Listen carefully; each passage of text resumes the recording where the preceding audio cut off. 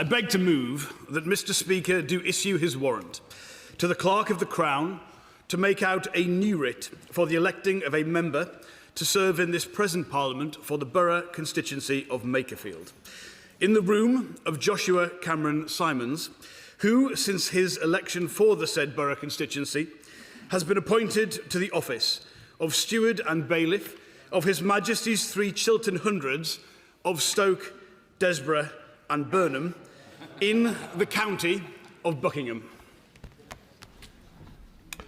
The question is that I do issue my warrant to the Clerk of the Crown to make out a new writ for electing of a member to serve in the present Parliament for the borough constituency of Makerfield, in the room of Joshua Cameron Simons, who since his election for the said borough constituency has been appointed to the office of Steward and Bailiff of His Majesty's 3 Chiltern Hundreds of Stoke, Desborough and Burnham in the county of Buckingham. As many of that opinion say aye. Aye. I think the ayes have it. The ayes have it. Order, order. I have a short statement to make. I would like to draw members' attention to the fact that the book for entering the private members' bill ballot is now open. It will be open until the House rises today and while the House is sitting tomorrow. On both days, the book will be available for members to sign in the no lobby until 6 p.m. It will then be taken to the Public Bill Office and remain open for signatures until the rise of the House. The ballot itself will be drawn at 9 a.m. this Thursday in Committee Room 16. Announcements setting out these and the arrangements and the dates when the 10-minute rule motions can be made and presentation of bills introduced is published and the order paper. We now come to questions. Secretary of State for Justice. I call Dr Al Pinkerton. Mr. Speaker, question number 1. Secretary of State. The government is reforming the family justice system to better support families and children. We're rolling out the child-focused model nationally, developing a cross-system family justice strategy and legislating for new child safety measures that ensure child welfare continues to be prioritised. I'm grateful for that response. My Surrey Heath constituent, Olivia, is an extraordinary survivor of sustained coercive control involving psychological, physical and financial abuse, a set of abuses that continued even after her separation from her partner because of child contact arrangements, which left her in persistent fear for both her safety and that of her child. So can I ask the Deputy Prime Minister what steps he is taking and the front bench team is taking to strengthen safeguarding in the family courts and to protect domestic abuse survivors from re-traumatisation, particularly where perpetrators use mechanisms such as child contact arrangements to continue their abuse? Well, the whole House will have sympathy for Olivia. The family courts must never be a place for perpetrators to continue their abuse. Repealing the presumption of parental involvement will ensure children's well-being continues to be the court's primary focus when considering contact, and under the child-focused model, independent domestic violence advisors can provide victims with specialist family support. The Justice Committee, Andy Slaughter. Thank you very much, Mr. Speaker. One of the successes of the family justice system is the family mediation voucher scheme. 2/3 of families who use that scheme avoid going to court. It takes a lot of pressure off the family courts. It started in 2021. It gets renewed every year, often at the end of the year or even when the next year has started, which creates huge uncertainty. Will the Secretary of State just say that he will make the scheme permanent from now onwards? Well, I can confirm to the Chair of the Select Committee that the family mediation voucher scheme will be extended for another year, giving separating families £500 towards their mediation costs to help them solve issues around childcare and finances without going to court. And I will look carefully at the permanency of those arrangements. Question number 2, Mr. Speaker. Minister. With permission, Mr. Speaker, I'll answer question 2 and 10 together. This government is giving offenders the tools to move away from a life of crime. We are led by the evidence, addressing needs such as housing, employment, substance misuse treatment and support to develop personal skills and behaviours. We're also investing £700 million in probation and expanding intensive supervision courts for prolific offenders. Thank you, Mr. Speaker. Reach Out and Recover Kent are a brilliant organisation I met in Folkestone over the weekend who help people, including ex-offenders, recover and stay away from addiction so they can gain skills and work to reintegrate into society. But Ministry of Justice figures show that at the 6-month post-release point, the reoffending rate for adults is twice as high if they are unemployed compared to those in employment. So, Mr. Speaker, what is the government doing to ensure that more ex-offenders in my constituency get tailored and timely support, particularly around the issue of addiction, to get them back into work and to leave offending behind them once and for all? Well, my honourable friend is right to raise these issues and the good work that's happening in his constituency. As he knows, Lord Timpson is leading work about what happens when inmates are in custody. That means working with health services to ensure that our prisoners are getting the support they need, and also with the private sector employers to ensure that there are opportunities afterwards. And I will ask Lord Timpson to write to him with specifics about what is happening in his area. Thank you, Mr. Speaker. I had the honour of taking part as a volunteer in a restorative justice programme in Havering Prison in Cumbria a few years ago. Restorative justice gives victims the opportunity to share with offenders the real impact of their crimes and gives offenders the opportunity to take serious responsibility. And studies show that restorative justice reduces the reoffending rates by up to 28%. So what is the Minister doing to ensure that restorative justice programmes are delivered in every prison? Minister. Well, the honourable gentleman's absolutely right that there is a really important role for restorative justice in our criminal justice system. Just yesterday, we made an announcement as to the use of restorative justice in our youth courts and the appointment of Jacob Dunn as an expert advisor. Jacob Dunn may be known to many members of this House, is a great champion of restorative justice and someone who has experienced restorative justice. There is more to do in the adult estate. The government will be announcing measures with regards to rehab, which is a central cog of the restorative justice system, and we'll be making those announcements in due course. Just Bren Fuller, Liberal Democrat spokesperson. Thank you, Mr. Speaker. The government's talking a good game of reducing the cycle of reoffending, but meaningful prison education plays a key role in that objective. And recent analysis has found a significant decrease in the core education hours in public sector prisons. This has been seen most acutely in female prisons, where there's been a fall of 30%. What is the Minister doing to reverse this decline in education hours across all prisons, ending the postcode lottery that we're currently seeing, and ensuring their obligations to equality are met? Minister. She's absolutely right to raise the importance of education in our prisons. The scandal about education in our prisons is there are classrooms, there are workshops that are left empty day in, day out because the prison system remains not stable enough, and the capacity is going through the roof. So this government has been focused, rightly, on getting stability into the prison system. We will be making announcements as to investment into education. It's also about using the private sector and the third sector, not just government contracts.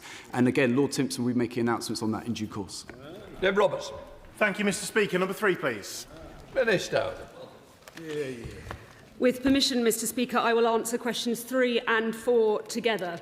This government is committed to halving violence against women and girls, and Baroness Harman will directly report to the Prime Minister and work across government to ensure that we deliver the urgent change that is needed. There are few who can match Baroness Harman's decades-long commitment to women and girls. She has consistently driven change, and I look forward to working closely with her in our new roles. Robertson. Thank you, Mr. Speaker. In March, the Prime Minister agreed to meet with survivors of abuse by Mohammed Fayed, the former owner of Harrods, Fulham Football Club and other businesses. Since then, or before then and since then, almost 500 survivors have come forwards, and they have all been waiting for years and in many cases decades for justice. Can the Minister confirm whether the Prime Minister's advisor on women and girls will attend that meeting and what progress has been made on scheduling it? Minister. I thank my honourable friend for his continued leadership as co-chair of the all-party parliamentary group on survivors of Fayed and Harrods. I was in contact with Baroness Harman yesterday and will raise the possibility of her joining the Prime Minister's meeting with victim survivors. But I too would be humbled to meet with those who my honourable friend has been so powerfully advocating on behalf of, both in and outside this chamber. Thank you, Mr. Speaker. I welcome the announcement of a record £100 million expansion of GPS tagging for domestic abusers following a pilot by Greater London Authority which saw reoffending fall by up to 63%. The current plans, however, will only apply to the highest risk offenders, given that all domestic abuse is serious and many perpetrators escalate their violence upon release. I'm concerned this will allow abusers to slip through the net. Will the Minister therefore consider extending GPS tagging to all convicted offenders of domestic abuse, not just those deemed high risk? Minister. I thank my honourable friend for her consistent and proactive support for domestic abuse victims. Ensuring that it is perpetrators and not victims who are punished and restricted is key to the Domestic Abuse Perpetrators on Licence pilot, the DAPL pilot that will be rolled out nationally from September. Offenders are tagged on release and subjected to strict conditions like exclusion zones and curfews. DAPL allow probation to tag any and all offenders who are considered to be at risk of perpetrating domestic abuse, but I would be happy to meet with her about her concerns. Roger Gale. Thank you, Mr. Speaker. Further to her response to the Honourable Gentleman, the member for Lichfield, and on the basis that justice delayed is justice denied, will she seek to use her good office with the Home Office to ensure that the Metropolitan Police expedites its investigations, so that those hundreds of women who've suffered at the hands of Fayed can at last have the justice that they deserve? Minister. I thank the Right Honourable Member for his question. And he is absolutely right that justice delayed is justice denied, which is why this government is taking such proactive steps to try and reduce the delays that victims are seeing. And I would be happy to meet with him and other members who I know are hugely concerned about the impact that these cases have had on victims and survivors. Thank you, Mr. Speaker, and I welcome the Minister to her place. Almost the first thing that the Prime Minister's new advisor on women and girls did after she was appointed was to say on social media that Arooj Shah, the recently defeated leader of Oldham Council, should be given a peerage. This is despite the fact that Shah spent years trying to block a full inquiry into rape and grooming gangs in Oldham. What does the Minister think that says to victims and survivors, and how can they and the public trust her now? And I would also be interested to know whether the Minister agrees that Shah should be made a life peer. Minister. Baroness Harman's record speaks for itself. She has spent decades turning words into action, whether through landmark legislation, strengthening protections, or relentlessly pushing this issue up the political agenda, which should never be used for party political point scoring. It is this Prime Minister and this government who are determined to halve violence against women and girls. Our Vorg strategy sets out the plan to do so, and we are getting on the job with delivering it. Centre Minister Dr. Kieran Mullen. Thank you, Mr. Speaker. Can I welcome the new Minister to her post? And for all the policies she might be glad to inherit, she's also inheriting a plan later this year to let out potentially thousands of the worst offenders against women and girls, including rapists and those responsible for sexual assault. And the government is refusing to be transparent about this, not answering FOIs and written questions about how many rapists and sexual assault offenders will be allowed out of prison earlier. Can this new Minister open a new leaf in this book and at least be transparent about how many rapists they're going to be letting out of prison later this year? Minister. The Conservatives left a criminal justice system where victims wait years for trials, where victims feel traumatised by their experiences in court, and where our prisons were full and the system at risk of collapse. Not to mention the probation service, which after their failed privatisation attempts was on its knees. It is this Labour government that is taking action to halve violence against women and girls, to reduce the time that victims wait to see justice, and to better support victims with record investment in victim support services. Dr. Kieran Mullen. I'd ask the Minister to think about perhaps having a constituency surgery and a victim of rape coming to see her, perhaps their offender is currently in prison, and that rapist is now going to get out of prison earlier. And I wonder what that victim would think about the answer she's just given to a serious question about serious issues. If she is refusing to tell the House, at the very least, will the Minister commit to writing to all the women and girls who currently have an offender in prison, perhaps due to go out 2 years from now, 3 years from now, that's going to get out this year, and at least doing the good grace of telling them, the victims, when that's going to happen? Minister. I meet with constituents every week, and victims will always be my priority. The honourable member comes to this House time and time again, listing horrific offences, but not once has he apologised for the damage that his party did to our justice system. Victims won't forget the mess that they created. Victims won't forgive their failures to take action. Victims will not be fooled by their claims to care now. And it is this Labour government that is committed to halving against violence against women, and this Labour government that has the plan to make it happen. Richard Quigley. Question number 5, Mr. Speaker. From bench, who wants it? Minister, welcome. Thank you, Mr. Speaker.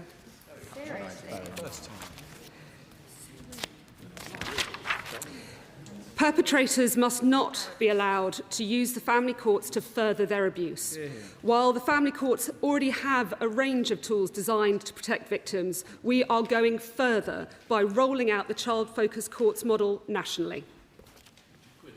Speaker, while I welcome the steps the Department has already taken to prevent perpetrators of domestic abuse from using the family courts to continue coercive control, will the Minister look at ensuring legal aid is accessible to victims in Pathfinder courts, particularly at decision hearings, given worrying reports that this has become nearly impossible to access in practice, so that perpetrators can exploit this process and continue their campaigns of harassment? We're both too ready. Can I thank my honourable friend for again speaking up on behalf of domestic abuse victims? I remember the powerful debate that he secured on protecting children from domestic abuse. Government recognises the vital role that legal aid plays in supporting victims of abuse. Child-focused courts, otherwise known as Pathfinder courts, have been rolled out to 10 court areas, most recently the Isle of Wight in January.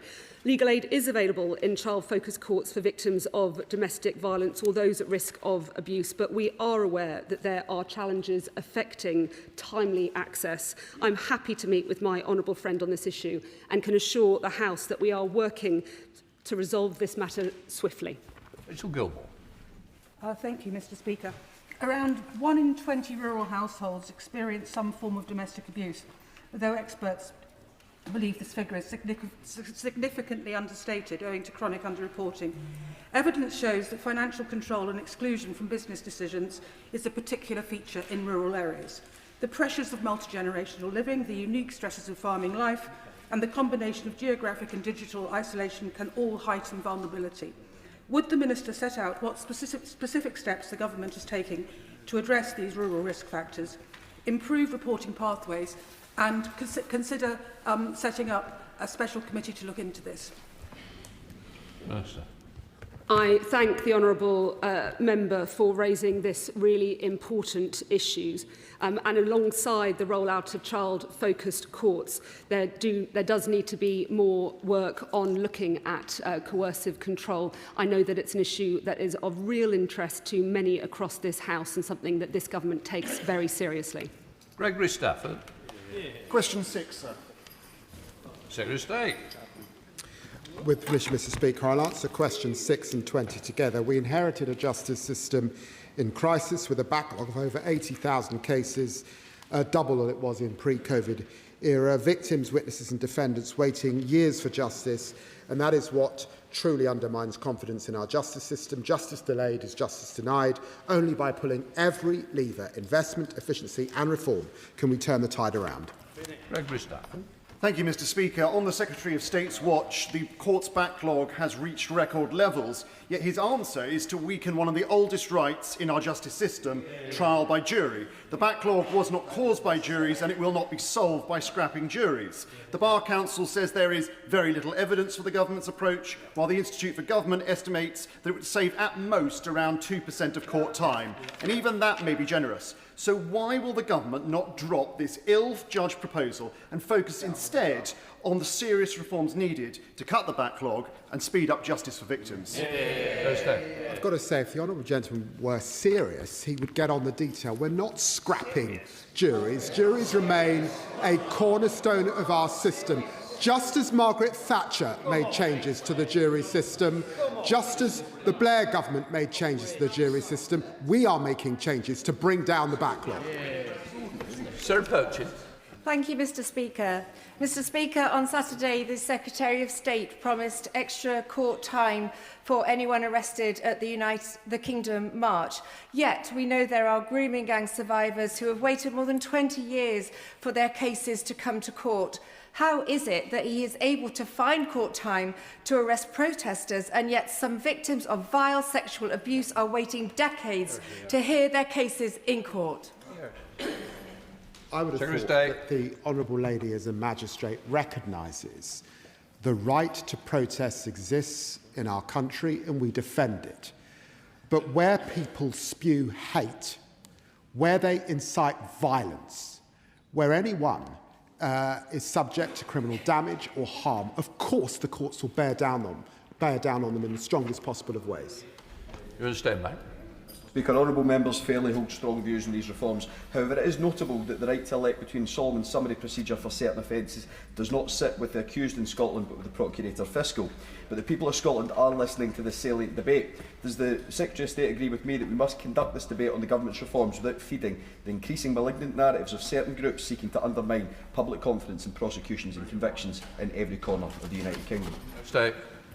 Well, my honourable friend makes a very good point. It's fundamental that people have confidence in our justice system across these aisles, wherever it is found, and that is why this government is seeking to do all it can to get both the court system out of crisis, which we inherited, and the prison system out of crisis, which we inherited.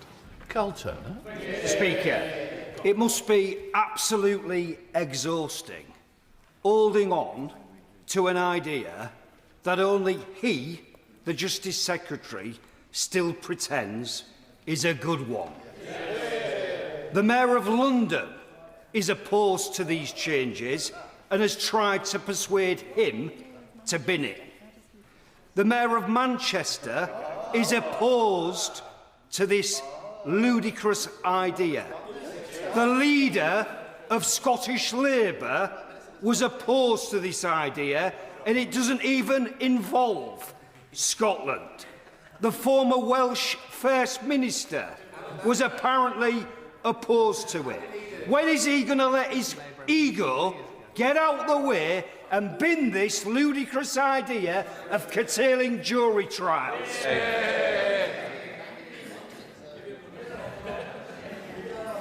Not long now, Dave. Not long now. The Honourable makes his point with real force. He, however, never ever talks about victims and has not explained how we should bring down the backlog. And the truth is, we are determined to bring down the backlog, and that is why. Order. Mr. Turner, I took the question. I want you to hear the answer as well. Secretary. We are determined to bring down the backlog. He knows that all governments of stripes stand by our jury system, stand by the Magna Carta. We are not scrapping jury trials. I know he gets excited about this, but he should recognise that. Jess Brown for Liberal Democrat spokesperson. Thank you, Mr. Speaker. I come with good news. With increased funding from the government, uncapped sitting days and improved disposal rates, backlogs in the Crown Courts are falling. At the Old Bailey in 2025, the backlog fell by a quarter. In Chelmsford, it fell by 10%, and Maidstone saw a 5% reduction. The truth is that properly funding our courts and uncapping sitting days is bringing down the backlogs. But the government is choosing to ignore that data and persist with taking a sledgehammer to jury trials, which won't deliver shorter wait times for victims. So why won't the Minister trust those in the justice system that want to deliver for those victims using their increased funding and resource that he has delivered for them? Well, I'm grateful that she recognises, because of the increased investment that I put in and the extra sitting days, we have seen a small reduction. And I believe that the modernisation that we've talked about, particularly enlisting AI, will also make a difference.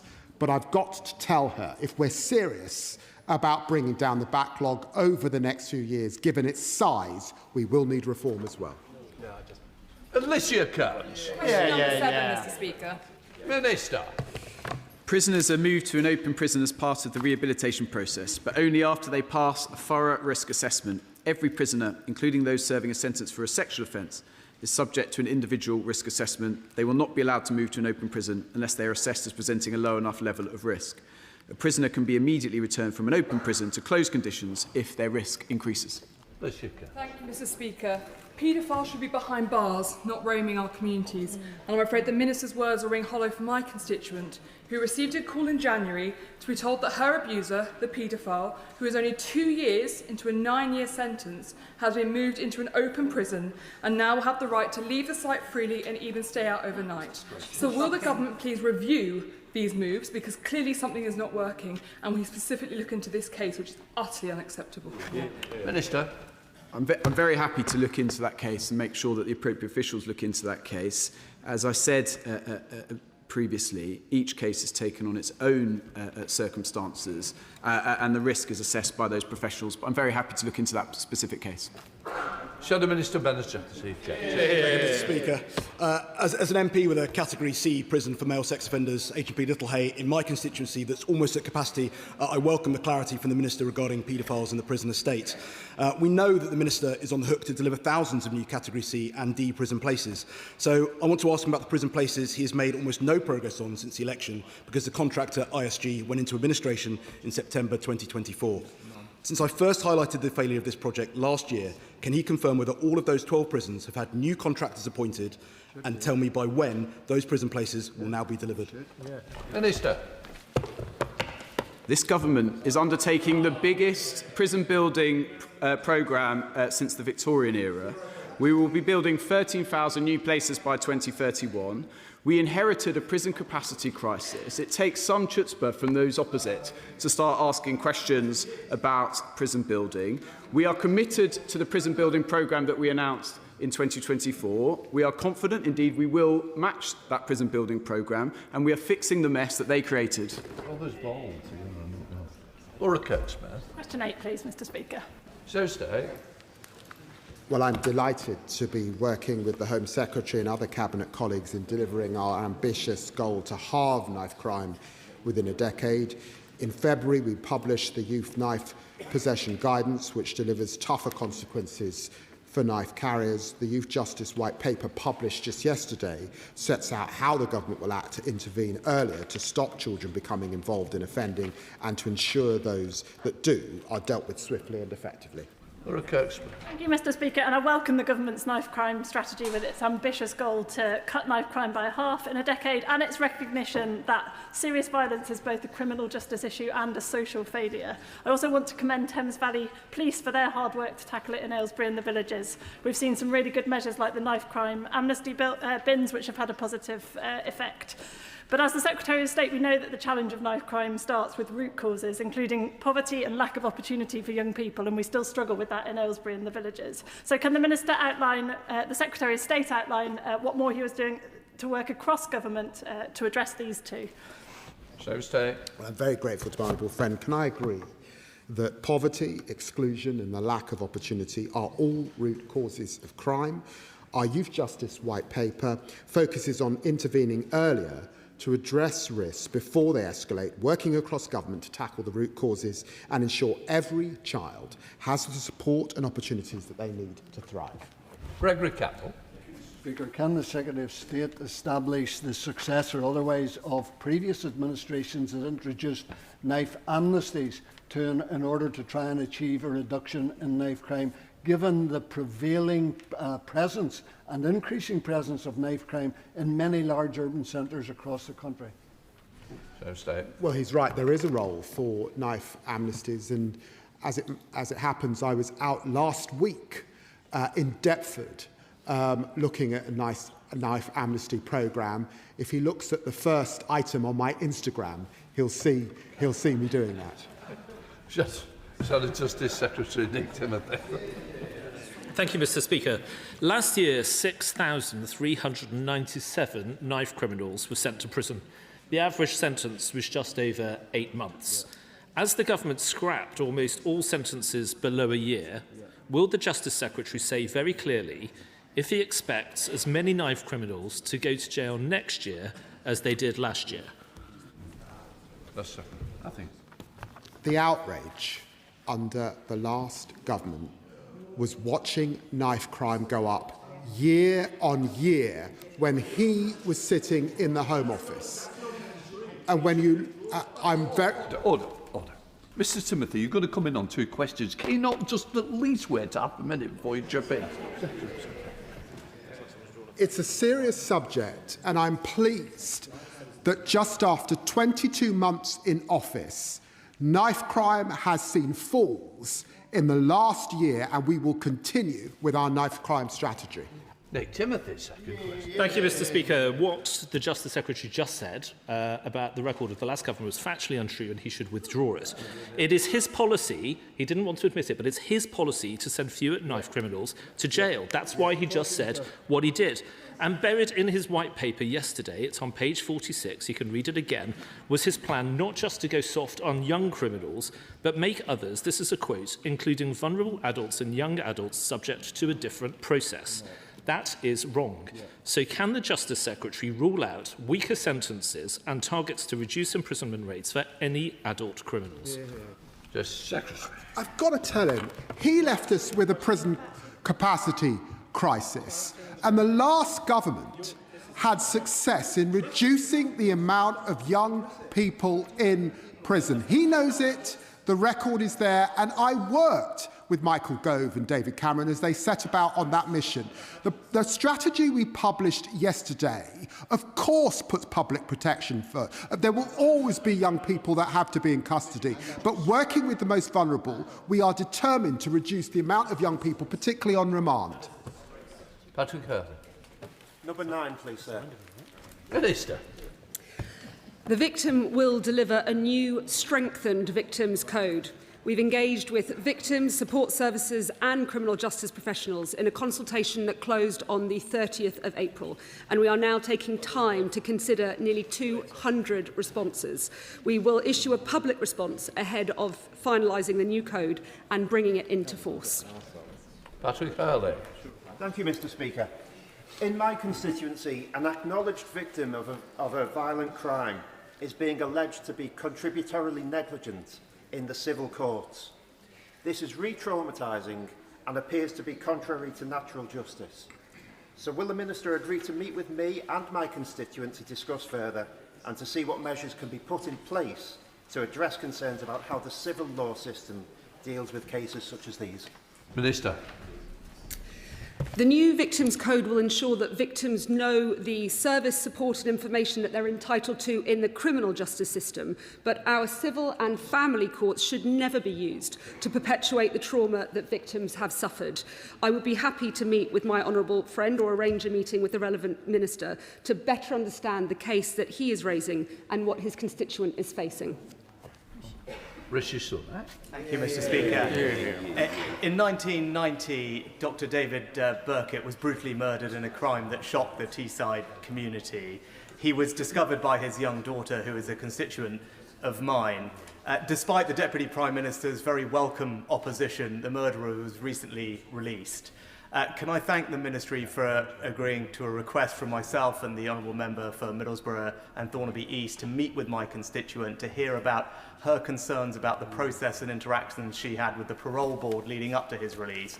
Now, I know this is subject to an ongoing JR, but could I thank the Ministry for their continued attention to this case and urge them to learn what we can to support victims in the future? Minister. I'm grateful to the Right Honourable Member for raising this deeply distressing case, and I would like to pay tribute to Dr Burkitt's daughter for the courage in continuing to engage, which I think is truly commendable. He's right that the parole board is independent of government, and the Deputy Prime Minister's application for reconsideration was considered not sufficient to reach threshold, but the Deputy Prime Minister decided to seek permission for judicial review of the parole board's decision, not to set aside their decision, and this has been filed. I await the response and hope that permission is granted, but I do want to reassure the Right Honourable Member and Dr Burkett's family that this department will continue to seek to mitigate the hurt that they are feeling. John Whip. Question 11, Mr Speaker. Minister. Mr Speaker, far too many care-experienced people end up in the criminal justice system. In November last year, the Deputy Prime Minister announced a review of the National Protocol for reducing the criminalisation of this cohort. Officials are actively working on this and we will publish a strengthened protocol later this year. John Whitby. Thank you, Mr Speaker. I refer to my register of interests. Children in care have often faced significant trauma, instability, neglect or abuse. As a result, many of these children end up in the criminal justice system, with care leavers being 10 times more likely to end up in prison. Counselling has been shown to help keep children in care out of prison, which obviously is better for the young people and saves the state money in the long term. Would the Minister therefore consider changing national protocol guidelines to ensure trauma counselling is provided to children in care who are identified as being at risk of engaging in criminality? Minister. My honourable friend is right to raise this important issue. The disproportionality of care leavers and children who've been in care in our criminal justice system is a national disgrace. And just yesterday, the Deputy Prime Minister met with the Minister responsible for children's social care to look at these issues in the round. As I said before, we are looking at strengthening that protocol and we'll be publishing that in due course. Thank you, Mr Speaker. Of course, the youngest children in care are babies. You might shock the House. There are 36 babies currently residing, no fault of their own, in mother and baby units around this country. And I just wonder, as part of the wider sentencing review, given that babies are taken away from their mothers on a case-by-case basis after 18 months, whether part of that review should be, apart from the most serious criminal cases, whether it's appropriate at all for mothers and babies to be in prison, particularly the babies. Minister. I thank the honourable member's question, and he's raised this issue indeed just yesterday in the Commons, a similar theme, and he's right to do so. I know that Lord Timpson has a particular focus on female offenders and women inmates in prison, and will be making an announcement in due course, but he's right to raise these issues, and they're very important ones. Mr Strapper. Thank you, Mr Speaker. Number 12. So to stay. Well, with permission, Mr Speaker, I'll answer questions 12 and 14 together. The Prime Minister asked me to lead work across government to improve outcomes for boys and men. This includes a specific focus on convening and coordinating the brilliant existing work across departments, including health and well-being, education and employment, and masculinities and connection. Furthermore, yesterday we set out a plan for youth justice reform, the first in many, many years. Thank you, Mr Speaker. The Anti-Slavery Commissioner recently called out the targeted online grooming of young men online by county lines gangs.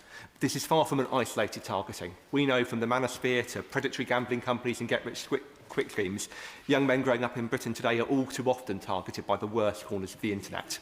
However, while Ofcom rightly has specific guidance for platforms about how to better protect women and girls from the specific harms they can be exposed to, no such parallel guidance currently exists for young men and boys growing up in Britain today, and we are all worse off as a result of that. We recently convened over 60 MPs to write to Ofcom and urge them to put this right. Would the Deputy Prime Minister like to join us today in calling on Ofcom to step up? It's in their gift. Let's get it done. Secretary of State knows what the question is. Well, it's an excellent question, and he's quite right. There are a lot of concerns about the online space and what it means for men and boys in a modern society. There's an important role for Ofcom. I'd encourage him to write to the Secretary of State Science, Innovation and Technology. And of course, I'll take a close interest, and I hope he gets a meeting with the Minister. Amanda Martin. Thank you, Mr Speaker. As the founding member of the Labour Group for Men and Boys, I welcome the government's focus and on prevention opportunity, because supporting men and boys, Mr Speaker, is not a zero-sum. It benefits women, girls, families and communities too. But in Portsmouth, too many boys and young men are struggling with education, mental health and pathways into work, while many older men tell me increasingly they feel isolated, overlooked and mistrustful of institution and politics. What discussions is the Secretary of State having with Cabinet colleagues about rebuilding purpose, trust and opportunity for men and boys across our communities? And will you work with me to turn this ambition to meaningful action for men and boys in Portsmouth? Well, very keen to work with my honourable friend on this issue, and I recognise that there are real issues in her constituency in this regard. She'll be pleased that last month I attended a roundtable with some of the leading figures in the men and boys sectors to hear directly from them their current concerns. But I'm also chairing the interministerial group on men and boys, and there's real excitement that we can do something about this over the next few years right across Whitehall. Vicky Slade. Mr. Speaker, an often underappreciated element of the criminal justice system is the impact it has on fathers' ability to stay part of their families. My friend, the Honourable Member for Henley and Thames, shared research conducted by the University of Plymouth about fathers separated from their children and the impact on family life. If we're going to reform people in prison and rehabilitate them, we must take steps to help them maintain their family relationships. So will it take steps to tackle communication barriers for those with young children and improve the way that our children integrate with their parents when they're in prison? So stay. I'm very grateful to the Honourable Lady. And a few years ago now, I set up the all-party group on fatherhood, and she's right. The role of fathers in all children's lives is vital. There's nothing more affecting than programmes in prison, for example, where fathers who are unable to write or illiterate are helped to do so, to stay in communication with their children. I'll look closely. Robert. Thank you, Mr. Speaker. I'm sure the House will join me in paying tribute to the former Victims Minister, the Honourable Member for Pontypridd, for her amazing work in that role, and I wish the new Minister the best of luck in the role. 90% of men and boys who are incarcerated for young men who are incarcerated for violent offences experienced or witnessed domestic abuse or another form of abuse at home. The government is investing in increasing the number of IDVAs available to adult survivors, but there is no like-for-like equivalent for children to access that kind of direct advocacy. Will the Deputy Prime Minister consider looking into this proposal that has been advocated by a number of victims' charities to make sure that young men and boys get the domestic abuse support that they need and deserve? So, Justice Secretary. Well, I'm very grateful for the Honourable gentleman in allowing me to pay tribute to my dear friend, the member for Pontypridd, for her tremendous work. I think the whole House will recognise this was a minister entirely on top of her brief and who commanded the respect of victims right across victims groups right across our country. He makes an important point, and I will look closely on what more we can do for young people who experience domestic violence. Joe Roberts. Number 13, please, Mr. Speaker. Minister. With permission, Mr. Speaker, I'll answer questions 13 and 19 together. This government is committed to transparency on the issue. We publish data on releases and error each July in the HMPPS Annual Digest. On the 15th of April, we also published ad hoc data for April 2025 to March 2026, alongside Dame Lynn Owen's independent review and the government's response, accepting in principle all the recommendations. Joe Roberts. Oh dear, Mr. Speaker, my question was about how many prisoners have been released in error under this government, and the Minister doesn't seem to know the answer. But it's okay, I'll give him the answer. It's 441, which over a 2-year period is the worst on record. Will he now apologise, or will he provide a convoluted excuse about why it's not his government's fault? It's a very good example of someone who didn't listen to my answer and then assumed that he had. We will be releasing the data for this very serious and important issue, as we should do, in due course. We released the data earlier this year on an ad hoc basis. By the way, over the last 14 years of Conservative government, they never released data on release and errors.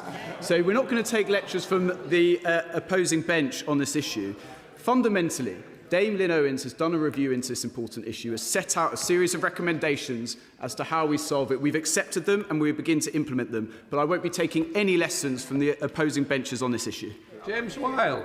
Thank you very much, Mr. Speaker. Despite implementing what the Justice Secretary said were the strongest ever checks, every week criminals are being given a get-out-of-jail-free card. How many of those 441 prisoners wrongly let out of prison on Labour's watch remain at large? And why is it still taking days for the prison service to let the police know when they've wrongly released people? Minister. The truth, Mr. Speaker, is this is a long-standing issue in our criminal justice system, and it is a disgrace. Any release in error is a disgrace. Now, how do we solve that issue, Mr. Speaker? We solve it by investing in our prison system. That's why we're building more prisons than since the Victorian era. We invest it in stabilising the prison population. That's why we introduced the Sentencing Act, which finally we have some sustainability in our prison system after the Conservatives did absolutely nothing. We are taking action recommended by Dame Lynn Owens, and that action will be undertaken rapidly. We now come to topicals. Ben Maguire. Question 1, Mr. Speaker. Justice Secretary. Since the last Justice questions, the Victims in Courts Act and Crime and Policing Act were both put victims at the heart of the justice system, received royal assent, and in the gracious speech, His Majesty the King confirmed that he will proceed with the Courts and Tribunals Bill to turn the tide on the Crown Court backlog and deliver swifter justice for victims, and that we remain committed to a Hillsborough law to bring in a duty of candour for public service and rebuild confidence in the justice system. These are yet more examples of this government getting on with delivering justice for the British people. Thank you, Mr. Speaker. Cornwall continues to face some of the UK's worst legal aid deserts, with rurality and lack of transport adding to this postcode lottery. According to the Law Society, a third of domestic abuse survivors were forced to represent themselves in court, as even when advice is available, eligibility criteria often stands in their way. Will the Minister meet with me to discuss raising the income threshold for the legal aid means test in line with inflation and remove the capital assets requirement altogether to ensure victims of economic abuse can access justice? Justice Secretary. Well, it is important that those who need legal aid can access it, of course, including those in rural communities and victims of domestic abuse. We work with the market to mitigate localised pressures, particularly where they exist, by supporting a mix of face-to-face service, telephone and remote advice provision. I'll ensure that he gets a meeting with the Minister. Thank you, Mr. Speaker. Last Friday, I met with a constituent of mine whose child was fatally stabbed 5 years ago. As a parent myself, I cannot begin to imagine what the family has gone through and the trauma they have faced since. But concerningly, Mr. Speaker, the killer of that child has repeatedly accessed social media while in prison to cruelly taunt the victim's family. Unfortunately, I've spoken with other constituents and their families who have had similar experiences. Will my right honourable friend agree with me that this is completely unacceptable and look at my constituent's case so we can ensure that violent offenders cannot continue to taunt victims from behind bars? Justice Secretary. Well, I'm very grateful to my honourable friend for raising these issues. Let me be absolutely clear. Prisoners are not permitted to have access to social media in any circumstances and face punishment if they do so. All cases are investigated by HMPPS if they're discovered. A few weeks ago, I visited our state-of-the-art digital forensics lab, which interrogates any phones found and provides evidence to bring successful prosecutions in court. And I hope that that reassures his constituent. Justice Secretary Nick Timothy. Thank you, Mr. Speaker. This weekend, 2 marches came to London. One condemned by the Justice Secretary, about the other, yet another anti-Israel march, not a word. Once again, we heard crowds of people demanding intifada revolution and other coded calls for attacks on British Jews. If the CPS refuses to prosecute the thugs who chant globalise the intifada and other calls for violence, why won't the Justice Secretary change the law so these people get what they deserve? Justice Secretary. Well, I'd want to reassure the honourable gentleman that everyone inciting violence against Jewish communities in our country must face the full force of the law. I know that he will recognise that I represent the Stamford Hill area of London with a significant Orthodox Jewish community, and I'm grateful that he's raised this. Can I just remind him that the CPS recently updated their guidance on hate crimes on the 5th of May to ensure that people face the law as they should. Mr. Speaker, I have concerns about the recent reports that the Society of Media Lawyers, who are against SLAPP reform, have had significant access to ministers and civil servants while lobbying against stronger protections for journalists, whistleblowers and campaigners. SLAPPs continue to be used by the super wealthy and super powerful to silence investigative reporting and public interest speech. Will the government bring forward meaningful and undiluted anti-SLAPP legislation? Well, he's absolutely right. We cannot allow the rich and powerful to use their resources to stop proper investigation, and I will be bringing forward legislation as soon as time allows. Luke Taylor. Thank you, Mr. Speaker. I've heard from victims of domestic abuse and stalking the harrowing journey they face rebuilding their lives. For many, the one thing that gives them comfort is the knowledge that their abuser cannot reach them from behind bars. But government changes to Category D prisons can now allow these offenders to be moved to open conditions much earlier than before, despite their crimes being exempt from STS 40 because of their recognised higher risk. So will the Minister meet with me to discuss excluding domestic abusers and stalkers from early transfer to open prisons so that their peace of mind of victims can be retained? Minister. All prisoners, as I said earlier, including those convicted of domestic violence and stalking offences, will only be allowed to move to an open prison when they have been assessed and risk assessed. I'm very happy to organise a meeting for him with the relevant minister to discuss this particular case. Jill Scroppen. Thank you, Mr. Speaker. I welcome the Youth Justice White Paper and its focus on tackling the root causes of offending. Like many of my colleagues, I've seen tragic cases of vulnerable young people being clearly exploited by adults and drawn into crime. Can I urge the Minister to ensure that the new offence of child criminal exploitation is brought forward swiftly and that it's robust enough to go after those responsible? So stay. I'm very grateful to my honourable friend. There's nothing more tragic than seeing young people, often from deprived backgrounds, preyed on by adults to run drugs and all sorts of contraband across the country. We will be bringing this forward as soon as possible. Tim Farrell. Thank you, Mr. Speaker. Kendal Magistrates Court was outrageously closed in 2017 on the promise, though, that sittings would continue in other location public buildings in Kendal after closure, yet there has not been a single sitting in Kendal since 2020. Will the Deputy Prime Minister put this right urgently so that promise can be kept and local people can have reasonable access to justice? Well, I'm grateful to the right honourable gentleman. He knows that the government inherited a justice system in crisis with record and rising caseload. He also knows that the last government closed courts right across the country. We are legislating for structural reform. I've invested £2.78 billion in investment to bring down the backlog. We'll continue to look closely at the needs in Kendal, but he recognises that it's going to take some time to address what we inherited. Liz Twist. Thank you, Mr. Speaker.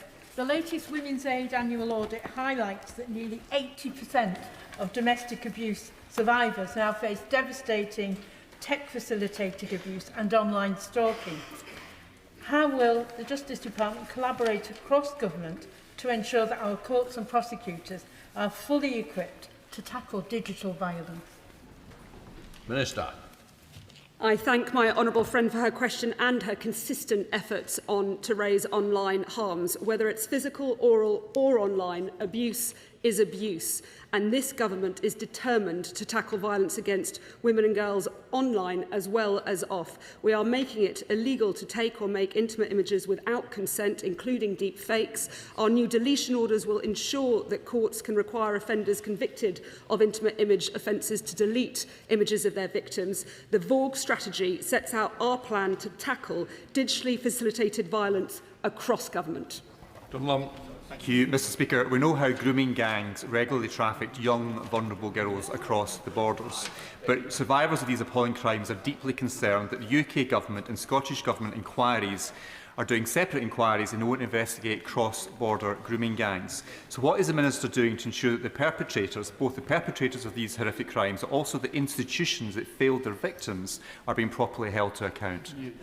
Minister. The honourable member is right to raise this and has consistently raised this. I meet with justice counterparts from the devolved governments regularly, and I'll make sure that this is high up on the agenda for our next meeting. It's a very important issue. There is a lot of good work happening in Scotland, in Wales, in Northern Ireland and in England. We need to make sure that's joined up to address that particular mischief, which is incredibly serious. Jogi. Thank you very much, Mr. Speaker. Can I ask the Minister to assure me and my constituents back home in Newcastle Lyme that the changes to the unduly lenient sentence scheme will ensure that victims of crime in Newcastle Lyme and across the Kingdom are better supported at every stage of the criminal justice system? Minister. My honourable friend is right to raise this. I'm very proud that this government has listened to victims. I've met with the Victims Commissioner and an array of victims who have been complaining about unduly lenient sentencing scheme. We've been able to modernise it to allow an out-of-time route for victims and bereaved family members to refer sentences outside of the 28-day time limit. Clearly, 28 days is sometimes not appropriate for families who are in deeply distressed circumstances. So we've been able to make changes of that, working on a cross-party basis as well. I'm proud that this government is putting victims at the heart of the criminal justice system. Thank you very much, Mr. Speaker. I think it would be fair to say the government and I do not see eye to eye when it comes to the policy of curtailing trial by jury. However, if the government is determined to go down this route, their own impact assessment sets out that a significant number of magistrates need to be recruited. The MOJ has set this out to be 7,000 over 3 years. In order for the government's own plan to work, will they commit not to change any of the rules around trial by jury until they have recruited those magistrates? Secretary. I think magistrates play a hugely important role. I was sad that under the last government they were cut back. They used to be about 29,000.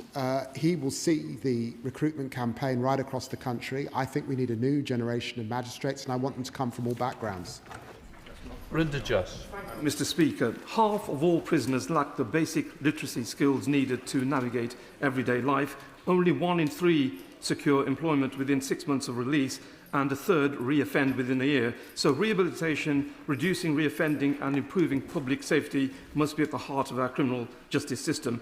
Will the Secretary of State please therefore commit to increasing funding for prison education so that offenders can access the basic skills and support they need to rebuild their lives, and so that they can reintegrate and contribute positively to society when they leave prison?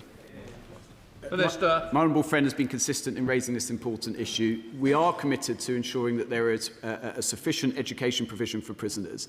I would gently stress, however, we can only provide that education if we are able to get prisoners into the classroom. So we need to stabilise the prison system, get order back into the prison system after the chaos that we inherited. But absolutely, this government is committed to ensuring that prisoners have education and work opportunities upon leaving. Thank you, Mr. Speaker. I represent a very rural area and we have to drive many miles to get to a court. With fuel prices so high at the moment, I wonder why ordinary citizens are reimbursed for jury service at the rate of only 31.4 pence per mile for their travel by car costs, and yet the standard HMRC approved rate is 45 pence per mile.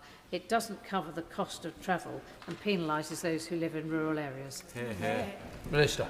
Well, the honourable member, as a member of the Justice Select Committee, raises an important and very practical point. The government recognises the hugely important civic duty that jurors play day in, day out across the country. We always will keep remuneration and travel costs under review, and we've heard the question. Samantha Dibblett.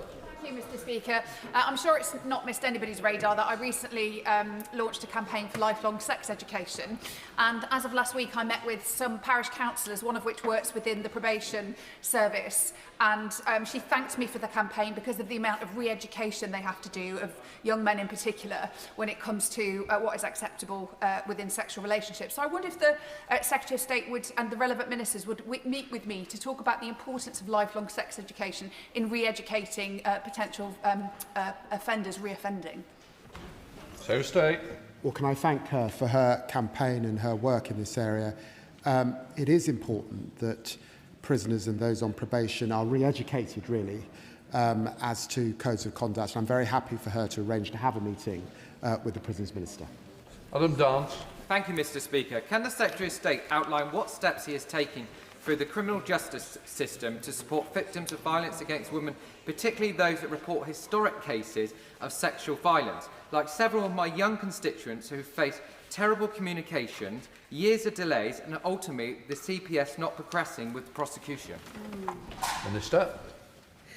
Those of us who've spent years campaigning to address violence against women and girls know that we are building on the work of pioneers, and Baroness Harman was one of those pioneers. I'm looking forward to working closely with her across government to deliver our VOG strategy. As part of that, we will be delivering the new Victims Code, which will set out the service, support and information that victims are entitled to, and we're supporting victims with the largest ever investment of £550 million in victims support services. Sarah Coombs. Thank you, Mr. Speaker. In the past 6 months, the community in the Black Country was rocked by 2 horrific cases of Sikh women being raped in racially aggravated assaults. These 2 attacks shook the entire community to our core, but it recently came to light that a Reform Party election candidate celebrated these appalling attacks. He's thankfully now stood down after being elected just 2 weeks ago. Can the Minister say more about how women will be supported in these cases when not only were they victims of horrific sexual attacks, but there was racial hatred involved as well? Minister. Well, it is unsurprising that yet again we do not have any Reform MPs in the chamber. People will be shocked to hear about these cases of racially aggravated sexual violence, and any comments celebrating that are utterly repugnant. This government is determined to support victims of violence against women and girls, and we are committed to not only supporting the victims with the £550 for victim support, but we are also introducing independent legal advisors for adult rape victims. Dr. Adam. Mr. Speaker, can I ask the Minister what assessment he has made of the reports concerning communication between the former Foreign Secretary, Lord Cameron, and the ICC prosecutor, Karim Khan, regarding the court's investigation into war crimes in Gaza? And what steps is he taking to uphold the independence of the international judicial institutions that we set up? Minister. Well, clearly, some of those matters raised by the honourable member are perhaps matters for the Foreign Secretary rather than the Justice Secretary. As he said, we clearly always respect international law and the principles of the rule of law more generally. Shankar. Thank you, Mr. Speaker. Sexual assaults and harassment on trains have risen more than a third over the last 10 years, yet too many trains and stations still lack adequate CCTV. This evidence gap lets criminals evade justice and fails victims. Can the Secretary of State outline what steps he is taking alongside colleagues to improve CCTV coverage across the whole rail network so that perpetrators of violence against women and girls can be brought to justice? Minister. My honourable friend and neighbour share a keen interest in rail, as we represent a city at the centre of the largest cluster of rail companies in Europe. And we have launched a new campaign to drive up reporting of harassment on trains, the new Safer Railway scheme, where train operators must show what they are doing to tackle violence against women and girls so that they can travel with confidence. And I look forward to working with him on this initiative. Mr. Speaker, the former Minister for Safeguarding and Violence Against Women and Girls said that real change in combating violence usually came only after threats from her following catastrophic mistakes. Doesn't this confirm that the government is unwilling to take the tough decisions necessary to tackle violence against women and girls? I am honoured to take up the role and build upon the incredible work that the Honourable Member for Pontypridd undertook, and she was absolutely essential in the Vorg strategy, Freedom from Violence and Abuse, so that this government has a plan to prevent violence, pursue and prosecute perpetrators and support victims. And we will be working across government to deliver the strongest crackdown in British history. Alison Bennett. Thank you, Mr. Speaker. My constituent Tam is a mental health legal aid lawyer who has seen demands in the sector rise while fees fail to keep up. As a result, many have left this work, despite the government's 2025 Mental Health Act increasing the workload. This is unacceptable when people's liberty is at stake. So I ask, what specific assessments has the department made of the current sustainability of the mental health legal aid sector, and what concrete steps are they taking to ensure its financial viability? I'm grateful to the Honourable Lady. We've announced additional funding of up to £34 million a year for criminal legal aid advocates, and up an additional £92 million beyond that for criminal legal aid solicitors. She raised the important area of mental legal aid in relation to mental health cases, and we'll look closely at that in the next funding period. Anna Dixon. Thank you, Mr. Speaker, and I'd like to congratulate my honourable friend for her first outing at the dispatch box. On Friday, I met Jimmy, an IPP prisoner whose case I've previously raised with the Prime Minister, the Justice Secretary and the Prisons Minister. Despite good progress, he still does not have a firm release date. After more than 20 years in prison and over a decade since IPP sentences were abolished. So will the Justice Secretary urge his department to do all it can to expedite Jimmy's release and that of the other estimated 2,800 people who remain in prison on IPP sentences? So state.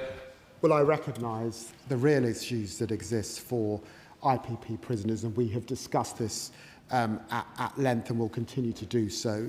The Prisons Minister has done a lot of work in this area, engaged with all of those, including in another place, who raise these issues on almost a weekly basis. And of course, we want to do more and see those prisoners who are not going to cause public harm released. That completes questions. Let the front bench change over.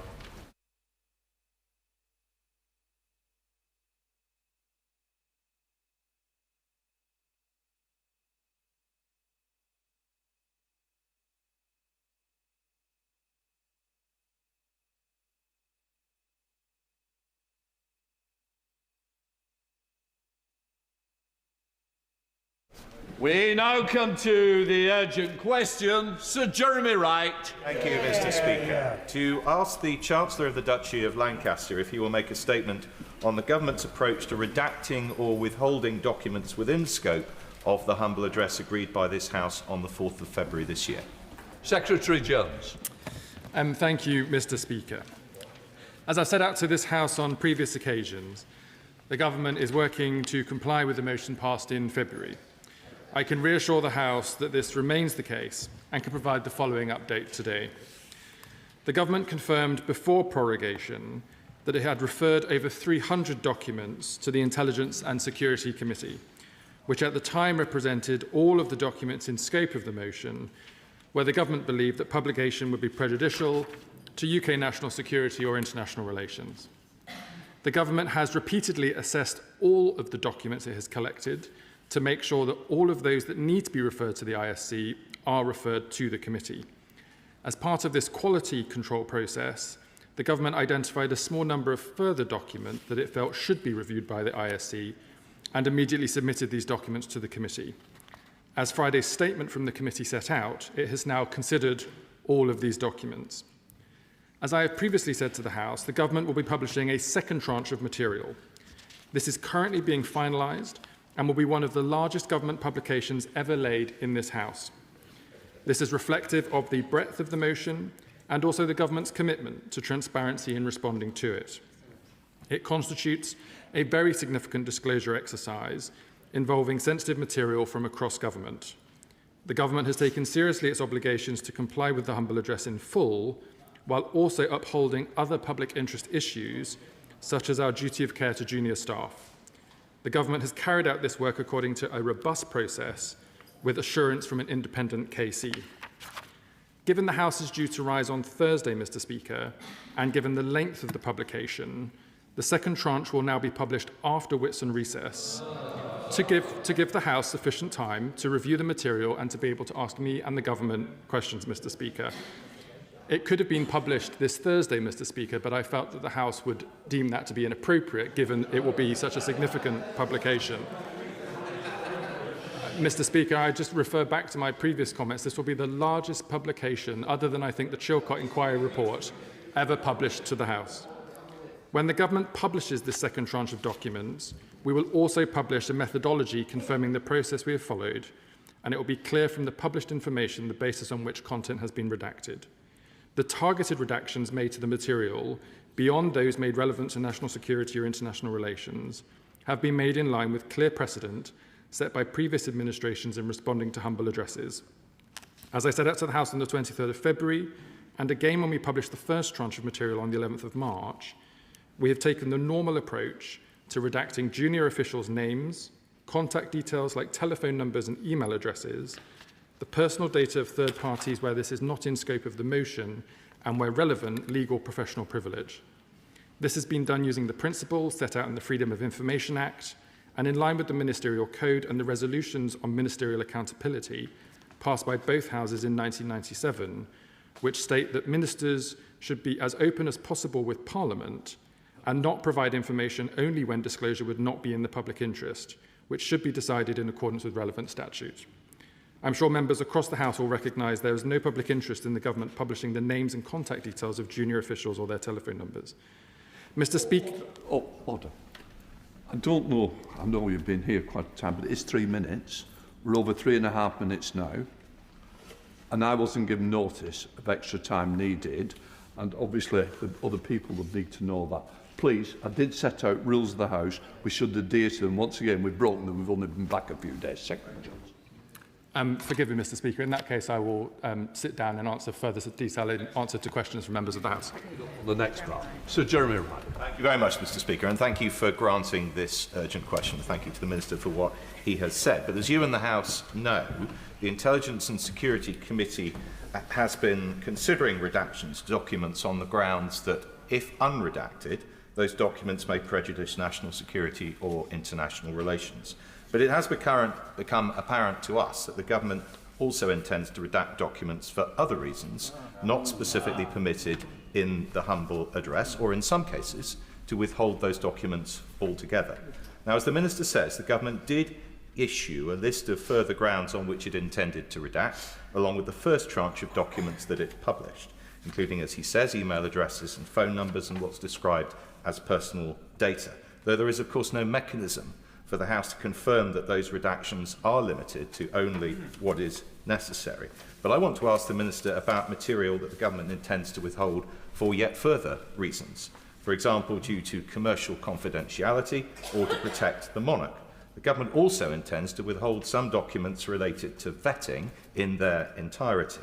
Now, Mr. Speaker, I make it clear that my committee has considerable sympathy with the substantive arguments the government may make for withholding information beyond that currently justified in the humble address. There are, for example, valid concerns about the disclosure of information given in a vetting process, inhibiting future subjects of vetting or those who are asked about them from being as open and forthcoming as they need to be for vetting to be effective. But we cannot accept that the government is entitled to ignore or to unilaterally alter the terms of the humble address. So does the Minister accept that if the government wants to argue that the humble address is too broad as drafted and needs to be refined, it must come to this House and make that argument and get the House's consent for any alteration? Does he further accept that without doing so, when the next set of documents is published with information withheld, then the government will not succeed in persuading this House or the wider world that this matter is closed? And finally, does he accept that if the government takes it upon itself to redact or withhold information contrary to the terms of the humble address it agreed to be bound by in February, that would be an issue not just of process, but of parliamentary sovereignty? Secretary Jones. Thank you, Mr. Speaker. In relation to the questions from the Right Honourable Gentleman about compliance with the humble address, I refer him to the statement I made previously in relation to the principles set out in legislation and the motions of this House as I set out. I think he's asking me specifically about personal data that was collected as part of the security vetting process. And as I think he alluded to in his answer, the raw data that is collected as part of those investigations, which, for example, might relate to how much money you have in a particular account or who you may have had a personal relationship with in the past, that raw data would never be published, because if we did so, people would feel unable to answer those questions honestly and frankly in any UK security vetting investigation in the future, which would undermine the very basis of our national security system. Matt Weston, Chair of the Joint Security. Thank you, Mr. Speaker. I have certain concerns just really around the amount of WhatsApp and other channels that have been used for very informal but important communications between officials and ministers, a practice that seems to have started very actively under the Johnson government and continued thereafter. So that would be my first concern. And then the second is about the use of low-level IT systems for quite serious documents of record. Can he update the House on what is being done to tighten up these really important channels? Secretary General. Can I thank my honourable friend? I agree with his concerns and similar concerns that have been raised by the Intelligence and Security Committee, both on the extensive use of what we call non-corporate communications channels, but also in respect to information that should have been on a higher level of classification that was shared at official sensitive. I've already announced to the House there's going to be a review that will begin imminently on the use of non-corporate communications channels, and I'll be taking further action to make sure that sensitive information is shared at the appropriate classification. Senator Minister Neil O'Brien. Mr. Speaker, the House gave the government a very clear instruction that the only documents that could be redacted were those which might prejudice UK national security or international relations, and all of those documents were to be referred to the ISC. So for my incredibly respected and right honourable friend to say that the government has applied redactions to the documents sent to the ISC beyond the scope agreed by the House and has also withheld documents entirely from the ISC is an extremely serious matter that completely undermines what this House agreed. There may be legitimate reasons the government doesn't want to place certain things in the public domain. But if the humble address motion doesn't allow for redaction on those grounds, the government can't just unilaterally decide to ignore the will of this House. And sadly, this pattern of backsliding fits a pattern of behaviour. The Prime Minister's Chief of Staff had to resign over the Mandelson scandal, but now he's apparently back, advising the Prime Minister already. We forced the government to hold an inquiry into the grooming gangs, and then they sabotaged it and they dragged their feet for a whole year. We said it needs to be harder to get ILR. Home Secretary said she'd do it. Labour backbenchers didn't like it. And so now it's not in the King's Speech. Again and again, as soon as attention moves elsewhere, they start backsliding. So we now expect the government to discuss its approach to the humble address constructively and would welcome such discussions. So I ask the Minister, now that the government's had reviewed all the documents, the IC has reviewed the documents, when is the government going to release all the rest of the Mandelson files? The Minister says after Whitsun. When after Whitsun? Will the government return to the House to ask permission for the redactions that they clearly wish to make, which go beyond the scope of the humble address? And would the Minister brief opposition members on Privy Council terms about these broader redactions that the government clearly wishes to make? Mr. Speaker, members opposite voted for a cover-up when they voted against referring the Prime Minister to the Privileged Committee over this. They don't like it, but it's true. This House and the people of this country deserve better than yet another cover-up. Secretary Jones. Mr. Speaker, I take these matters very seriously, as I'm sure members across the House would recognise. I will not, though, for one instance, countenance the idea that there is, as loud as you may want to shout it, a cover-up. If there was any suggestion of a cover-up, Mr. Speaker, I would not be standing at this dispatch box to defend the process. I would resign. That has not been the case, and I would suggest to the honourable gentleman that he might want to focus on the substance of the matter at hand. On the questions that he's put before me, I've answered them in the statement and in my answer to the co-chair of the Intelligence and Security Committee, and I refer him to my previous answers. Dear Member Thornbury, Chair of the Foreign Affairs Committee. Speaker, I rise to support the ISC in their carefully considered concerns, and I am disappointed at the answer that the government has given. It seems to me that one of the questions in relation to the Mandelson appointment is why it is when the UK SV document had 2 red boxes ticked, which included this man should not be appointed, that somehow or other that was translated into he should be appointed. And it is very important that the public know and understand that we are learning from the mistakes that were clearly made, and we cannot know that that lessons have been learned unless they are checked. And the committees in this House, my committee and the ISC, are trying our best to get to the truth of this, and we are having obstacles put in our way. It's for that reason I believe that with proper redactions, it should be that the ISC are allowed to look at this file to understand why it was that mitigations could be put in place in order to make us safe when it came to the appointment of Peter Mandelson. Secretary Jones. To confirm, Mr. Speaker, the documents that related to the recommendation put to the Foreign Office and the Foreign Office's decision to appoint Peter Mandelson irrespective of the recommendation that was put to them, these documents have been referred to the Intelligence and Security Committee. What has not been referred was the raw data collected as part of interviews undertaken with Peter Mandelson, which in any circumstance we wouldn't share in relation to any appointment, and to confirm that neither I nor any decision maker in this process have seen that level of personal detail, because it is kept so securely to ensure that when people go through this process, they feel able to give full and frank answers without a wide range of politicians or others seeing their deeply personal information. Lisa Spark, Liberal Democrat spokesperson. Very much, Mr. Speaker. This House did not pass the humble address so that ministers could decide 4 months later which inconvenient information they would prefer Parliament didn't see. And following concerns from the ISC that the government is redacting information far too broadly, we must ensure that they are not just withholding documents and information from Parliament on their own say-so. Every day this pantomime drags on. Public trust erodes further.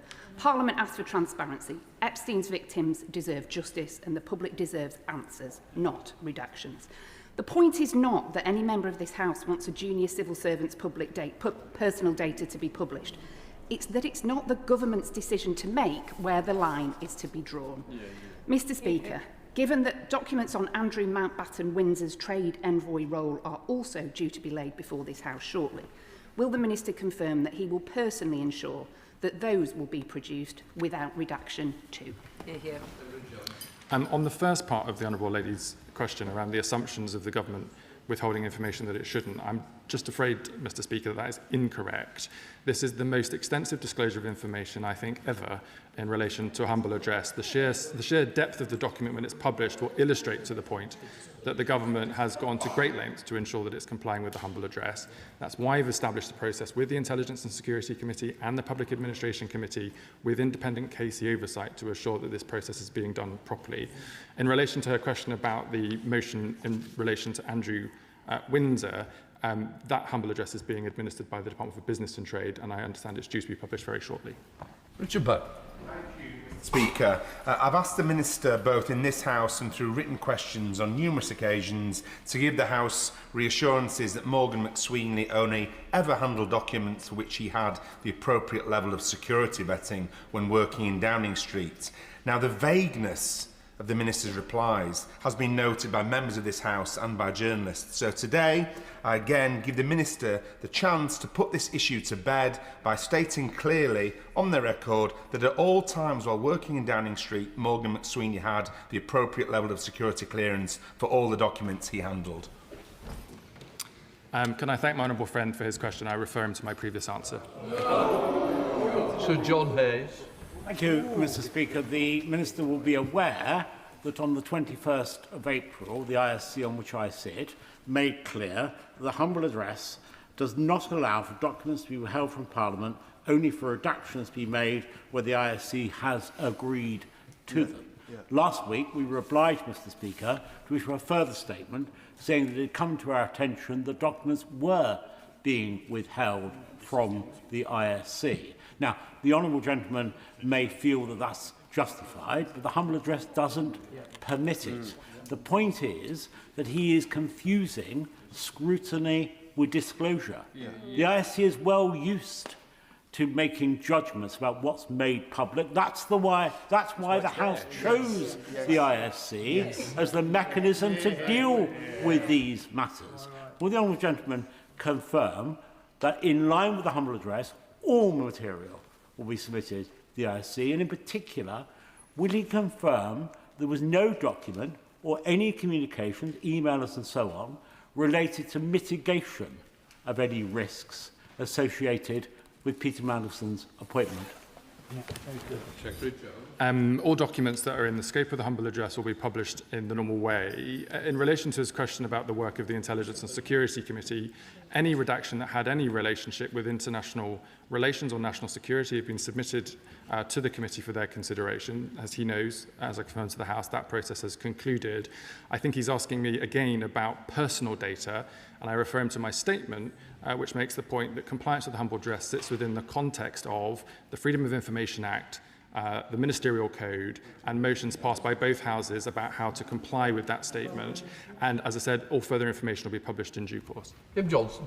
Thank you, Mr. Speaker. So I'm very concerned that it appears Number 10 is still continuing to cover up Mandelson's dodgy dealings by redacting and withholding certain information. So what was Mandelson's role with the pre-Anne Palantir meeting? Why did the former Health Secretary grant Palantir unlimited access to identifiable NHS patient data? So, Mr. Speaker, what assurances can the Minister give us today that any information relating to Mandelson's involvement with Palantir will be exposed to full public transparency and scrutiny. I can confirm to my honourable friend that all documents will be published in relation to the humble address as I've set out today and previously, but again reassert the fact that any suggestions of a cover-up are merely conspiracy theory. Richard Ford. Thank you, Mr. Speaker. Ollie Robbins appeared before the Foreign Affairs Committee and was asked by us why he did not view the summary document produced by UK security vetting. He pointed to the sensitivity of the vetting interviews, what the Minister calls the raw detail, and said that those detailed vetting files should remain in a hermetically sealed box. We've heard that that box was not opened for sharing with the Prime Minister, and it has not been opened for sharing with those of us who sit on the Intelligence and Security Committee. The government does need the consent of Parliament to keep the full details sealed and inaccessible to the ISC. In the future, does the Minister intend for the FCDO to have the discretion to award developed vetting, or will that sit solely with UKSP?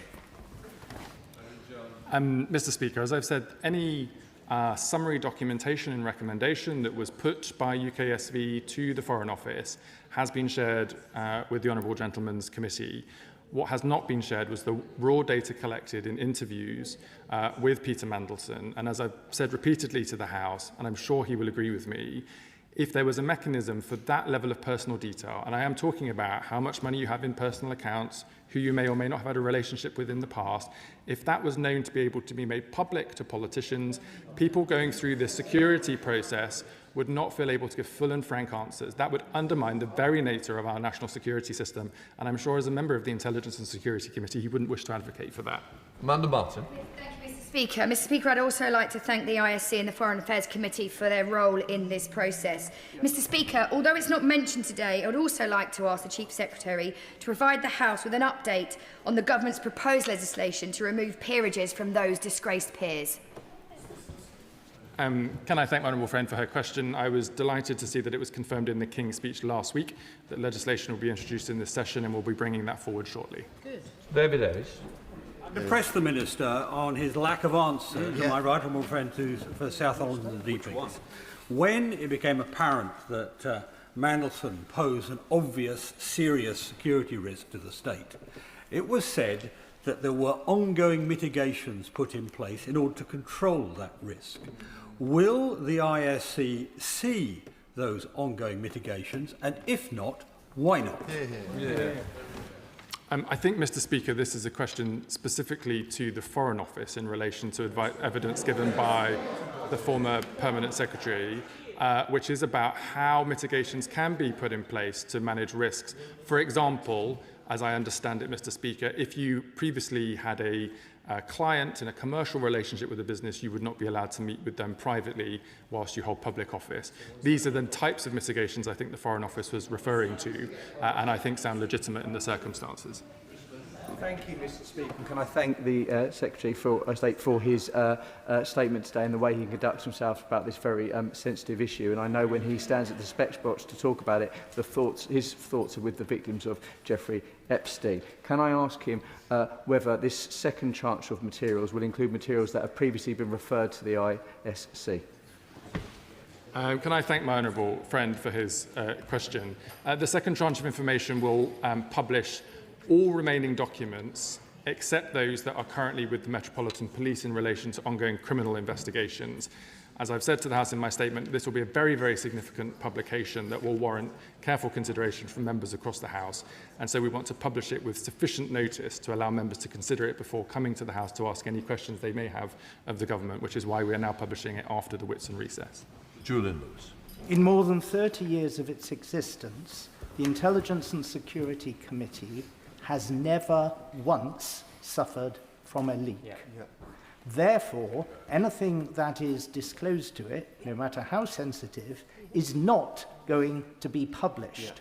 Therefore, the question of it undermining the security vetting process, if such raw data were published, does not arise because the ISC is the one parliamentary body guaranteed to ensure that that doesn't happen. So can he stop obfuscating on that aspect, and can he confirm that irrespective of the question of the raw data, what will definitely be made available to the ISC if it hasn't been already are the annotations and the documents that show how an initial failure to pass vetting for Lord Mandelson became a decision to approve him and state that he had been successful in getting through the process. I can confirm, Mr. Speaker, that all documents that need to be referred to the Intelligence and Security Committee have now been referred to it, and that process has concluded, which is why we can move to publication after the recess. Dave Dugan. Mr. Speaker, the Minister must accept that there is no more august committee in this place than the ISC. He must further accept that it is the least partisan organ of this Parliament. And it is against that incomprehensible reality that Number 10 and the peddlers of chaos within Number 10 have sought to confound the ISC by withholding information and deviating unilaterally from the terms of the humble address. So will he just say very clearly he's given himself and Number 10 till after Whitsun recess? When after Whitsun recess will he release the next tranche of documents? Just to reassert, Mr. Speaker, I really don't think members are advocating that the raw information collected as part of national security screening interviews with people who are becoming public servants ought to be shared with Parliament. The summary of those recommendations and the advice put to departments should and have been, and I think that is the appropriate way to handle that.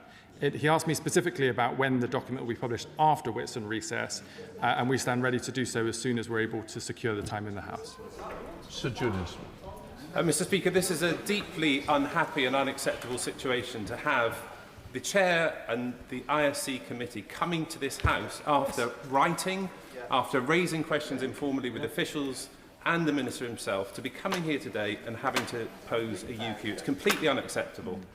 Will he confirm that if there are any changes to permissions, he will come to this House and seek approval from this House for those changes?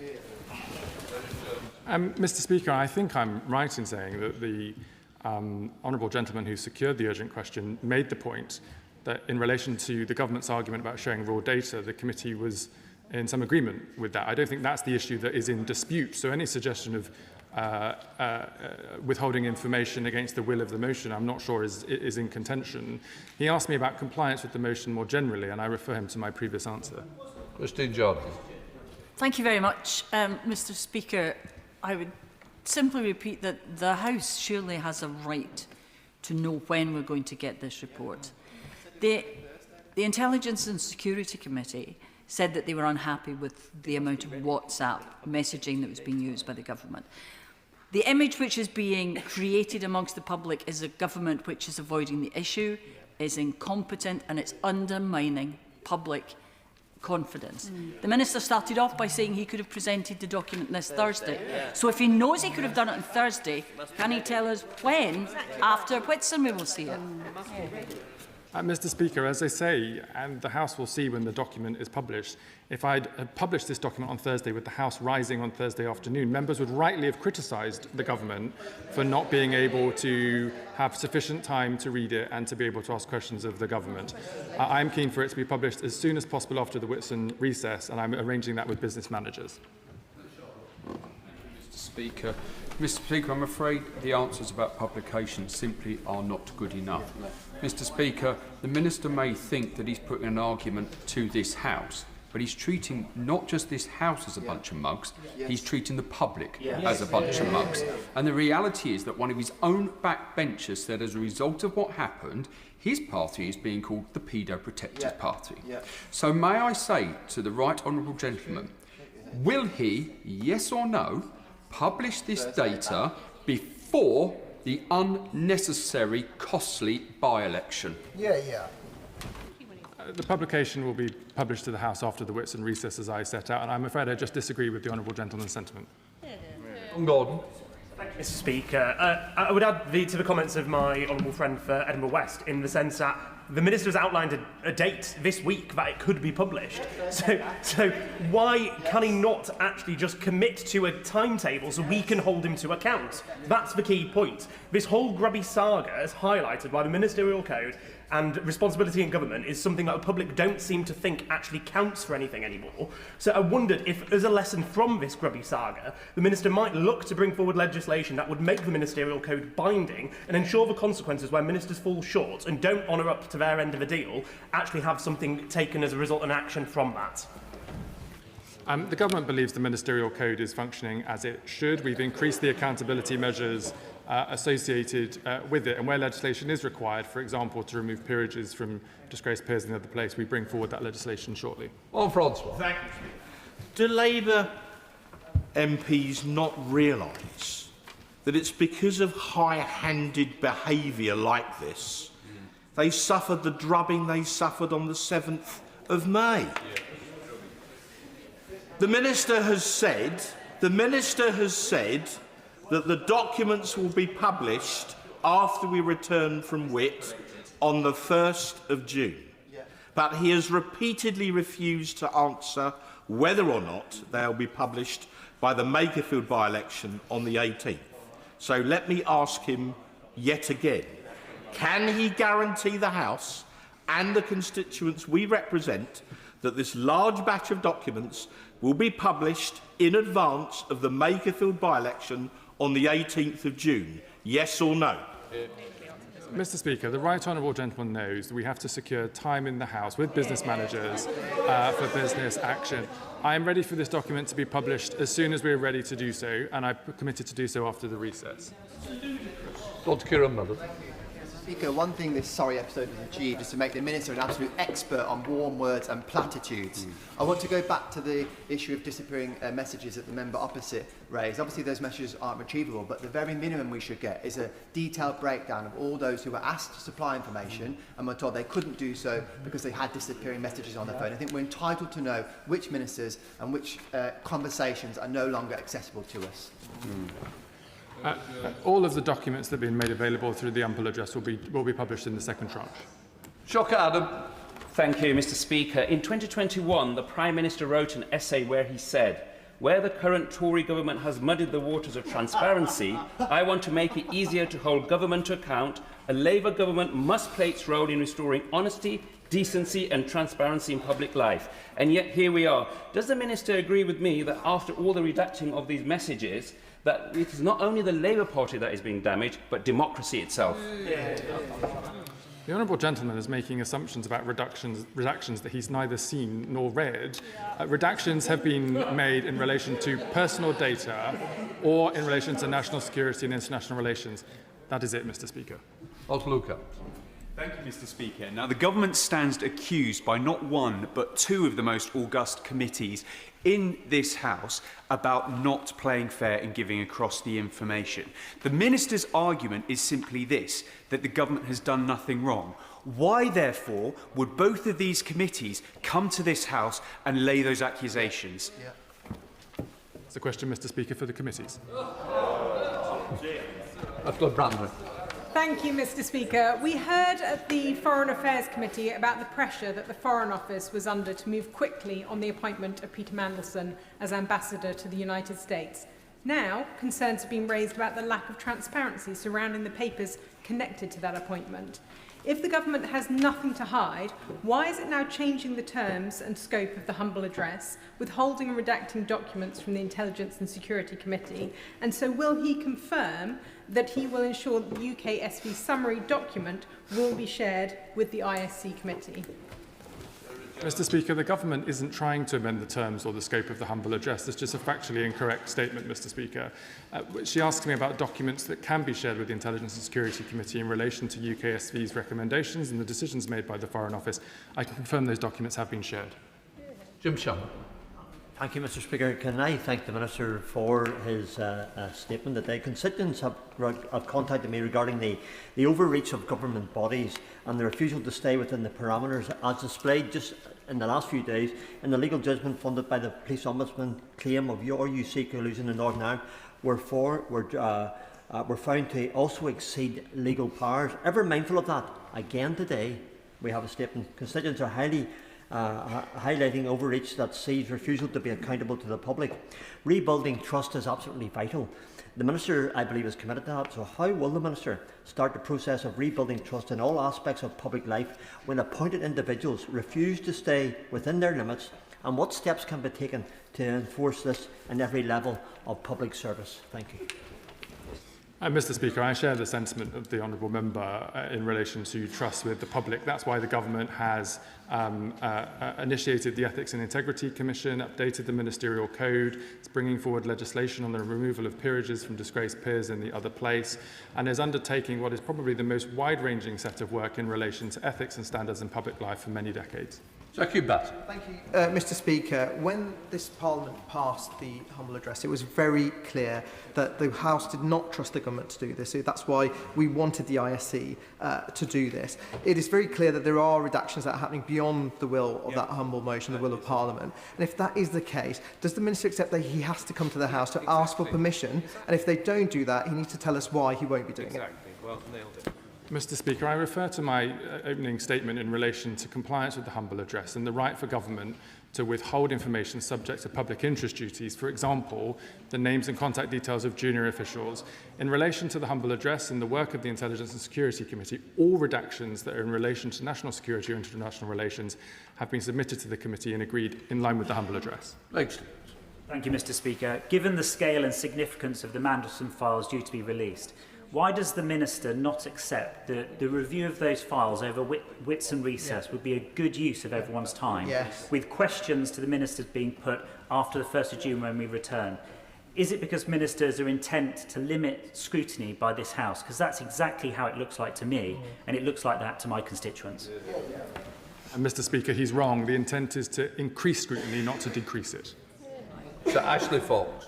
Mr. Speaker, does the Chief Secretary recognise just how damning it is of the government's lack of regard for transparency and accountability that the ISC finds itself in the position of having to publicly condemn its actions?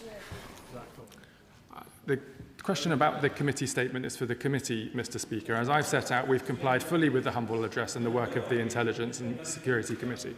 Oh my word.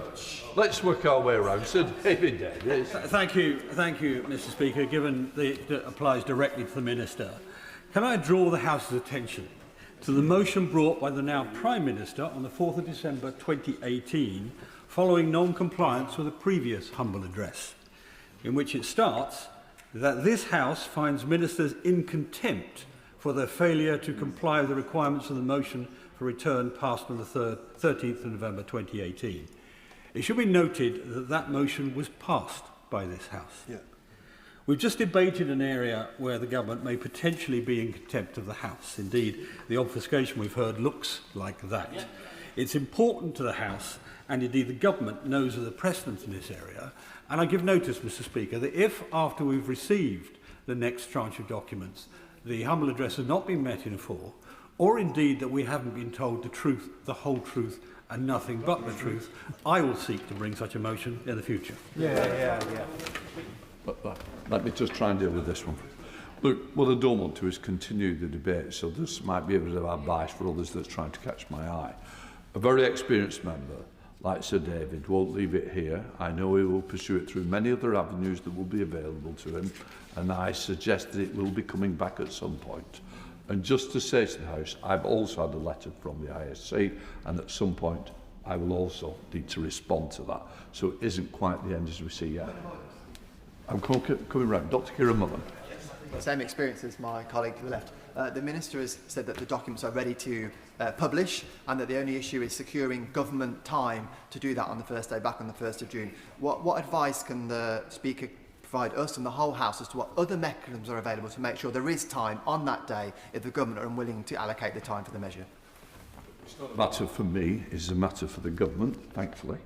What I would say is that it is, as I understand it, a very large amount of documents. There is another question that has been mentioned, is the ability to print such an amount to make it available to the House. What I would say is I've been advised that it will be coming as soon as possible, hopefully, and I don't want to speak for the Minister, but rest assured it won't be left. But I think it is important that we do have time to go through it. It may have been good reading for the Whitson, others may be campaigning. So let us say that I am keeping a very close eye on that, but I do understand there is a big issue about printing something this high in the amount of document. So it's not quite as straightforward as just presenting it. It is just that. Mark Francois. Thank you, sir. Further again to that point of order, Mr. Speaker. The Minister's excuse for not guaranteeing that the documents will be available by the 18th of June is that he would need to secure parliamentary time. This is news to some of us who've been here a while and understand that the government effectively control the timetable of Parliament.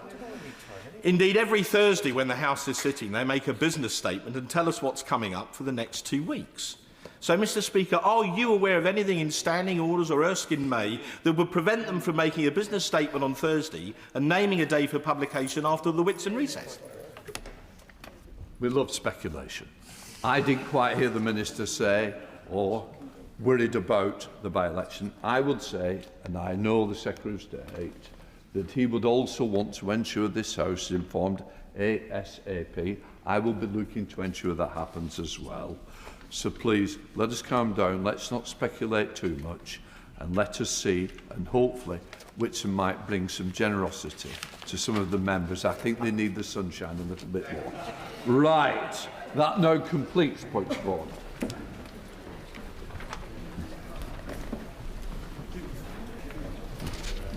Take care.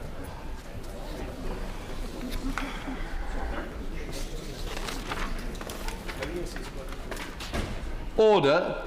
Nominations closed at 1 o'clock this afternoon for candidates, yesterday afternoon, for candidate for the post of Chair of the Backbench Committee. One nomination has been received. A ballot will therefore not be held. I congratulate Bob Blackman on his re-election as Chair of the Backbench Committee. Well done, Bob. Please. Mr. Speaker, can I thank the House for the confidence you've shown in me, and I will endeavour to ensure that backbenchers get the opportunity to debate the issues that they wish to debate in this chamber and in Westminster Hall as much as possible. Can I use your good offices to prevail on the government whips, the opposition whips and indeed the Liberal whips to ensure they nominate their members of the committee as fast as possible, preferably by tomorrow, so the committee can get up and working as in the new session to formulate those debates as soon as the government allow us time. Yeah. I cannot endorse more than what the members absolutely said. Sooner we get the committee working, sooner we get the debates coming through. And once again, I want to thank him for what he's put in already and the experience he's brought to this position. Right. We now come to the next statement. Secretary of State for Transport, Heidi Alexander. Mr. Speaker, with permission, I'd like to make a statement on HS2. Last summer, I stood at this dispatch box and promised we would be straight with the British people. Not just about the appalling mess we inherited, but how we would fundamentally reset the HS2 project. Today, I am publishing the latest parliamentary report and the Lovegrove report, an assessment of what past failings in the delivery of HS2 means for the civil service and wider public sector. This was a Cabinet Secretary investigation commissioned by the Prime Minister last year. I would also like to take this opportunity to update honourable members on the latest stage of the HS2 reset. But, Mr. Speaker, if I may, let me remind the House of the litany of failure we inherited in July 2024. Costs soared by £37 billion under the previous government alone. Billions of taxpayers' money was sunk into Phase 2 work for the sections north of Birmingham before they were abruptly cancelled. Huge contracts were handed out without improvement in price, despite the Oakervee Review's recommendation to negotiate a better position. Instead of signalling the country's ambition, HS2 became a symbol of this country's decline. And after more than 5 years of construction and over £40 billion spent, the country was no closer to having an operational HS2 railway than when construction first began. That is the shocking legacy of the previous government. And I'm afraid it gets worse. I can today confirm the previous government spent most of HS2's budget without laying a single metre of its track. Today is about ending that era of neglect. New CEO Mark Wilde and Chair Mike Brown have an almost impossible task on their hands.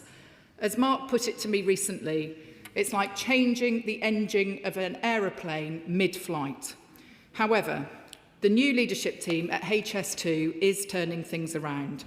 6 major construction milestones were reached earlier than planned in the past year. The organisation is more focused on the things that matter, with 300 back-office roles removed. HS2 Limited is reviewing its supply chain contracts and the incentives within them to ensure we finish the job at the lowest reasonable cost.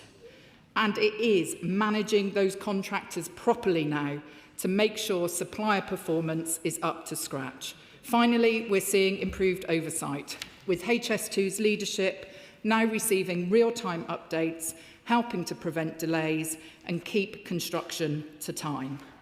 But there's no getting away from the fact, Mr. Speaker, that the vast majority of HS2's previous budget was blown on completing around a third of the entire project. And over the past year, Mark Wilde and HS2 Limited have worked closely with me and my department to assess the remaining work to be done. They have now provided me with updated costs and timescales, which I can share with the House.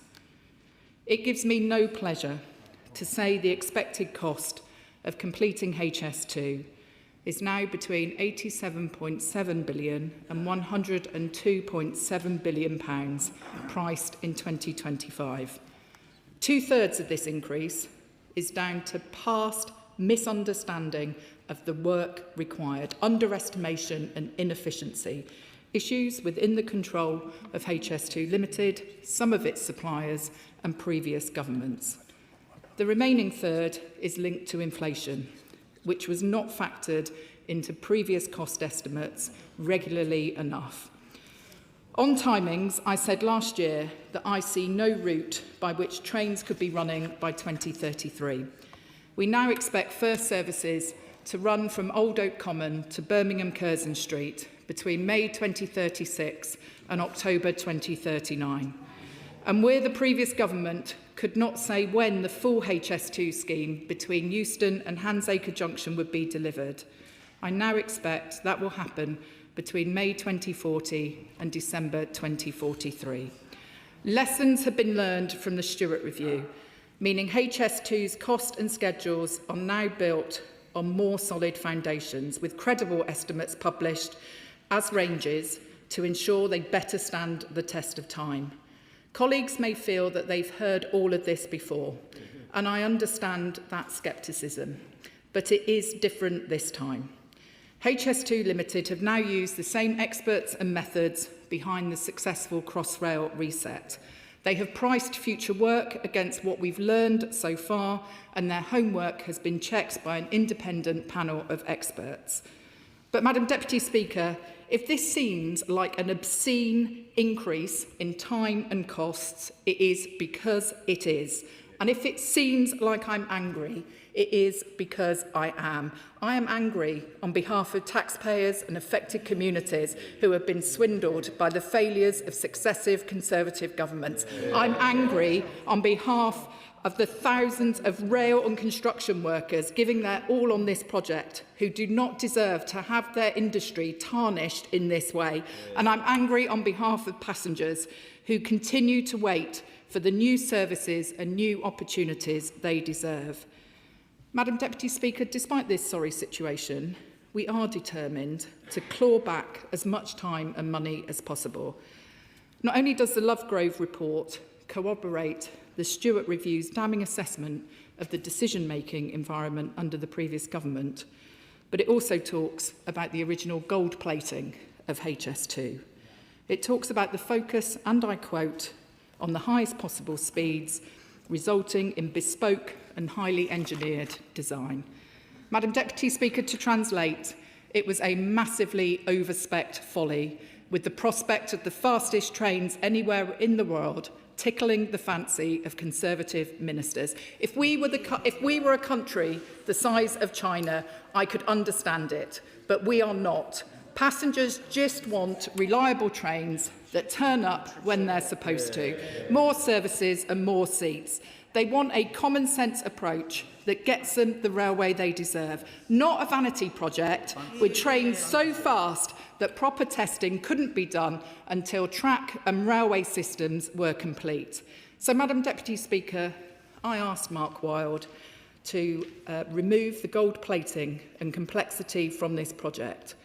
Today, I have accepted his recommendation to align HS2 speeds already delivered with speeds already delivered on other European high-speed networks. That still means we will run some of the fastest trains in Europe with speeds reaching 320 kilometres per hour. But crucially, it lowers the cost of testing. It makes delivering the project less risky, and it could realise savings of up to £2.5 billion and could save at least a year in delivery time. Now, I realise that there will be those who will say this is all too much and we should just cancel the whole thing. However, I can confirm today that it could cost almost as much to cancel the line as it would to finish it, while delivering none of the benefits, with half-finished structures strewn across the English countryside, a relic to what could have been. And so this Labour government is clear. We will deliver HS2 to completion because this country can build big things. We just need competent people at the helm to deliver them. Prime Ministers Cameron, May, Johnson, Truss and Sunak created the world's... I'm sure the Secretary of State did not mean to use the Right Honourable Member for Richmond and Northallerton's name. Heidi Alexander. My apologies, Madam Deputy Speaker. Previous Prime Ministers, in my view, created the world's most expensive slow-motion car crash, and they barely batted an eyelid. Under this government, we've rolled up our sleeves and done the hard yards, putting the right team in place and being honest about the scale of the challenge.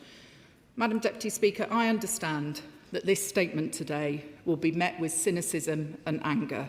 But I say with genuine pride and conviction that I believe we are finally starting to see real delivery. Tunnelling machines are currently working under Londoners' feet to make HS2 to Euston a reality.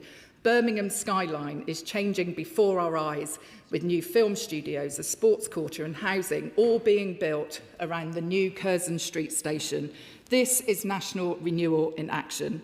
Madam Deputy Speaker, when I last worked with Mark Wilde and Mike Brown, we took the delayed and over-budget Crossrail project and turned it into the Elizabeth line, which has now served more than 500 million passengers. We've done it before, we'll do it again, and I commend this statement to the House. Shadow Minister Jerome Mayhew. Thank you very much, Madam Deputy Speaker, and I'm very grateful to the Secretary of State for giving me advance sight of her statement. The Secretary of State's comments today demonstrate not only the challenges faced in the past and the reasons action was taken to reduce the scope of HS2, but also the significant challenges ahead if it is finally to be delivered. And it's true that the early years of the HS2 project were beset with delay and cost overruns, with HS2 Limited failing to maintain tight control of the budget and, frankly, Department for Transport allowing them to get away with it. It was for this reason that the previous government appointed Mark Wilde, OBE, as the new Chief Executive of HS2 Limited, with the clear instruction to get a grip of costs and robustly oversee this project. And it's apparent from today's statement that HS2's leadership under Mark Wilde is taking those steps to try and achieve this. Where there are actions that can reduce costs in the long run, then this side of the House will clearly support them. But given concerns about trust in the project, I hope the government and HS2 Limited will set out in detail how they believe these measures will save money and deliver even on this new extended timetable. In addition, we have to acknowledge the deep-seated infrastructure challenges that we face in this country. When the Prime Minister was campaigning during the last general election, we heard a range of promises about housing and infrastructure goals that have completely foundered when they have come into contact with reality. That's why on this side of the House, we propose substantial changes to environmental legislation to give us the freedoms needed to cut environmental red tape, both for business but also for large infrastructure projects. Even the Prime Minister does not support regulations that lead to a £100 million bat tunnel, does she? This must be addressed because the Secretary of State has made a number of strong statements, and if she's angry, as she says she is, those statements must be backed up by consequential legislative changes that stop these cost overruns from occurring in the future. Turning to the specific, I wish to press the Secretary of State on matters on which those in the sector already have indicated that they want assurances. For example, Madam Deputy Speaker, what does the new project cost figures include? Does it include all the rolling stock under the new plans? To what extent is Euston funding included in these new estimates? And does it include signalling? Does the government intend to set out precisely what is being funded and when the various elements will be delivered under their new timetable? And can the Minister also explain what steps the government has taken to improve HS2 Limited's performance when it comes to settling claims with those impacted by construction, since she herself has separately highlighted that this is an area that requires improvement? Of course, HS2 doesn't operate in a vacuum. On the same day that this statement is being put before the House, it's been announced that the government pressure will result in 1 in 7 rail services being cut on one of Avanti West Coast routes following a government request to reduce expenditure. And given the comments made about the project, is it appropriate that the services on the West Coast will offer fewer services to passengers? Ultimately, the government is right to take steps to reduce costs on this project. Errors were made and should be rectified, and I'm glad that the government continues to support Mark Wilde and his team as they work towards opening HS2. Thank you, Madam Deputy Speaker. I'm grateful to the Shadow Rail Minister for his questions and indeed for the tone in which he presented his case. He wasn't quite as bombastic at the dispatch box as he normally is, and so I can only assume that perhaps he was considering making an apology for the dreadful mess that the previous government left this project in.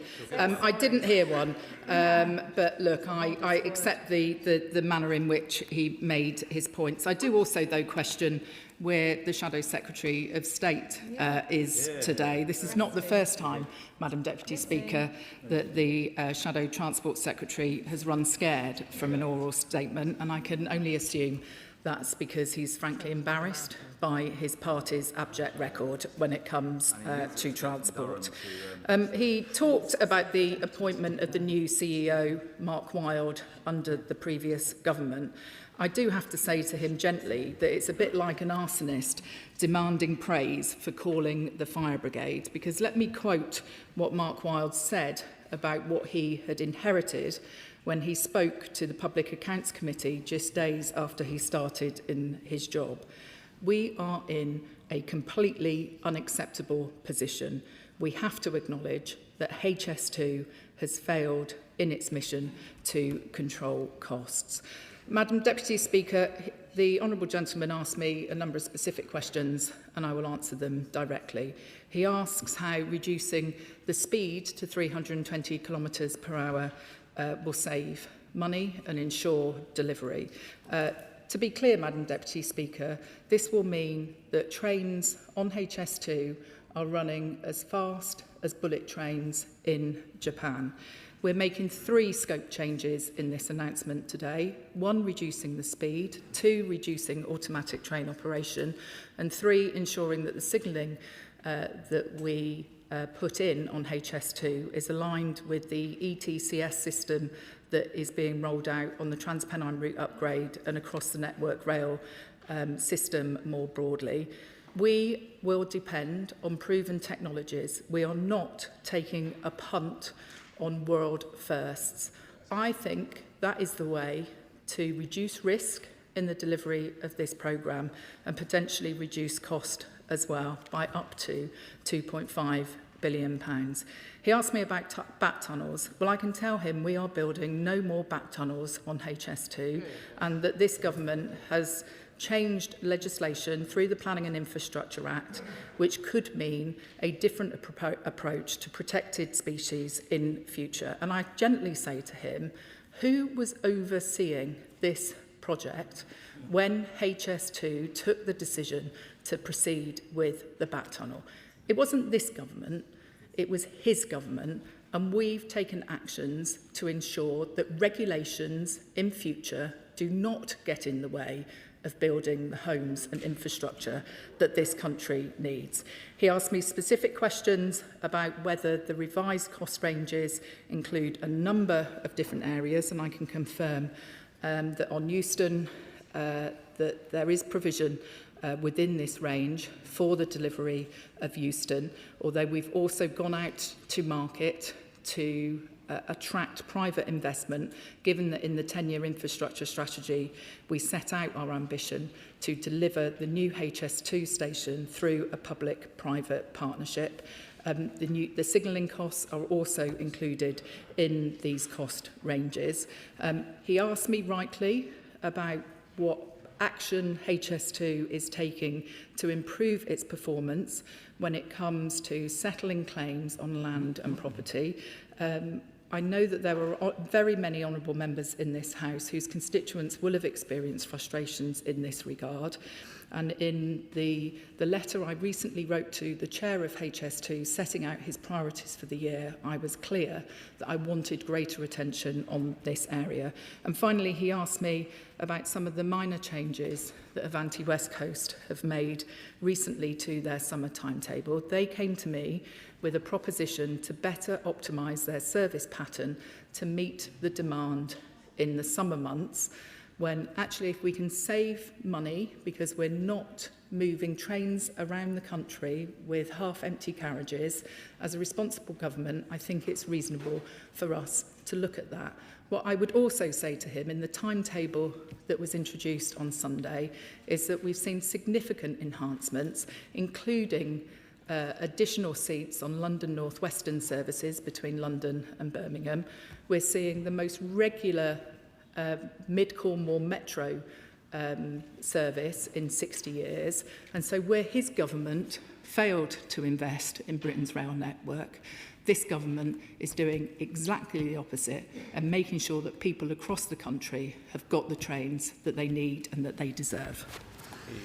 On Sport Select Committee, Ruth Cadbury. Thank you, Madam Deputy Speaker, and I'd like to thank the Secretary of State for being honest to this House and for grasping the nub of the problem. It shouldn't need the publication of the Lovegrove report and for today's statement to know that the cost and timetable overruns on HS2 started long before because the last government wanted spades in the ground before the designs and the costs and the permits were ready.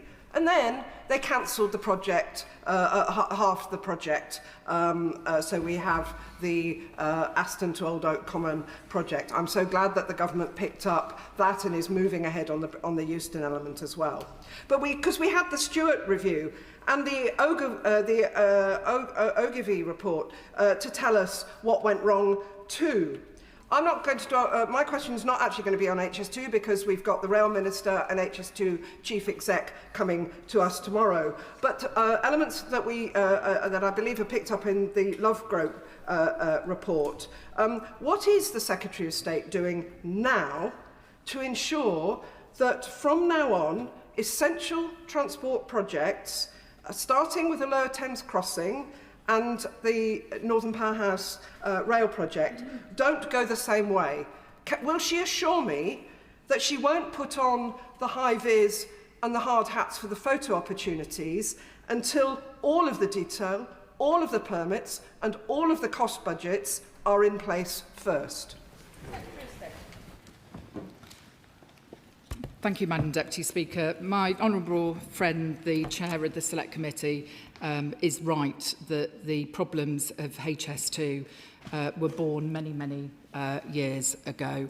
And the fact that the civil engineering is 4 years delayed isn't a product of decisions by this government or the current management of HS2, but it is, as she says, about overly optimistic cost estimates, construction starting before designs were mature, insufficiently controlled delivery, poor contractual arrangements, gold plating, constant changes in policy and scope. So she's entirely right on that. She asked me a direct question about what lessons we are learning when it comes to the delivery of future transport infrastructure. If I take Northern Powerhouse Rail, we've worked closely with local leaders to agree scope in advance, to agree priorities and sequencing so that we know what elements of the overall programme will be delivered first. We've set an overall budget cap for that, and we're also securing local contributions to ensure that we can maximise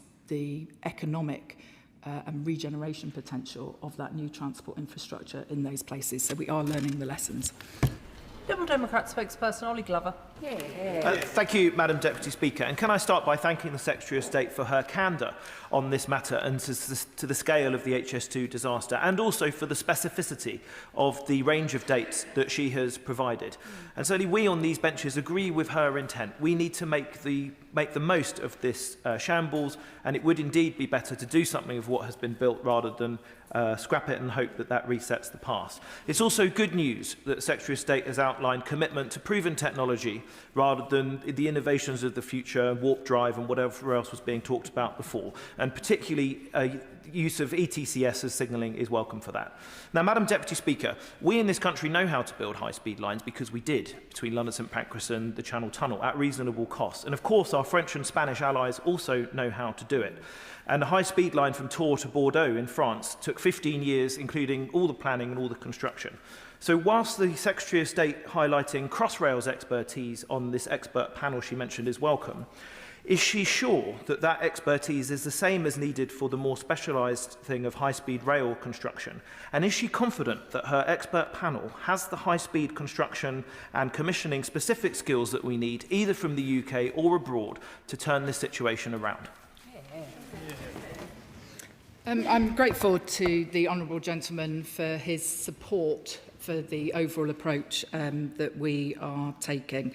I am reassured that both within the executive leadership of HS2, we have the capability and capacity that is now needed. That wasn't the case previously. There's a new financial director, new commercial director who is in place at the moment, and I'm reassured that the 6 new appointments to the board of HS2 that the new chair has led over the last year have the right skills in place. Can I also assure him, though, on the expert panel and the multiple layers of assurance that goes on in terms of the new plan and who has looked at it. We have real expertise in the Layer of Defence 3 panel, including Kenny Laird, Andrew Poole, Rachel McLean, Colin Brown, Laurent Trozier, Miles Ashley. We've also included a rep from NISTA on that. And then we also have the involvement of the project representative as well. So this is a really significant and substantial group of people who have all got, their elbow to the wheel in terms of making this project now a success. Naismith. Thank you, Madam Deputy Speaker. The consequences of a failure to effectively manage this project by the party opposite are felt nowhere more deeply than in Crewe and Nantwich, with jobs and regeneration benefits lost, as well as £11 million in sunk costs for Cheshire East Council. I welcome the shift in emphasis from speed to capacity, but the network is at capacity between Birmingham and Crewe now, not in 10 or 20 years' time. Will the Secretary of State therefore commit to more urgently looking at how we address capacity constraints between Birmingham and Crewe? And will her department engage with Cheshire East Council on plans they have to mitigate the investment they lost as a result of the decision to cancel the line in the Midlands? My honourable friend has been a great advocate for his constituents, and I totally agree that the focus now, as it should have been all along, is about delivering more seats and trains that run on time. We will be conducting a further feasibility study into connectivity north of Birmingham, which will consider all options and the impact of each option on economic growth, housing, capacity on the rail network, journey times and resilience, as well as looking at how we might design, consent, fund the scheme, the specification of any future scheme. And so I'm willing to continue a dialogue with him about those issues. Smith. Thank you, Madam Deputy Speaker. The Secretary of State in her statement said she was angry, and I can assure her I've been consistently angry about this unaffordable, unwanted railway since it was ever greenlit. Angry on behalf of my constituents that have to live under hellish conditions while it's constructed. Landowners still waiting for payment for land taken. Our roads churned up by construction traffic going unfixed. Mitigation projects promised a decade ago that still don't actually have the money to deliver them. I heard nothing about any of those challenges in the Secretary of State's statement. But can I ask her very specifically about noise modelling? In Wendover, hundreds of homes and trains were already going to come through Wendover at 320 kilometres an hour. Already, hundreds of homes under modelling are found to be above the permitted decibel limit that the WHO sets down. So under the new speed that she has set for HS2, will she commit to the government fully remodelling, certainly through Buckinghamshire, the noise impacts of this railway on real people once it's built, and come back to the House with a commitment that those levels will not be above the WHO guidance? Secretary of State. Madam Deputy Speaker, I do appreciate that the honourable gentleman's constituents in Buckinghamshire will have experienced considerable disruption to their lives as a result of this construction project. And I know that it is the case that some of the time those who live nearest by infrastructure schemes tend to take more of the pain before the gain is delivered in terms of the new service. I will look into the matter that he raises around the noise impacts of a lower speed railway. My instinct is that the noise is likely to be less, but if it is any different from that, I will certainly write back to the honourable gentleman and let him know. Dave Robertson. Thank you, Madam Deputy Speaker. The Secretary of State will not be surprised to see me raise issues with HS2 yet again. And she is very right to be angry about the scale of the failings that have been laid out in the reports today. She is angry. I am angry. But that absolutely pales into insignificance when compared to the anger of my constituents who have had to fight through 17 years of dealing with the failures of HS2 Limited. Part of the announcement today is that we will face potentially another 13 years before they even continue to carry on with work north of Curzon Street and connecting into Handsacre Junction, all of which, by the way, is north of Birmingham. The community is furious. My constituents are potentially the most, or certainly one of the most, impacted by HS2. Just last month, they closed the A38 going past Lichfield, forcing 70,000 vehicles a day onto local roads in the city. Constituents are fed up. So can she give some reassurance that the works at Street A, which are still ongoing, one of only two places north of Curzon Street where work is continuing, will be completed on time by October, and that the department will look very, very closely at what mitigations they are putting in place for communities like mine, who, by the sounds of it, could face a third of a century from the start of this progress before trains actually start travelling through our part of the world, and the significant impact it's had on our community. I thank my honourable friend for that question.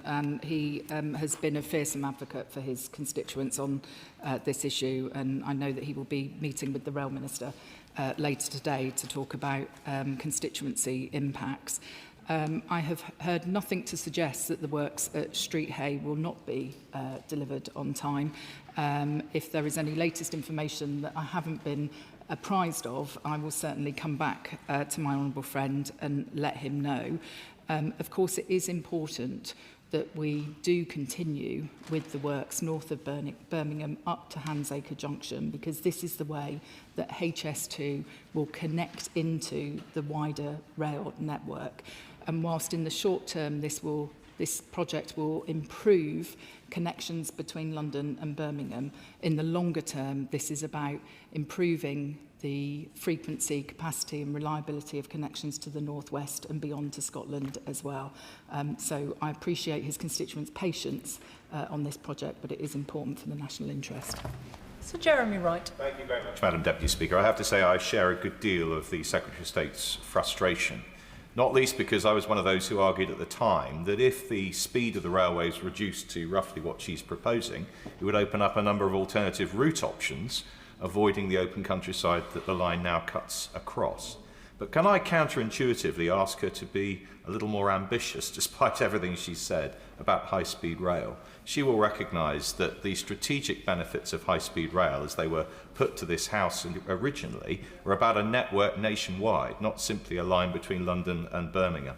So can I ask her to state, hopefully at least, that this and future governments will seek to expand that network so that what we're focused on high-speed rail is not going faster, but on going further?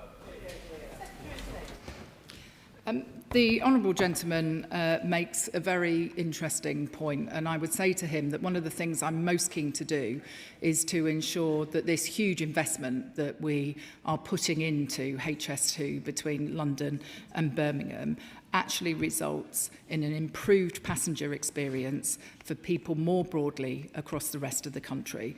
That's one of the reasons why when we made the announcement about Northern Powerhouse Rail earlier this year, that we also announced a feasibility study about a new connection between Birmingham and Manchester. And whilst it's slightly too soon to get into the specifics of exactly what that would look like, I can assure him that the thinking and the planning is happening in the department at the moment to make sure that this investment unlocks the maximum benefit across the country. John McDonnell.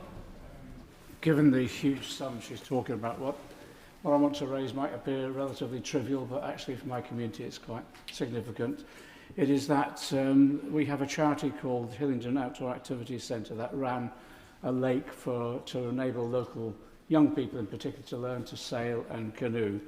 That lake has been taken over by HS2 as part of the route. Therefore, it's not been available for 6 years now. An alternative has not been identified until very recently, and again, part of the decision-making with regard to HS2 itself as well.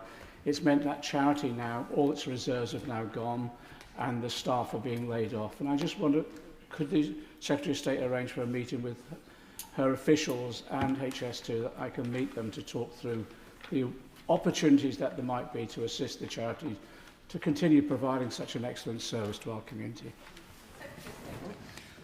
I'd be very happy to ask relevant officers from HS2 to meet with my honourable friend and to look at options for the Hillingdon Outdoor Activities Centre that he mentioned. When I look at the scale of some of the structures that are being built on the outskirts of London at the moment, the 2.1 mile Colne Valley viaduct, for example, it's evident what a huge and ambitious construction project this is. And I'm sorry that there will have been some impacts on communities, individual community groups, and I would be happy to look at what the alternatives might be. Sarah Green. Thank you, Madam Deputy Speaker. My constituents in Cheshire and Amersham didn't want HS2, and they've been putting up with the disruption of construction for years. Some of them warned that this would be a colossal waste of money, and they were right. This railway is costing nearly £1 billion a mile. Every pound of cost overrun is a pound not spent on the local infrastructure my constituents actually use and actually need. So given the department's complete failure to date to hold HS2 Limited to account, what commitment can the Secretary of State give that we won't be here again in a few years' time talking about HS2 overspend? We have taken a different approach this time. Our estimates are based on prices that have been informed by the work that has been done over the last 5 years. I am committed to ensuring that the scope remains the same and we don't have the chopping and changing that characterised the previous government's approach to this project. But I would also say to her, whilst recognising there will be some impacts in her constituency, that this is a great engineering feat that we are involved in delivering. The first new terminus station that this country has built in 125 years. New stations at Birmingham Interchange, Old Oak Common, Euston. And so whilst I'm always happy to talk to her about the local impacts, I think in terms of the improvements to the rail network that HS2 can provide, it is very significant, and I think this government is entirely right to be committed to delivering this project to its completion. Toby Perkins. Well, thank you very much, Madam Deputy Speaker. As the Member of Parliament for Chesterfield, my constituents at one time hoped they might be beneficiaries of HS2. That seems so many years ago. But I share the Secretary of State's fury at the incompetence that's got us to this stage. We wouldn't have supported a programme like this if we'd known it was only going to be a line to Birmingham. It should be going, as any serious country would, to have high-speed rail up to Manchester and up to Leeds at the very least. I'm very glad that she's laid out today how she's going to try and get a grip of this. But can I add to what we've heard from the honourable gentleman from Kenilworth and Southam and say once the government has managed to demonstrate that under this government we have got a grip of the costs and the times, can we start to be more ambitious about reopening discussions around extending it beyond Birmingham up to Manchester and to Leeds? As I said to the honourable gentleman from Kenilworth, as part of the announcement that we made about Northern Powerhouse Rail a couple of months ago, we did commit to doing a feasibility study on what a future link between Birmingham and Manchester could look like. We've not taken any decisions about the route or the specification, the speed at which that new line might need to be built to facilitate. But I do recognise that there are significant capacity constraints north of Birmingham, and I am keen that we find a way to ensure that as we set up Great British Railways, renationalise our railways, that HS2 becomes the spine of the Great British Railways network and unlocks capacity, frequency, reliability improvements elsewhere in the country. Joy Morrissey. Thank you, Madam Deputy Speaker. If the Minister in a year's time, a few months' time, decides to scrap HS2, you will have my full support. She will have my full support. And I just want to know what assurances the Minister can provide in providing better services to our residents for unpaid land claims and services and destruction of roads, because in Beaconsfield, Marlow and the South Bucks villages, we have seen nothing but a negative impact from HS2. Yep. Yeah. I am keen that HS2 always engages with the community and local businesses with care, with respect and with rigour, and if that hasn't been her experience locally, then I'm aware that she's got an adjournment debate later today, and I know me and other ministers will be only too happy to take that issue away. I do have to disagree with her about this idea that we should cancel the project now. The Chief Executive of HS2, in his letter to my department's Permanent Secretary, made very clear that cancelling this project and doing the necessary remediation could cost almost as much as completing the line, and we would have those half-completed structures strewn around the English countryside. I'm sure that's not something that her constituents would wish to see, and that is why it is right to reset this project and complete HS2 as I've set out today. Grady. Deputy Speaker, this shocking overspend is equivalent to over £1,000 per household in the United Kingdom. And families in my constituency and across Britain work very hard to earn money to pay the bills and try and have a reasonable standard of living. It is shocking. HS2 was meant to bring considerable benefits to the north of England and to Scotland. More reliable and quicker services to Glasgow and the west and central belt of Scotland, more passenger capacity, opportunities for people in the north and Scotland for economic growth and reduction of emissions by displacing flights. Would the Secretary of State agree to meet with me to discuss what the long-term plan is to improve rail services between Scotland and the north of England and the rest of our family of nations, so that we have appropriate journey times that are reduced, passenger capacities at an appropriate level, and services become more reliable?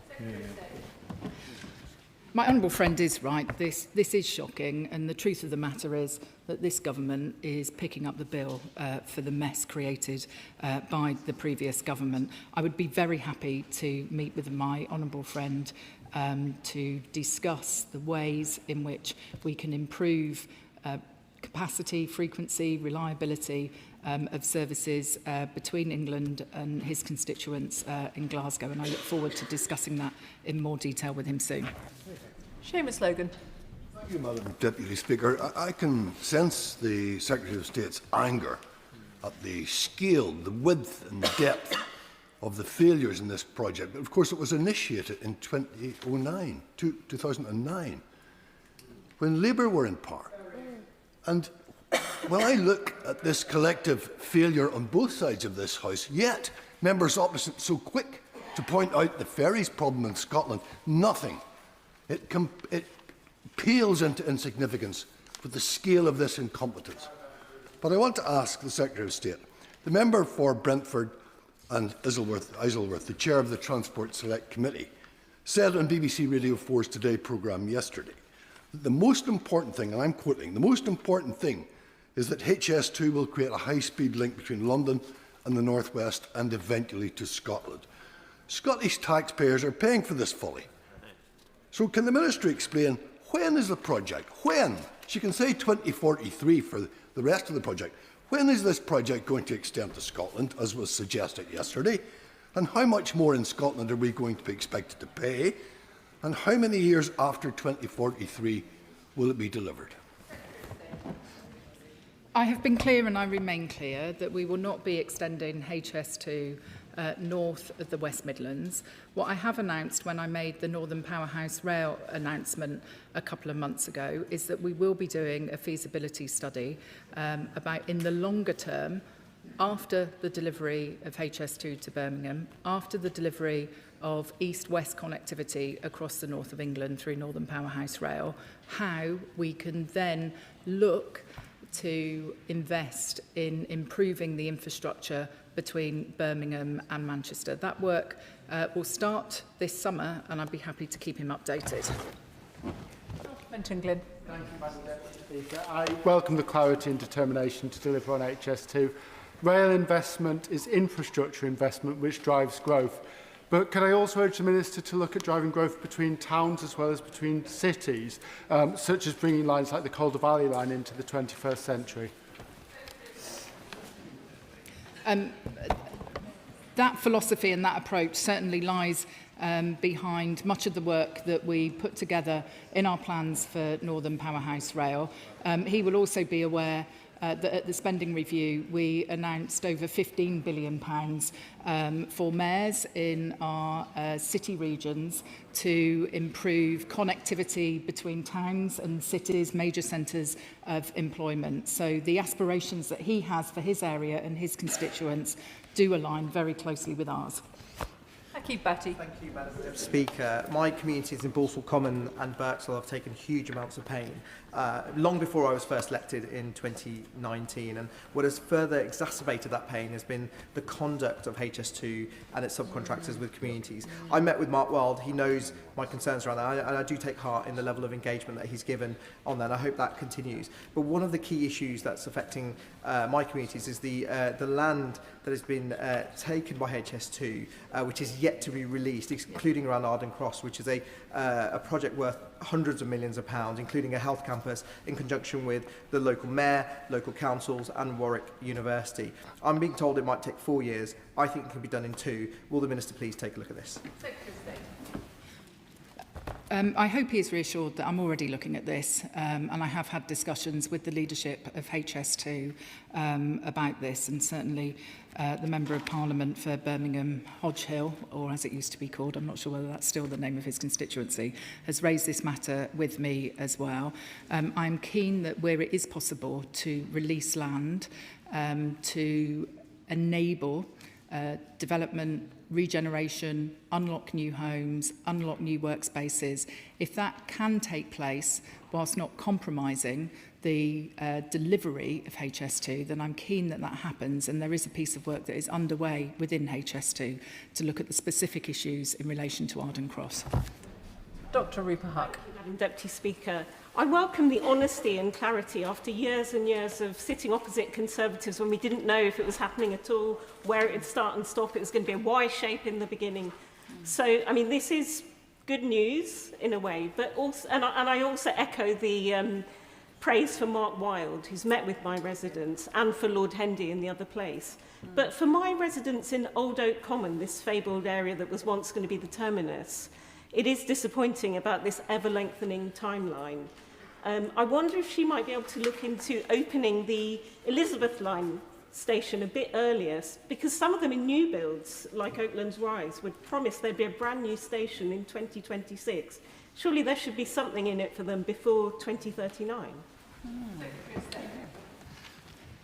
My honourable friend is right to highlight the fact that development is proceeding in the Old Oak area in advance of the completion of the rail network, and I'm pleased that actually the Old Oak and Park Royal Development Corporation have gone out to find a development partner to build 8,000 new homes in that area, with potentially 1,000 started in this Parliament.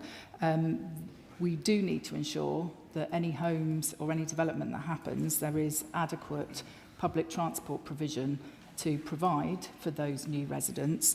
I will take the specific issue away that she makes about the Elizabeth Line. I'm not entirely sure of its feasibility, but I will come back to her with more detail. Sarah Ball. Thank you, Madam Deputy Speaker. Many farmers, small businesses and residents have had the access to their properties disrupted by the construction of HS2.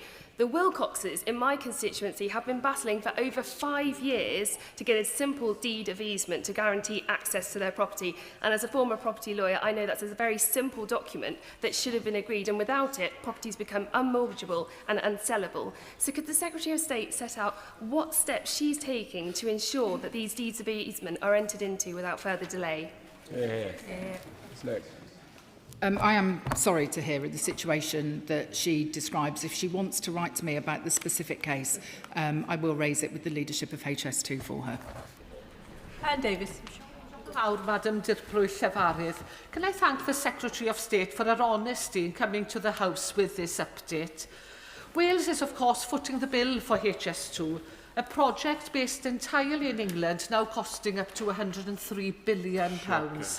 While in Scotland and Northern Ireland have their fair share of Barnett consequentials, Wales has nothing. And people in Wales have had enough of being treated as second-class citizens. They recently elected a Senedd with a majority of members within it committed to ending this injustice. So will the Secretary of State respect the wishes of the people of Wales and be open to talks with the Welsh Government on reclassifying HS2 so that Wales no longer pays for it, or at least has its fair share of the Barnett consequentials? Madam Deputy Speaker, it's not true to say that Wales is getting nothing. At the spending review last year, we announced £445 million in direct funding to modernise and upgrade Welsh Rail. And only a couple of months ago, in February, the UK government, with the former Welsh government, announced a long-term pipeline of rail enhancements that could total up to £14 billion. I would be happy to discuss rail enhancements with the new leadership of the Senedd, and I look forward to having a constructive working relationship with the First Minister and his Cabinet. Martin Vickers.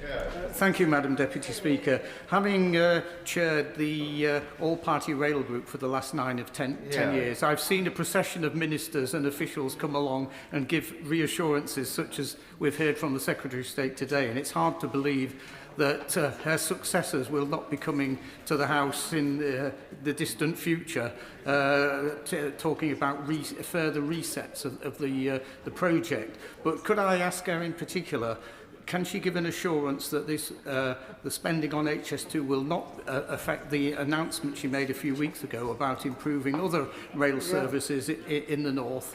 And I know she'd be disappointed if I didn't mention the campaign by myself and the Father of the House to improve services to northern Lincolnshire. Answer that. The honourable gentleman would expect me to have comprehensive discussions with my colleagues in the Treasury before announcing rail enhancements. That's entirely what we have done over the last couple of months, whether that was about Northern Powerhouse Rail when we set out those really ambitious plans at the start of the year, or indeed whether it's about the anticipated profile of expenditure that will be required over the next 10 years. So I can assure him that anything that I've announced today doesn't change what I announced in January on Northern Powerhouse Rail. Madam Deputy Speaker, before I was elected to this place, I was a member of the independent panel for the Community and Environment Fund and the Business and Local Economy Fund for HS2, which was responsible for dispersing funding to communities disrupted by the building of a Whacking railway line.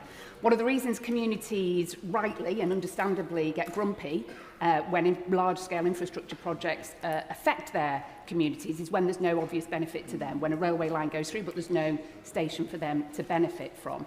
What assurance can the Secretary of State give the House that she's looking at some of the things that can be learned positively from what's happened with HS2, particularly looking at how we strengthen and make clearer the link between community benefit and large-scale infrastructure projects where the immediate benefit isn't obvious to those communities?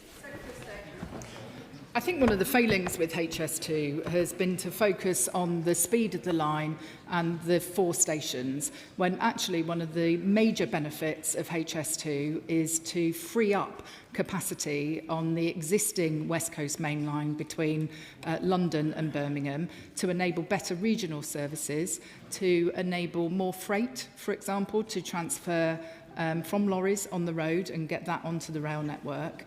For too long, this project has been about speed and it's not been about seats and reliability.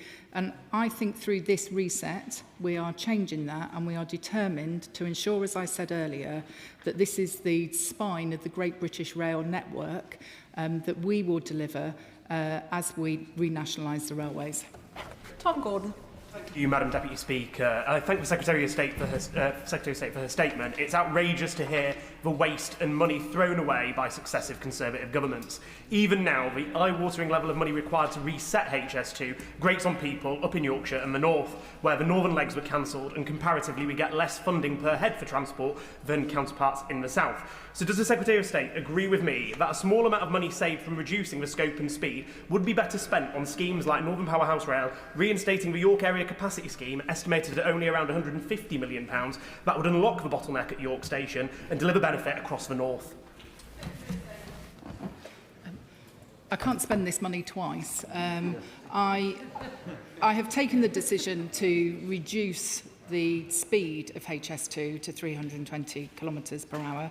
We believe that could save up to £2.5 billion and result in delivery a year earlier. Given how long people have been waiting for this new railway, I think that's the responsible thing to do so that people can get on these trains sooner than they otherwise would. I understand he's a fearsome advocate for those rail improvements in his constituency, and I'm sure we'll talk about those more when we get to the next transport questions. Shockout Adam.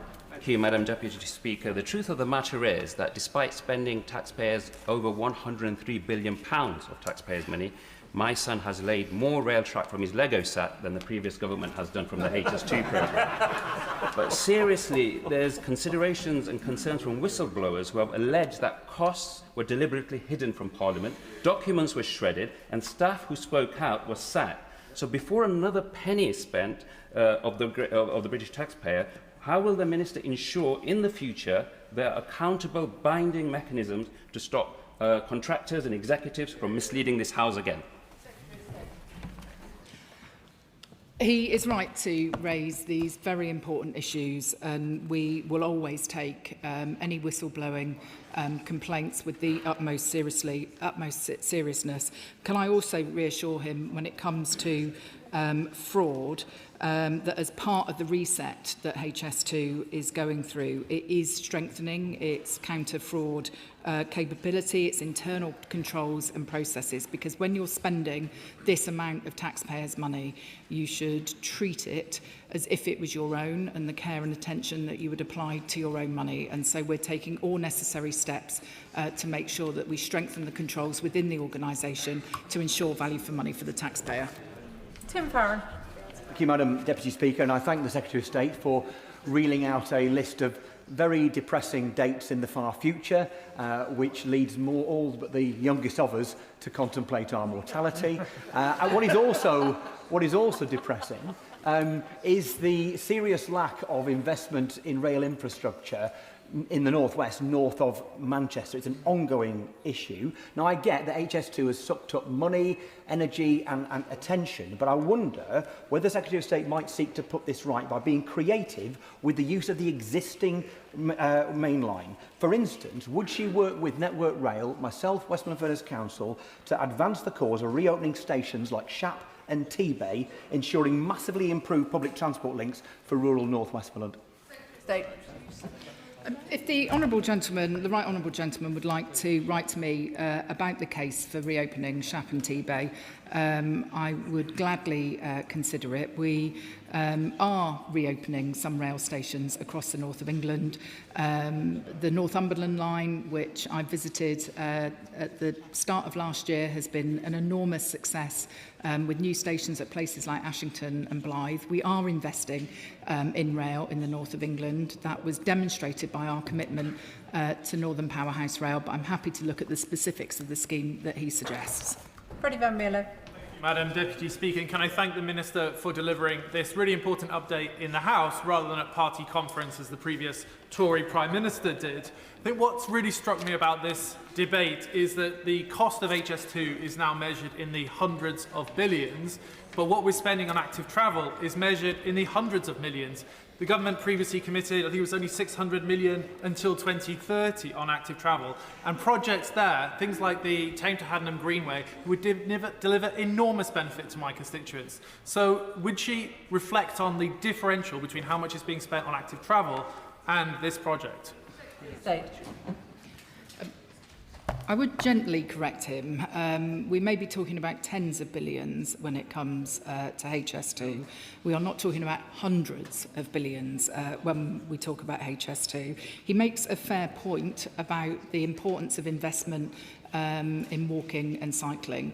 The government is due to launch its cycling and walking strategy, the third iteration of it, and we are backing that with £600 million worth of investment, and we realise the benefits that actually active travel, people walking and cycling more, using public transport, can have, not just for people's own health. It can have environmental benefits, economic benefits as well, and it's something that me and the local Transport Minister care deeply about and will ensure that we make progress on. Jim Shannon. Thank you, Madam Deputy Speaker. Can I thank the Secretary of State very much for her statement and for her positivity and trying to make matters better in relation to where we are. The Secretary of State talks about maximising international standards and reshaping governance to find efficiencies. Yet my constituents in Northern Ireland are facing critical infrastructure deficits of their own.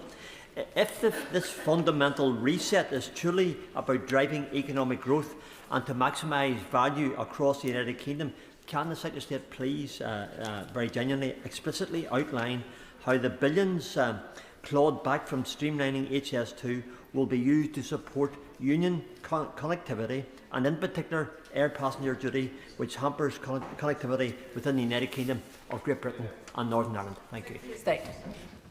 Well, I congratulate the Honourable Gentleman on leveraging in a question on air passenger duty into a statement on HS2. No, my honourable friend is right. He never misses an opportunity. I am obviously very concerned to ensure that connectivity between the mainland UK and Northern Ireland remains, that it's reliable, that it's affordable for people, and I will be sure to talk to him further about what more could be done aside from air passenger duty, which is a matter for the Treasury. If there's anything that my department can do to improve the situation for his constituents, I'd be only too happy to talk to him. Can I thank the Secretary of State for her statement this afternoon, and I will allow a couple of moments for the front bench to swap over.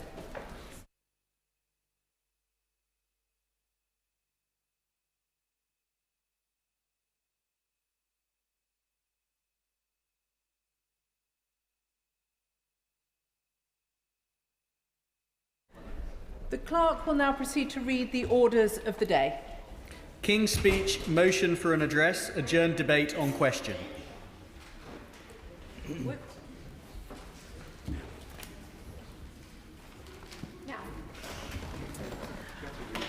I inform the House that Mr Speaker has selected Amendment I in the name of the Leader of the Opposition.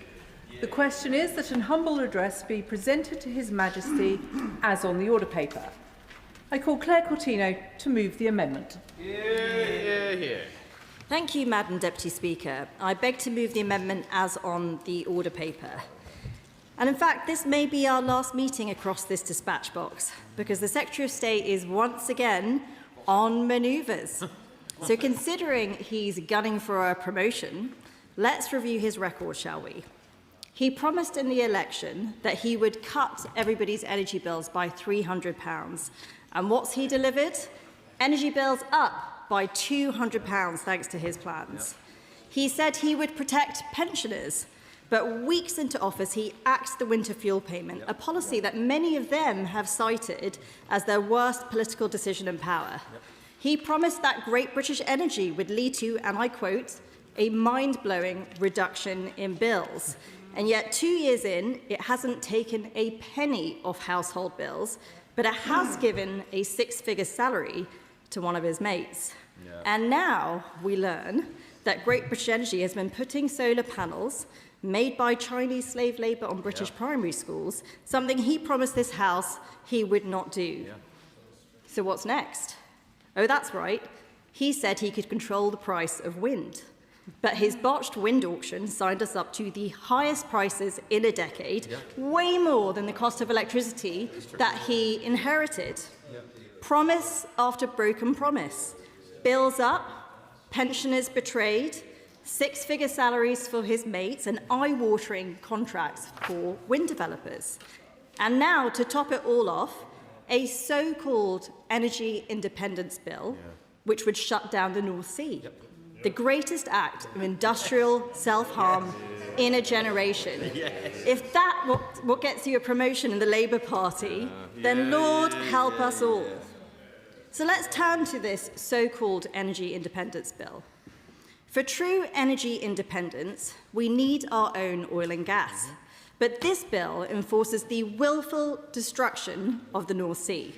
We need our own petrol, diesel, I will in a moment, we need our own petrol, diesel and jet fuel, but this bill does nothing to save our refineries, which are being taxed into oblivion.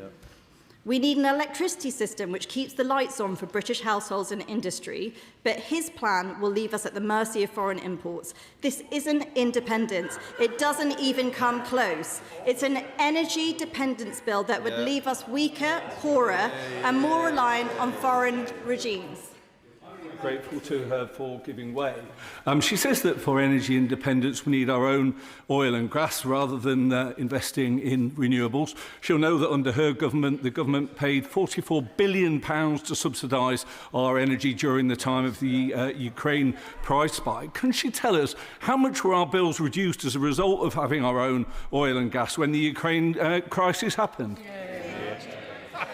Firstly, let me say to the honourable gentleman, bills came down £500 under me. They've gone up £200 because of the Secretary of State's plans. And let me tell him another hard truth. Cutting off production in the North Sea. He should listen to this. He might learn something.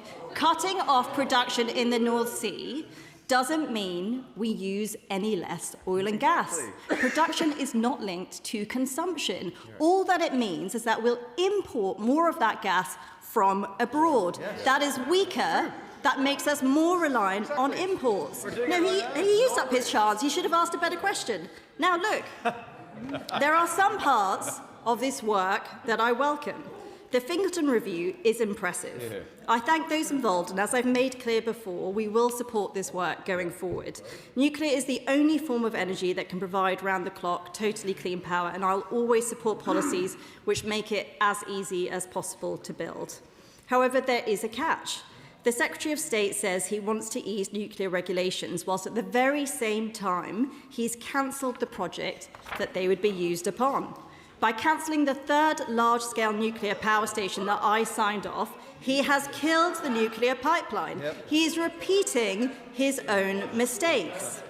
We are set to have yet another Labour government which has failed to start a singular new large-scale nuclear power plant. And now we here, Natural England, are adding yet more delays to Hinkley Point C for little environmental gain. Is he fighting it? No, he's defending the status quo.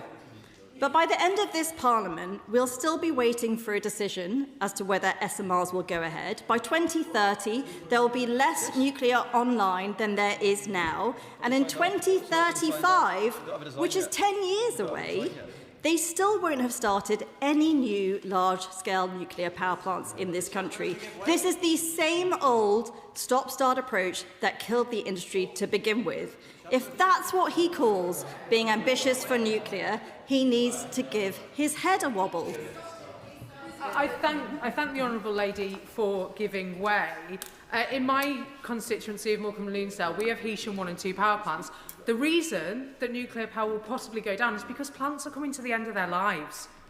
Plants are coming to the end of their lives, and the right honourable lady's government did nothing about it for 14 years. Why did she not deliver, Madam Deputy Speaker, when she was in government? Well, look, let me tell the honourable lady. Under the last Labour government, which the Energy Secretary was part of, not a single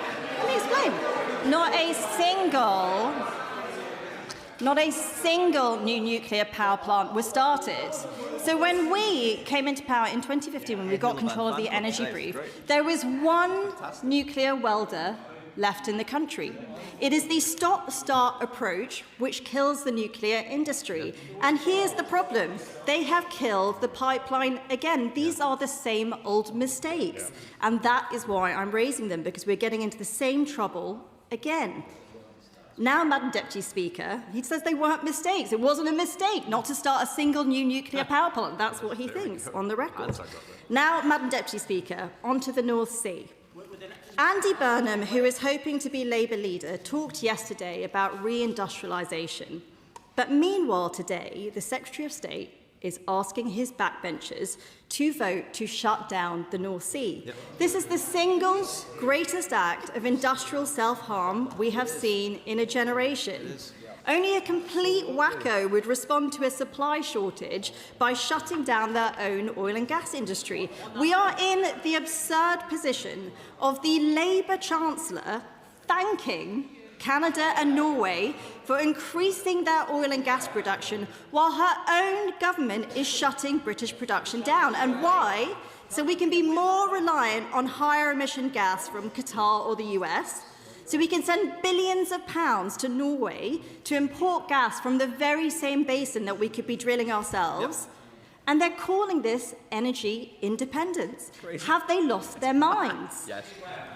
I'll happily give way on that point. Very grateful to the right honourable lady. She talks of absurd positions. I did a little bit of research before the speech today. I went back to the 21st of May 2024, just before the last general election. And in this House, in her capacity then as the Secretary of State, she said that she believed in net zero and that we will get there in 2050 and with the public on our side. Her position now is that she doesn't believe in net zero, doesn't believe it's desirable or achievable. Is that not absurd?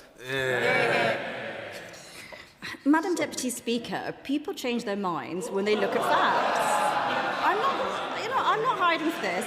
I'm not hiding for this. It takes actually thinking for yourself, though. I think the honourable gentleman needs to look at the overall record of things I said in government. The key thing, the first thing I said when I went into position is we cannot impoverish ourselves in the name of net zero. Exactly right.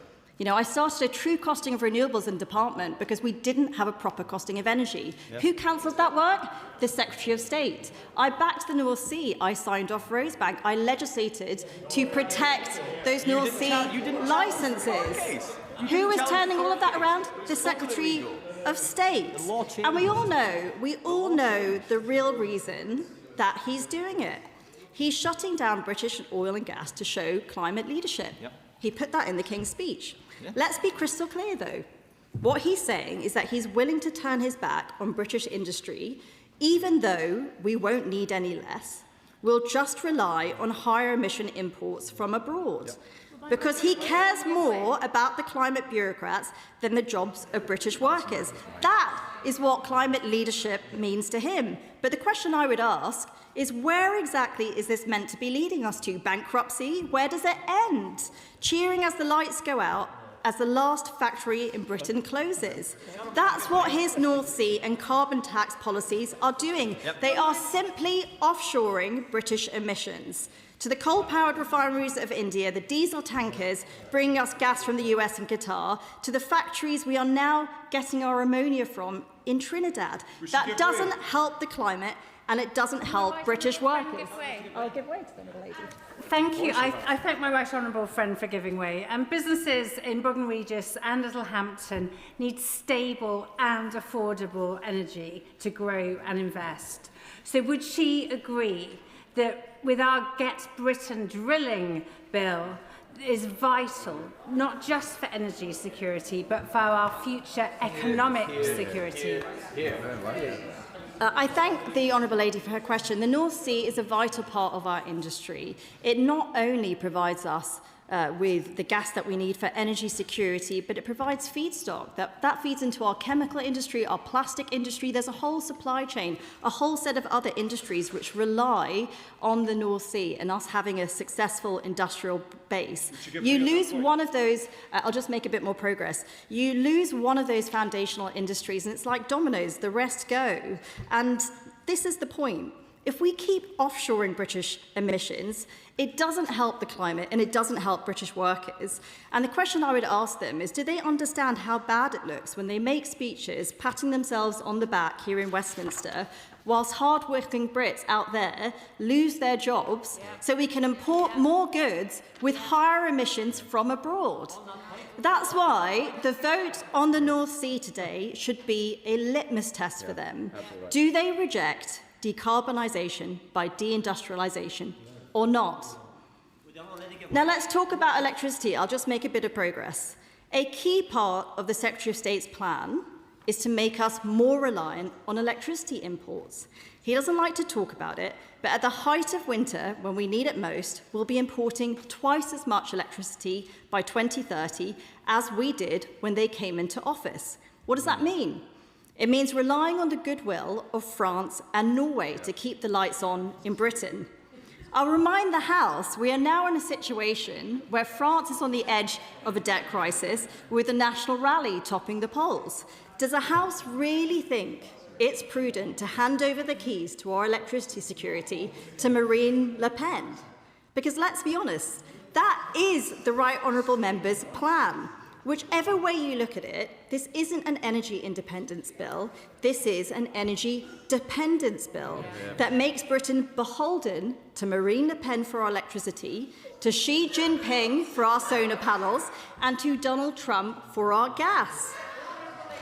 Their plan is for energy scarcity, but what we need is energy abundance. That's why our plan would be to double down on nuclear, to axe the carbon tax to save British industry, to get Britain drilling and to make electricity cheap.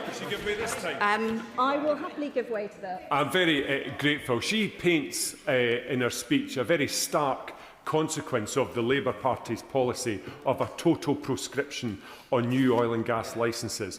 What can she advise us? What will that look like without access to future oil and gas from the North Sea Basin for the United Kingdom?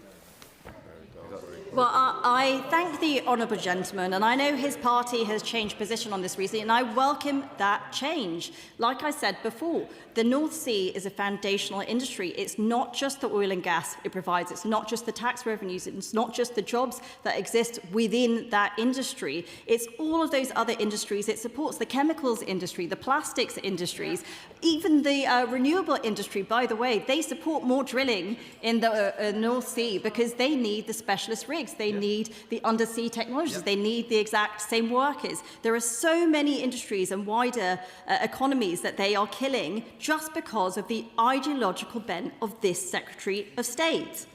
And here is, I will make a bit more progress, and here's the fundamental bind that the Labour Party is in. It doesn't matter who their next leader is, they will all fail. Their supposedly popular leadership contenders will become unpopular very quickly when they can't keep their promises. It happened to us in government, it's happening to Labour now, it's happening to Reform at the council level, it'll happen to whoever is in government next, unless you actually face up to the trade-offs that get you better growth. Growth is the antidote to so many of our problems, but to deliver it, you need two things: cheap, abundant energy and economic freedom. But by shutting down the North Sea, cancelling nuclear projects, keeping a distorted electricity market in place, what they are doing is making energy scarce and expensive. Now, being part of the EU doesn't solve that problem. The EU leaders themselves rail against their own energy policy.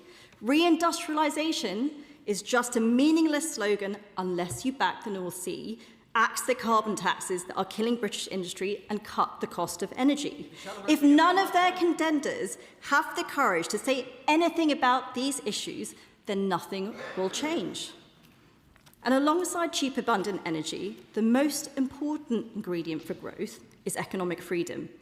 But the Labour Party openly stands for more state control, more tax and spend, more red tape on employing people, more expensive energy, less AI, fewer profits and more subsidies. But they've been on this path for 2 years now, and what do we have to show for it? Higher inflation, weaker growth, soaring unemployment. Why would anyone want more of this? Families are working harder and harder, getting less and less at the end of the month. And if what people want is full-fat socialism, why would they choose Labour when they've got the boob whisperer over there who's offering them bigger and better? Our whole system is flooded with caution. Nobody's incentivised to take any risks. That is what's making us poorer. And the truth is, the personalities in the Labour leadership race do not matter. Unless we get cheap, abundant energy, we remove the legal straitjackets, the onerous taxes, fix the broken regulators and the sluggish machine of government to set the economy free, nothing is going to change. And look, if people think on their side of the house that Andy Burnham has the answers, let me tell you. Andy is like the fun uncle who's got to sit on the sidelines saying whatever he wants without anybody holding him accountable. Let's have ice cream for dinner. Let's go to the zoo next week. Let's nationalise everything. Who cares about the bond markets? Let's rejoin the EU. He's just said whatever he likes because he's never had to pick up the bill. Now he's actually looking at being in charge. He's having to go back on all of these promises. So ask him this, ask him how he's going to fund his nationalisation plans. He wants to stick to the fiscal rules. So is he really saying he's going back to taxpayers who already face the highest tax burden in history? When he talks about reindustrialisation, ask him if he supports the Secretary of State's plans to shut down the oil and gas industry, the biggest act of industrial self-harm committed in generations. If he wants more powers at a local level, amen to that, I couldn't agree more. But ask him, how can he argue for economic freedom in one breath, whilst with another dictate to people what tumble dryers or cars they have to buy? If they really care about growth and reindustrialisation, they would axe carbon taxes, get Britain drilling, double down on nuclear and make electricity cheap. In short, they would put the national interest ahead of the Secretary of State's ideology and vote with us tonight. The original question was that a humble address be presented to His Majesty. as on the order paper, since when an amendment I has been proposed, as on the order paper, the question is that the amendment be made, and I call the Secretary of State, Ed Miliband. Thank you, Madam Deputy Speaker. It's a privilege to speak in support of this gracious speech. Madam Deputy Speaker, this debate takes place in the shadow of the second fossil fuel shock in 4 years. Families and businesses across the country deeply concerned about the impact of the Iran war on the cost of living. A war this country did not start, a war this government chose not to join, but which is having significant effects here at home. Just like when Russia invaded Ukraine in 2022 and energy bills rocketed and the British people and firms paid the price. And the argument, Madam Deputy Speaker, at the heart of this gracious speech is there is one overriding lesson of these two crises, that while we remain exposed to the fossil fuel roller coaster, we are deeply vulnerable as a country. Our sovereignty, our security and the British people's living standards undermined by this dependence and exposure. Because, Madam Deputy Speaker, for a simple reason, we do not control the price of oil and gas, which is set on international markets. And there is an answer, and this is different from what it was like in the 1970s, when we had fossil fuel shocks. There is an answer staring us in the face. Energy independence through clean homegrown power we control. Clean homegrown energy that comes from our own wind, sun and nuclear resources, that cannot be disrupted by foreign wars, that cannot be controlled by the whims of petrostates and dictators. That means our national security and energy security cannot be held hostage. And, Madam Deputy Speaker, one commentator put it incredibly well, I think, in 2023 after Russia invaded Ukraine, and I quote, "Moving to home-based clean power mitigates risks to bill payers now, I won't for a moment, now and in the future," and I quote again, "protects consumers from volatility in international fossil fuel markets." I agree with that commentator.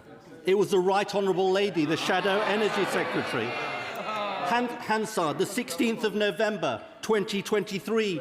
I agree with her, Madam Deputy Speaker. The problem is she no longer agrees with herself. Where the evidence says we need more renewables, not less, she opposes them. Where the evidence says electrify as much as we can, she says abandon support for people to get heat pumps. Where the evidence says electric vehicles can protect consumers, she opposes action for their take-up. Not because the facts have changed, not because the evidence has changed, but because she's jumped on the anti-clean energy, anti-net zero bandwagon. Now, Madam, I won't give way for a minute. Now, Madam Deputy Speaker, I'm very happy to give way to her so she can tell the House whether she agrees with herself. Very happily ask the Secretary of State the question. Well, no, there you go. You said you'd happily give way. Doesn't look so happy now.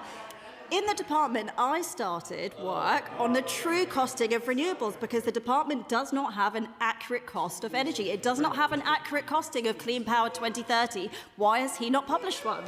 It wasn't worth giving way, Madam Deputy Speaker, after all. She can't answer the question. I won't give way, no.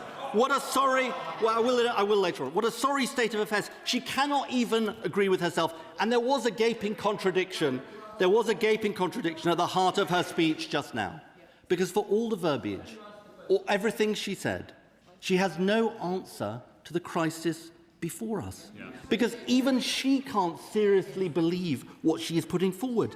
The idea that new exploration licenses for oil and gas will solve our energy security challenges, it's obviously nonsense. According to the National Energy System Operator, new licenses will make no material difference to capacity and therefore security of supply. Yep. And nor will new drilling, take a single penny off bills. And don't take my word for it. When asked if new oil and gas would cut bills, she said new licenses, and again I quote, wouldn't necessarily bring energy bills down. That's not what we're saying. So she comes to the House. I won't give way for a minute. So she comes to the House. So she comes to our House with a plan which will not take a penny off bills, which will not give us energy security. I'm not going to give way again, no. And which rejects the things she used to believe. And this is the difference. And this is the difference with this side of the House, is that we are learning the lessons of the fossil fuel crises we face, and we are acting. I give way to you. grateful to the Secretary of State. He is accused of being messianic in his approach to proscribing new oil and gas licences in the North Sea.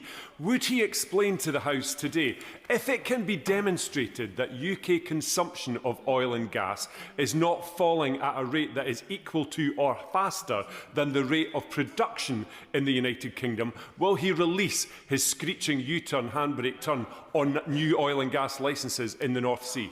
The SNP has had more positions on this than the Kama Sutra, Madam Deputy Speaker. So it is genuinely hard to keep up. Look, we've got a very simple position, Madam Deputy Speaker, which is we want to keep existing oil and gas fields open for their lifetime. And one of the things that the Energy Independence Bill will do will be to introduce transitional energy certificates, tiebacks, so-called, which is what industry have called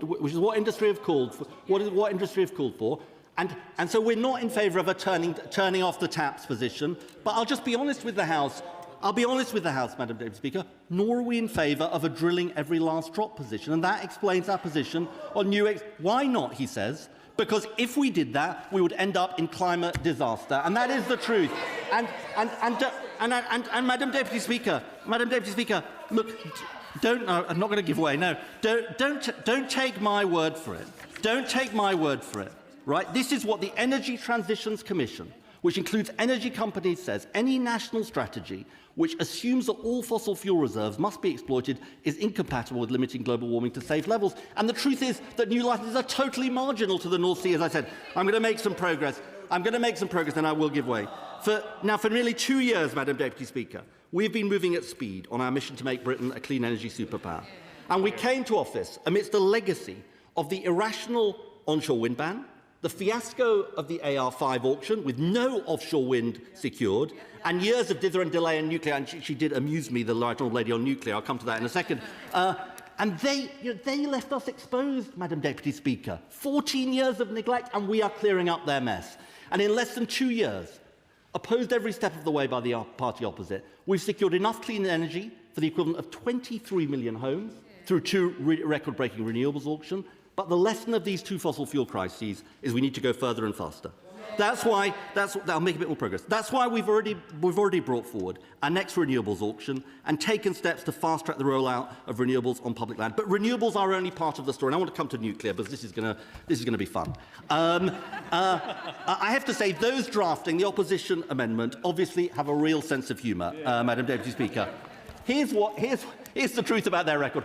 They promised sizable FID in the last Parliament and didn't deliver. They promised SMRs and never delivered. They promised fusion and never delivered. We have delivered them all, and they have the cheek to complain when we're delivering the biggest nuclear building programme in half a century, delivered by the Labour government. Now, I should welcome the fact, I will in a minute, I should welcome the fact that the Honourable Lady supports our nuclear regulation bill. I'm bound to ask, why didn't they do it? I mean, was it incompetence, idleness, ideology, combination of all three? But I do, my friend, the Honourable Member for West Aberdeenshire and Kincardine, he always has a great quote that you can read out. This is what he said following the last general election. After 14 years of Conservative government, he said, we are now in a position where it's more difficult to build critical infrastructure than it was when we came to power. It is a Labour government clearing up their mess, Madam Deputy Speaker. I'm going to give way. I'm very grateful to the Secretary of State for giving way. Including in that list of achievements is the £12 billion deal signed last year in September to bring new nuclear to Hartlepool, making Hartlepool one of the biggest clean energy economies in this country. Does he agree, as we secure energy security, we must also secure economic security for those parts of the country left behind? My honourable friend is absolutely right, and this is what's so exciting, Madam Deputy Speaker. Contrary to what the Shadow Energy Secretary said, we're seeing a renaissance of nuclear in this country, and not just through the Rolls-Royce programme. We're very pleased to do the signing of the Rolls-Royce the agreement with Rolls-Royce very recently with the Chancellor, but also other routes to market. And we are very, very encouraging of both the efforts of my honourable friend and others. I'll give way to the honourable gentleman because he and I go back a long way. We go back a long way, and we agree actually about the crisis of capitalism in terms of the sacrifice of domestic production for imports. He and I would have a lot in common on that. And he will understand that the economic uncertainty he described and the need for greater national economic resilience applies to food too. So accepting that we should put solar on buildings, we should have offshore wind, surely he understands that by putting solar plants at scale on the most productive farmland needed to deliver food security, his argument about economic resilience falls flat. So will he just look again at that? There is a middle way. We do go back a long way. Let's, for heaven's sake, compromise. Well, we may agree on some things, but not on this. Look, let me just say to him, because I do have great respect for him, on solar, even on the most ambitious plans for solar, it's less than 1% of agricultural land, something like 0.6% or so of agricultural land. And I do say to the... let me just make this point. I do say to the party opposite, there is something somewhat irrational, that in relation to nuclear, they want to be builders, not blockers, but in relation to everything else, they want to be blockers, not builders. Because if you support the nuclear power plant, well, you've got to support the grid to connect the nuclear power plant to the grid. If you want to get away from our dependence, and he says he does, from our dependence on international fossil fuel markets, you need to support the cheapest, cleanest form of power, which is solar power. And this is just simply what an array of choices. I give way to the Honourable. As one who wants to see nuclear power in Northern Ireland, but unfortunately that's down to the Northern Ireland Assembly, and it looks like there might be obstacles to that. But I do wish to see and welcome the Secretary of State's commitment in relation to the tidal and the battery storage and green hydrogen. The Secretary of State has always been very keen to ensure that Northern Ireland can also be part of this growth that's coming from here. Can the Minister perhaps give us some encouragement for Northern Ireland when it comes to green energy and moving forward, that we are part of that plan for this United Kingdom, Great Britain and Northern Ireland? Well, I'm always happy to work with the honourable gentleman for whom I have great respect, and so my team of ministers. I give way to my honourable friend. I'm very grateful to my honourable friend for giving way. We heard the Shadow Secretary of State didn't take my second intervention when I was attempting to get an answer from her, but we know that the party opposite proposes to get rid of the energy prices levy, costing the government about £12 billion. We know that it wants to get rid of VAT, costing about £5 or £6 billion, and we know it has a plan for oil or gas which might be here in 4 or 10 years' time, which is owned by somebody else, and it believes it will use the collection of these different policies to reduce people's energy prices. Has my right honourable friend seen any credibility to the plans from the party opposite that he can share with us? We haven't heard it from them. Well, my honourable friend makes a point incredibly. My honourable friend makes a point incredibly well, and I do want to say something about the renewables, and then I will move on. The right honourable lady at the time of the AR7 auction said we should cancel the auction. Now, as I said, that was an auction that secured power for the equivalent of 16 million homes, including. Well, just if they listen for a second, including offshore wind at prices 40% cheaper to build and operate than new gas. Now, she said at the time, she shouted out at the time from a sedentary position that the price of, and I quote, gas is falling as a justification for her position. She did say that. Today, the gas price is around 50% higher than it was then. Now, there's a really important point here, which is there can be no clearer demonstration of the gamble they wanted us to take. What a terrible call. What a foolish position. Because we are at the time of the greatest geopolitical instability in generations, and anyone who would rationally learn the lessons of when Russia invaded Ukraine says we cannot gamble on low fossil fuel prices, because this is what happens. By contrast, Madam Deputy Speaker, we stand, I'm going to make some progress, we stand for national security through energy security, energy independence. I want to come on to how we protect consumers, because this is a very important point, Madam Deputy Speaker. My right honourable friend, the Chancellor, showed at the budget last year that she took decisions to raise taxes, including on the wealthiest, so we could cut bills for everyone, and we saw that happen in April. I do want to come on to the point that my honourable friend made, though, because this gracious speech also includes legislation to raise the rate of the electricity generator levy from 45% to 55% as part of our plan to break the link between electricity and gas prices and act on the excess profits that arise from that link. And we are also making a big call, which is keeping in place the windfall tax on oil and gas profits during this conflict. Now, in the last few weeks, we've seen profits from major oil and gas companies soar. These are unearned profits as a result... No, I'm not going to give way. No, I'm not going to give way. These are unearned profits as a result of the war. Now, we say, if I can just make a bit of progress, we say tax those profits to help the British people. No, I'm not giving way. I'm not giving way. Now, the energy profits levy has raised £12 billion since it was introduced in 2022. I'm not giving way. No.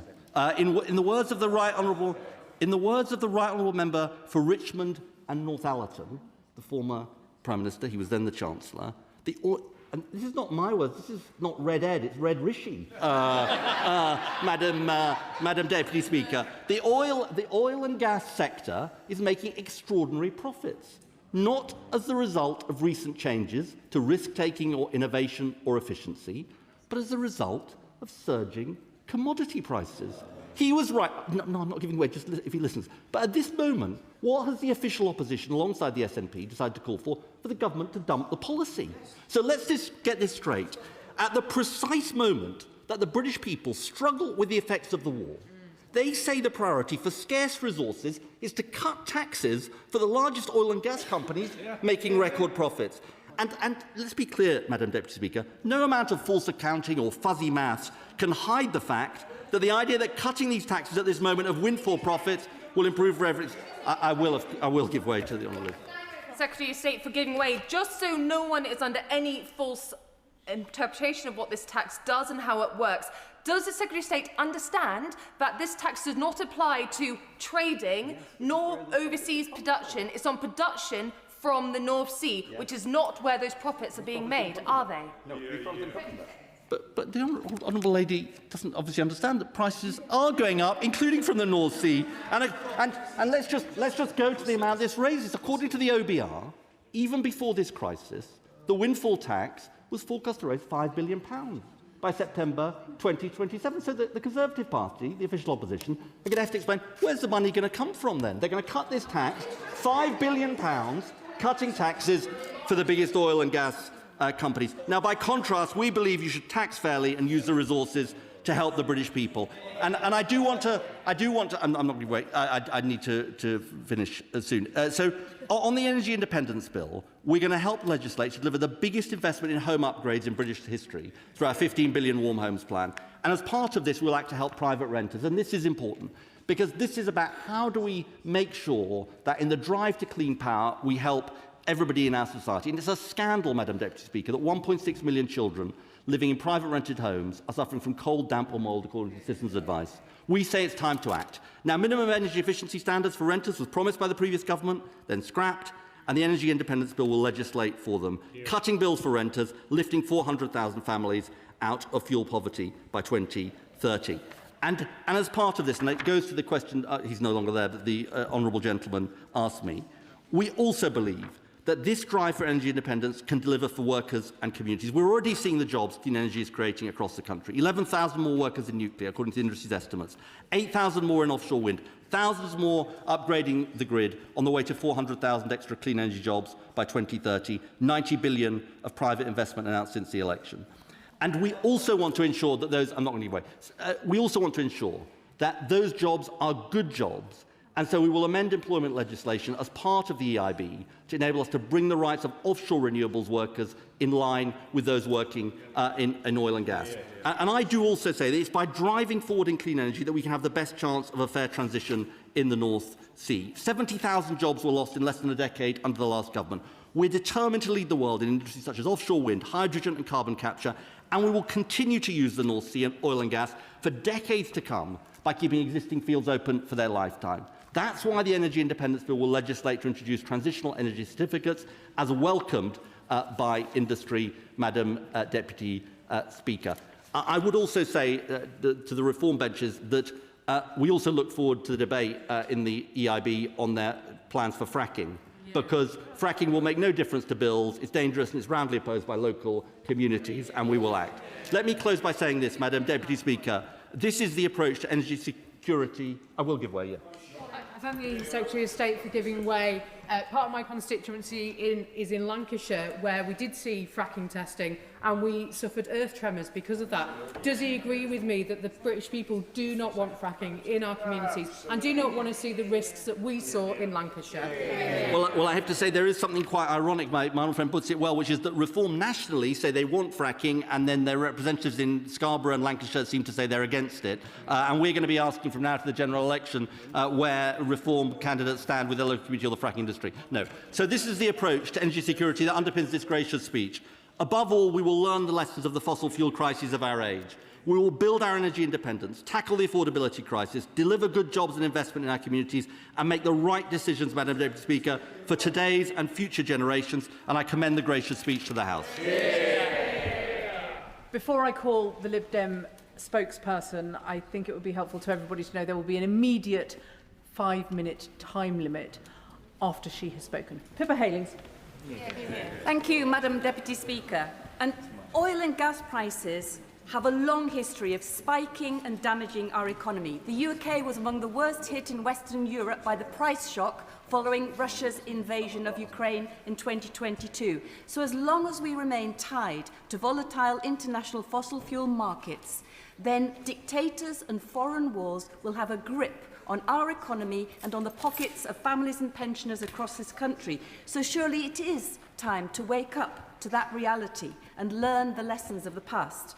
And that is why we Liberal Democrats do welcome the government bringing forward a bill on energy independence. We will scrutinise it carefully to ensure that the urgent and ambitious measures necessary for the energy transition are there, bringing down energy bills, ensuring energy security, but also a fair, managed and prosperous transition to clean energy. Madam Deputy Speaker, as households nervously await the announcement of the energy price cap next week, with forecasts showing households could be hit with a £300 Trump war tax on energy bills, we Liberal Democrats are clear that the best way to get down energy bills is through home-grown renewable power with prices we control. I will give way. I thank the Honourable Lady for giving way. I know the Lib Dems are a big fan of localism. This isn't a dig, by the way.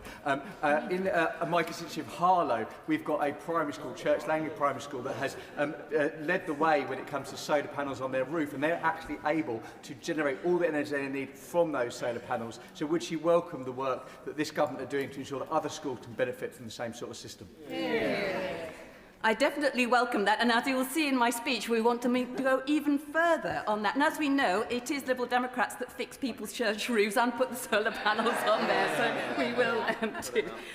But for too long, the pace of change has been too slow, and it's left people and businesses trapped and at the mercy of a broken energy system, which they're literally paying the price for. So it's time to take back control of our energy future, and that does start with our communities. And in the last session of Parliament, I welcome the government agreeing with our calls to include community energy and community benefits in the GB Energy Act. But now communities must be given the right to sell and buy energy locally. And we must mandate community benefit requirements where communities host renewable infrastructure, the transition that is done with them, not to them. And I also welcome the adoption of the Sunshine Bill introduced by my honourable friend, the member for Cheltenham, requiring solar panels on all new homes. But why wait until 2027?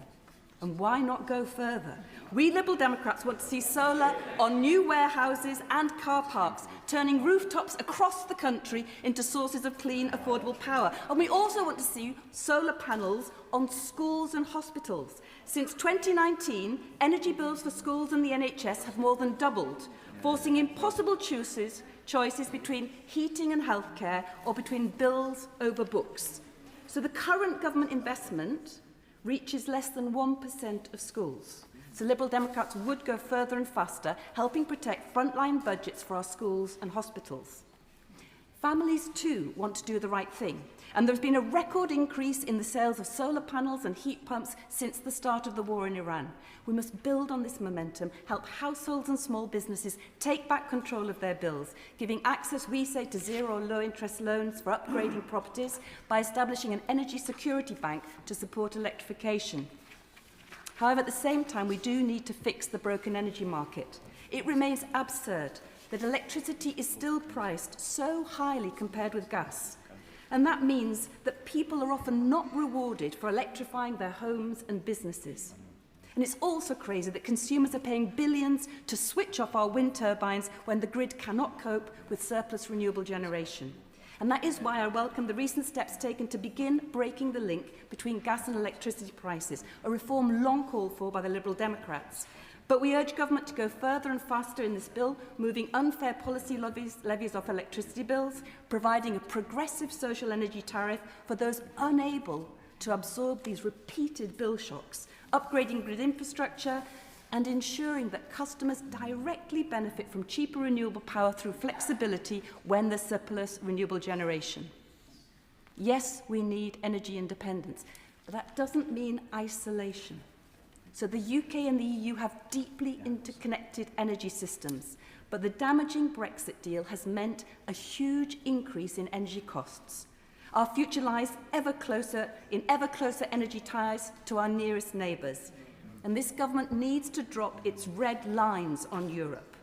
Rejoining the EU internal electricity market and linking our emissions trading schemes will reduce costs and strengthen resilience. Madam Deputy Speaker, my right honourable friend, the member for Kingston-Surbiton, was right to say that it is fantasy and fabrication for some in this House to pretend that there is a solution in the North Sea to people's high energy bills. Even when North Sea production was at its peak nearly 30 years ago, the UK was still exposed to global price shocks because we have been price takers. Nor is the answer fracking, as some are calling for, destroying our countryside and polluting our waterways. We will push for a complete ban on fracking and have complete clarity on closing all of the loopholes. We do need a secure energy mix. That includes nuclear. And we do believe that small modular reactors have great potential to strengthen energy security alongside renewables. Oil and gas will also be part of that energy mix for decades to come. But we must recognise the need for a fair and managed energy transition, given that our remaining reserves are in decline. Communities cannot be left behind. So we urge the government to establish a Just Transition Commission, future-proof supply chain jobs, and enable the retention of our brilliant skilled oil and gas workers into high-quality jobs in renewables and other sectors. Give way on that. I will give way. Thank you. Does the Honourable Lady agree that new licences in the North Sea would help protect the workforce and the supply chain in order to help with the transition to new energies?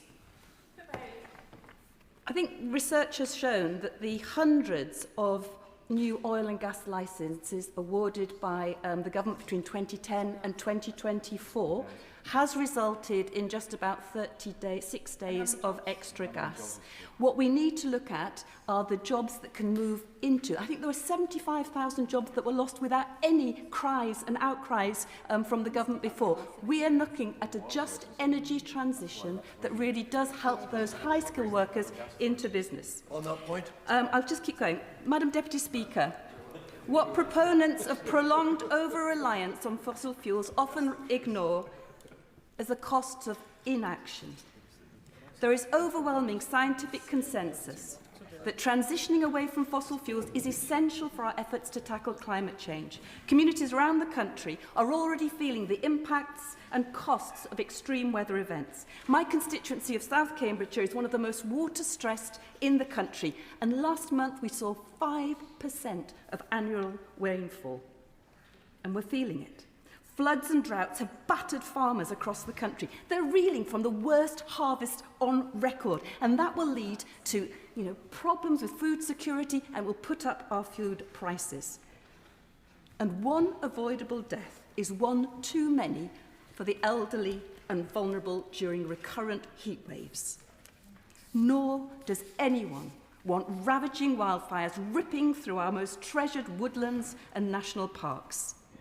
As the government's suppressed national security assessment on global biodiversity loss and ecosystem collapse laid bare, The destruction of nature threatens the UK's resilience, prosperity and national security. People want to know the truth. In my constituency of South Cambridgeshire and across the country, people's emergency briefings are happening. People are taking control. They want to know and be better prepared. And that's why we must also look to prepare for the climate shocks we can't avoid. And that's why we reject the government's false dichotomy between climate and nature, saying that nature is a blocker to growth. We have to be better prepared. We have to overcome the silos between energy, climate and nature. We need to promote nature-based approaches to both capture carbon as well as to adapt, storing water, regenerating our soil, cooling buildings and protecting people's homes from being uninsurable. Madam Deputy Speaker, a secure future for our country depends on our energy independence, restored nature and resilient communities, meeting our responsibility to our children and young people for a healthier future for generations to come. Thank you. Chair of the Select Committee, Bill Esterson. Thank you very much, Madam Deputy Speaker. Well, the Select Committee has taken evidence on much of what is in the gracious speech, and a big part of the debate today has been about the threat that we face as a result of the second fossil fuel crisis within 5 years. I remember the first one in 1973, Candles on the Table, was fun as a 6-year-old, not much fun for most of the country, and we've repeated that experience multiple times ever since. But in order to address the challenge of the fossil fuel crisis we're going through at the moment, the government, we've had one piece of evidence again and again and again at committee, and it's that the government must bring down the cost of electricity to enable the transition away from our dependence on oil and gas. I'm not going to... I will give way to the honourable gentleman. Would my honourable friend, to support your argument about the price of electricity, the renewable energies is largely generated in Scotland, North Wales, South West England. We have the highest level of fuel poverty. We have no mains gas, and the suffering caused to those rural areas is remarkable. And I think until that is impacted or improved, we're not in a position to move to an electricity-based economy. Thank you. I'm grateful to him. Of course, the government was very supportive of heating oil with measures that were announced recently for precisely some of the reasons he's set out. But we have to address this threat and we have to transition for reasons of energy security and for reasons of cost and bringing bills down as well. Anybody who's going to the pump now, anybody who's looking at what their bills are likely to be, I think Martin Lewis was predicting the latest increase in the price cap just today, can see what is coming for domestic and business consumers. And in terms of energy security, Ukraine has learned the hard way and shown us all through the Russian attacks on its oil and gas installations. We've seen the same in the Middle East with the war with Iran. And decentralising and moving away from dependence on oil and gas is key when it comes to protecting energy generation. And the economic arguments are very, very strong. The Right Honourable Lady was talking about growth earlier. And I just say to her that just look at what the OBR is saying. The OBR makes the point that the costs of not addressing climate change are significantly more than the costs of making the transition. The Climate Change Committee predicts that if we don't act, we will see a fall in GDP of 7% by 2050. And if we really want to be scared, listen to the actuaries. And actuaries do know a thing or two about this. They predict a global GDP fall between 2070 and 2090 of 50%, with catastrophic consequences across the world, unless we take the action we need to now. So we have to act. And then to the North Sea. It is a super mature basin. There is a fraction left of what there was there to start. We were in a hurry to extract from the North Sea. Peak North Sea was 1999, 4.5 million barrels of oil a day. By 2023, after 13 of their 14 years in office, it had fallen to 1.23 million. That is a quarter of its peak production, and it will halve again by 2030. And as NISO says, new licences won't make a material difference to capacity or production. Jackdaw would only provide 2% of UK demand if it is given consent, and Rosebank would only account for 7% of production by 2030 of 2030 levels. It doesn't stop the decline; it only slows it. I will give way. Thank the honourable member for giving way at last. I finally got to my feet. And I'm surprised that I wasn't allowed to intervene earlier, because I agree with much of what's being said, especially from the Secretary of State when it comes to renewables and acorn.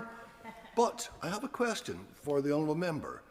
Would he agree that granting a licence for jackdaw would be much more environmentally friendly than importing LPG from Qatar or from the USA? Here, here, here. Well, it's as I previously had said, the amount is very, very small compared to the needs of the UK. I think there are. He might not be so disappointed when I say next.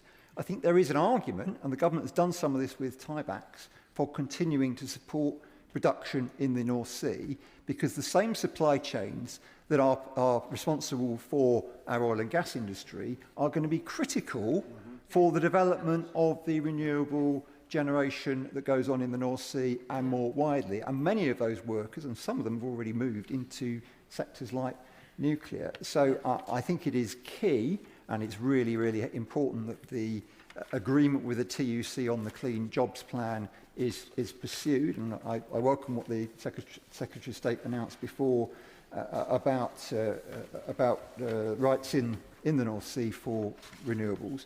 I think it is key that we enable that transition, that we give a future, a well-paid future, to people working in oil and gas now. Madam Deputy Speaker, the opportunities for security that I've talked about, an increased generation and electrification will reduce that reliance on imports of oil and gas.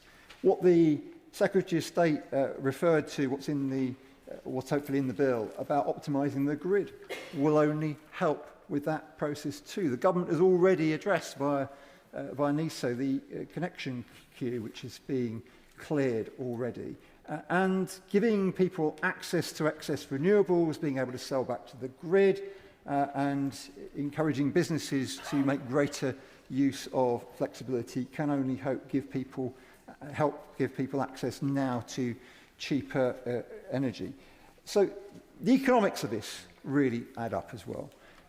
The clean energy economy is growing 3 times faster than the rest of the economy. It is delivering the jobs that the Secretary of State referred to.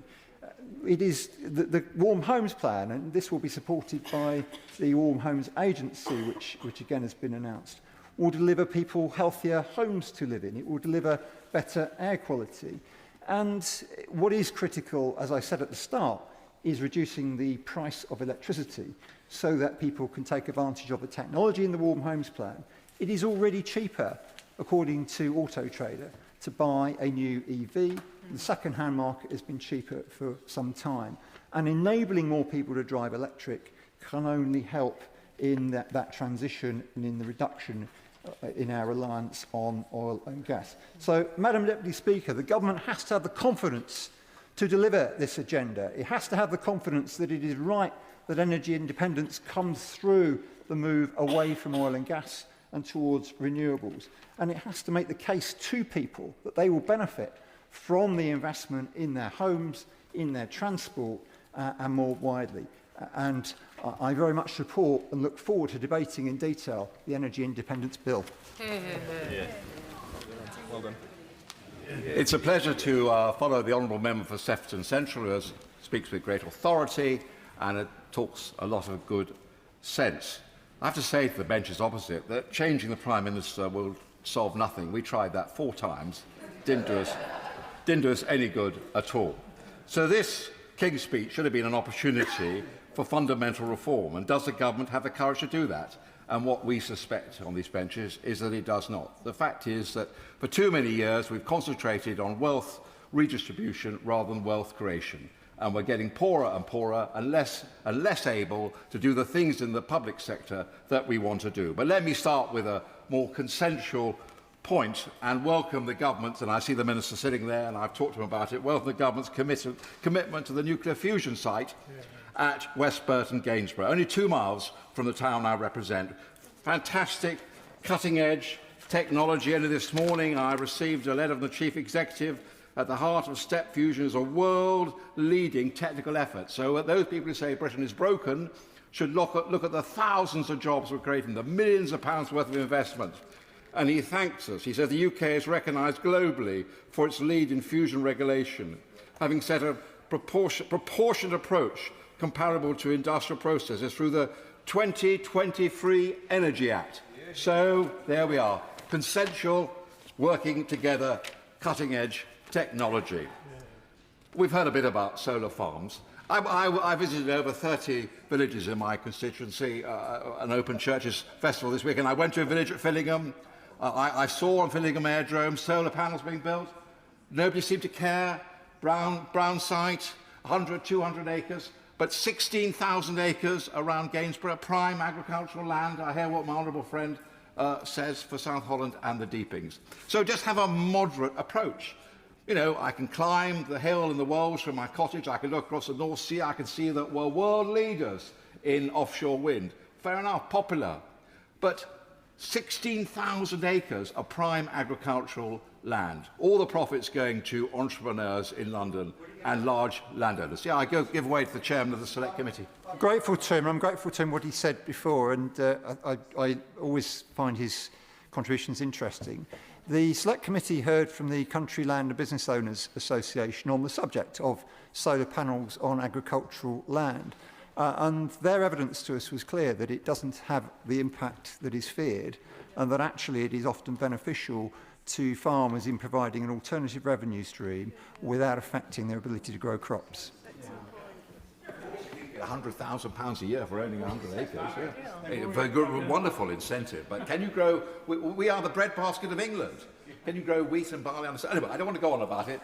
We know the arguments. Now, nationalising British Steel. No, we don't take an ideological view of this. I represent a constituency where hundreds of my constituents work in British Steel.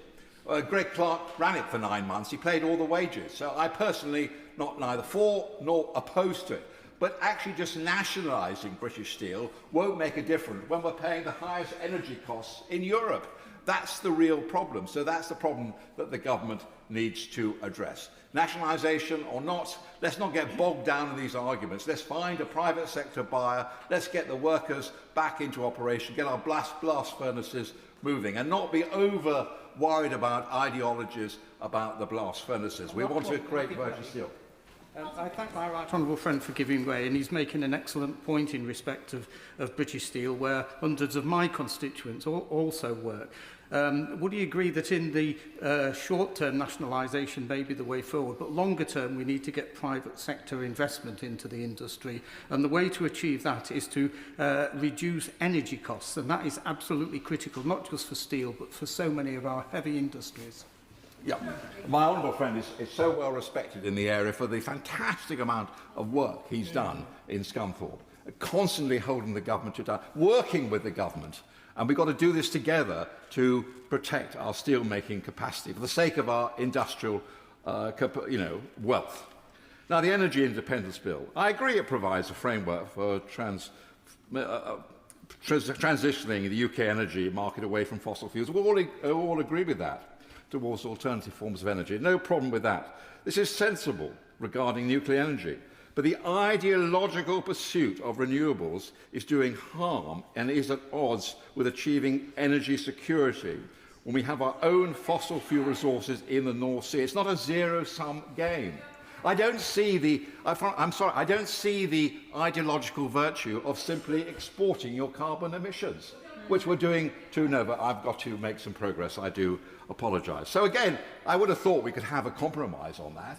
We could have a policy which is sensible, gradually moving away from fossil fuels, gradually becoming a more green energy economy, but not simply exporting our emissions by setting arbitrary dates. Now, will you forgive me, Madam Deputy Speaker, as this is a debate on the Queen's speech if I mention another subject in the short time available to me. Now, when you get to my age, you can say unpopular things, because I haven't got much longer anyway. So I've got 2 minutes and... The problem with our country is that we're governing by focus groups. And what do focus groups want? They want less tax and, of course, they want better public services. Their debt is already 100% of GDP. Within 50 years, because of the triple lock and other benefit increases, it'll be 170%. Now, of course, the old vote, but they all have children and grandchildren. We do have a responsibility to younger people in our country. They know the present system is unsustainable. So, whilst the average increase of the triple lock measures over the past 13 years, and we brought it in, it was supposed to be a temporary measure, but no party has the courage to change it. The average increase over 13 years has been around 40%. Pensions have gone up over 60%, nearly £20 billion of annual additional costs so far. This will get bigger every year and more unaffordable. By 2050, the gap is likely to have grown to £120 billion, if not more, to exacerbate the economic crisis. And whoever becomes Prime Minister, they've got to cope with this. It's really important. By that time, there will be 20 to 25% fewer tax-paying workers for pensioners in Britain, our children and our grandchildren. Of course, we've got to care for old people, particularly old people in poverty, and divert resources to the old people in poverty. But you've got to remember the younger people too. This is entirely unsustainable. So let me finish this point.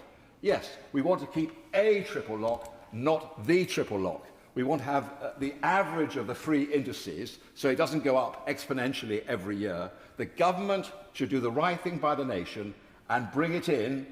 They should bring it in, make our finances affordable, and my front bench should not oppose them. We should govern in the national interest. We should make our finances sustainable, and then we can really help the people most in need. Thank you. Toby Perkins. Very much indeed, Madam Deputy Speaker. His Majesty's gracious speech set out a forward legislative programme for the government, with plans to build our national security, our economic security and energy security. And I welcome this agenda. It's consistent with the manifesto that I and my honourable friends were elected on, and I urge all members of the government to exhibit a relentless focus and urgency on delivery of that programme to ensure that that ambition is matched by its impact.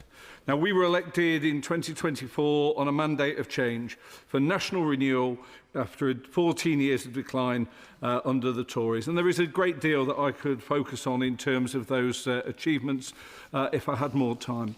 But specifically on the National Health Service, on migration, where we saw the recent very positive announcements on the minimum wage increase, on workers and on renters' rights, this is a government that is delivering against that agenda. And we also saw that despite the prophets of doom on the benches opposite, the most recent figures show once again unemployment continuing to fall and the fastest growth in the G7 in the last quarter. So many of the fundamentals are going in the right direction. But anyone who spent time attempting to persuade voters to vote Labour in the recent elections will have been left in no doubt that our voters remain unconvinced that we are going fast or far enough to bring about the change that they want to see. So I would like to focus on some specific measures within His Majesty's gracious speech that I particularly welcome. Firstly, on the Energy Independence Bill, I very much welcome the government's action to protect households and industry from global instability by powering forward with clean, homegrown energy to create energy independence and get off the fossil fuel roller coaster. Both the Energy Independence Bill and the National Nuclear Regulation Bill will also strengthen our resilience to energy price shocks for the long term and bring down the cost of bills for families. The Ukraine crisis, as we referred to earlier, saw the government of the time pay to subsidise customers' bills because we were so dependent on the global markets. That intervention that government made, that I think politically they had to make because of the impact it would have had on the number of people who would have gone under, cost the British taxpayer £44 billion. in a single year. The idea that the response to that further global insecurity of the Iran war is to reduce investment in renewables is quite mad. And so I welcome the government's further legislation on these two bills and absolutely support the increase in nuclear that this government is getting on with after the dither and delay of the previous government. It was quite remarkable to hear the contribution of the Shadow Secretary of State, who on the one hand said, well, you haven't done enough in 2 years on nuclear. And on the other hand, said, well, you can't blame us for the 14 years of inaction because the previous government got in the way a bit. It was just absolutely incoherent. And the exchange of letters between the Shadow Secretary of State, I encourage everyone to look at that, between the Shadow Secretary of State and the Chair of the Climate Change Committee, made absolutely clear that when she voted against the auction 7, she simply did not understand what she was talking about in terms of the difference between ELCO and contracts for difference. So when she says that we should follow her advice on this, we should treat that with the greatest of scepticism.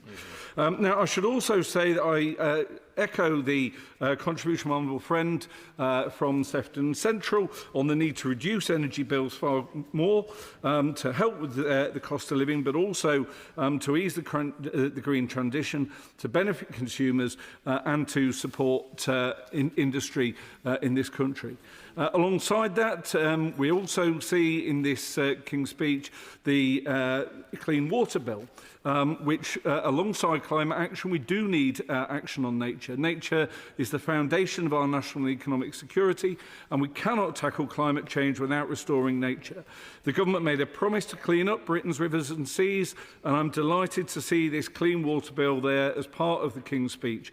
Not only tackling the water industry reform, which is crucial, but also recognising the need to tackle agricultural water pollution and road-based water pollution too.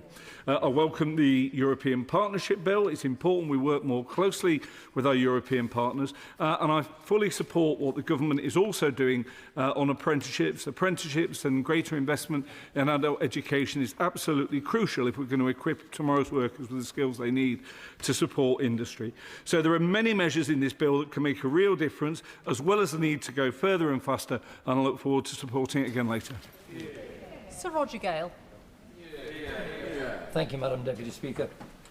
If we are moving into an era of electric cars, thousands of them, and if we are moving into, mostly made in China, of course, and if we are moving into an era of artificial intelligence developed in the United States, then we are going to need infinitely more electricity than the country is capable of producing at present.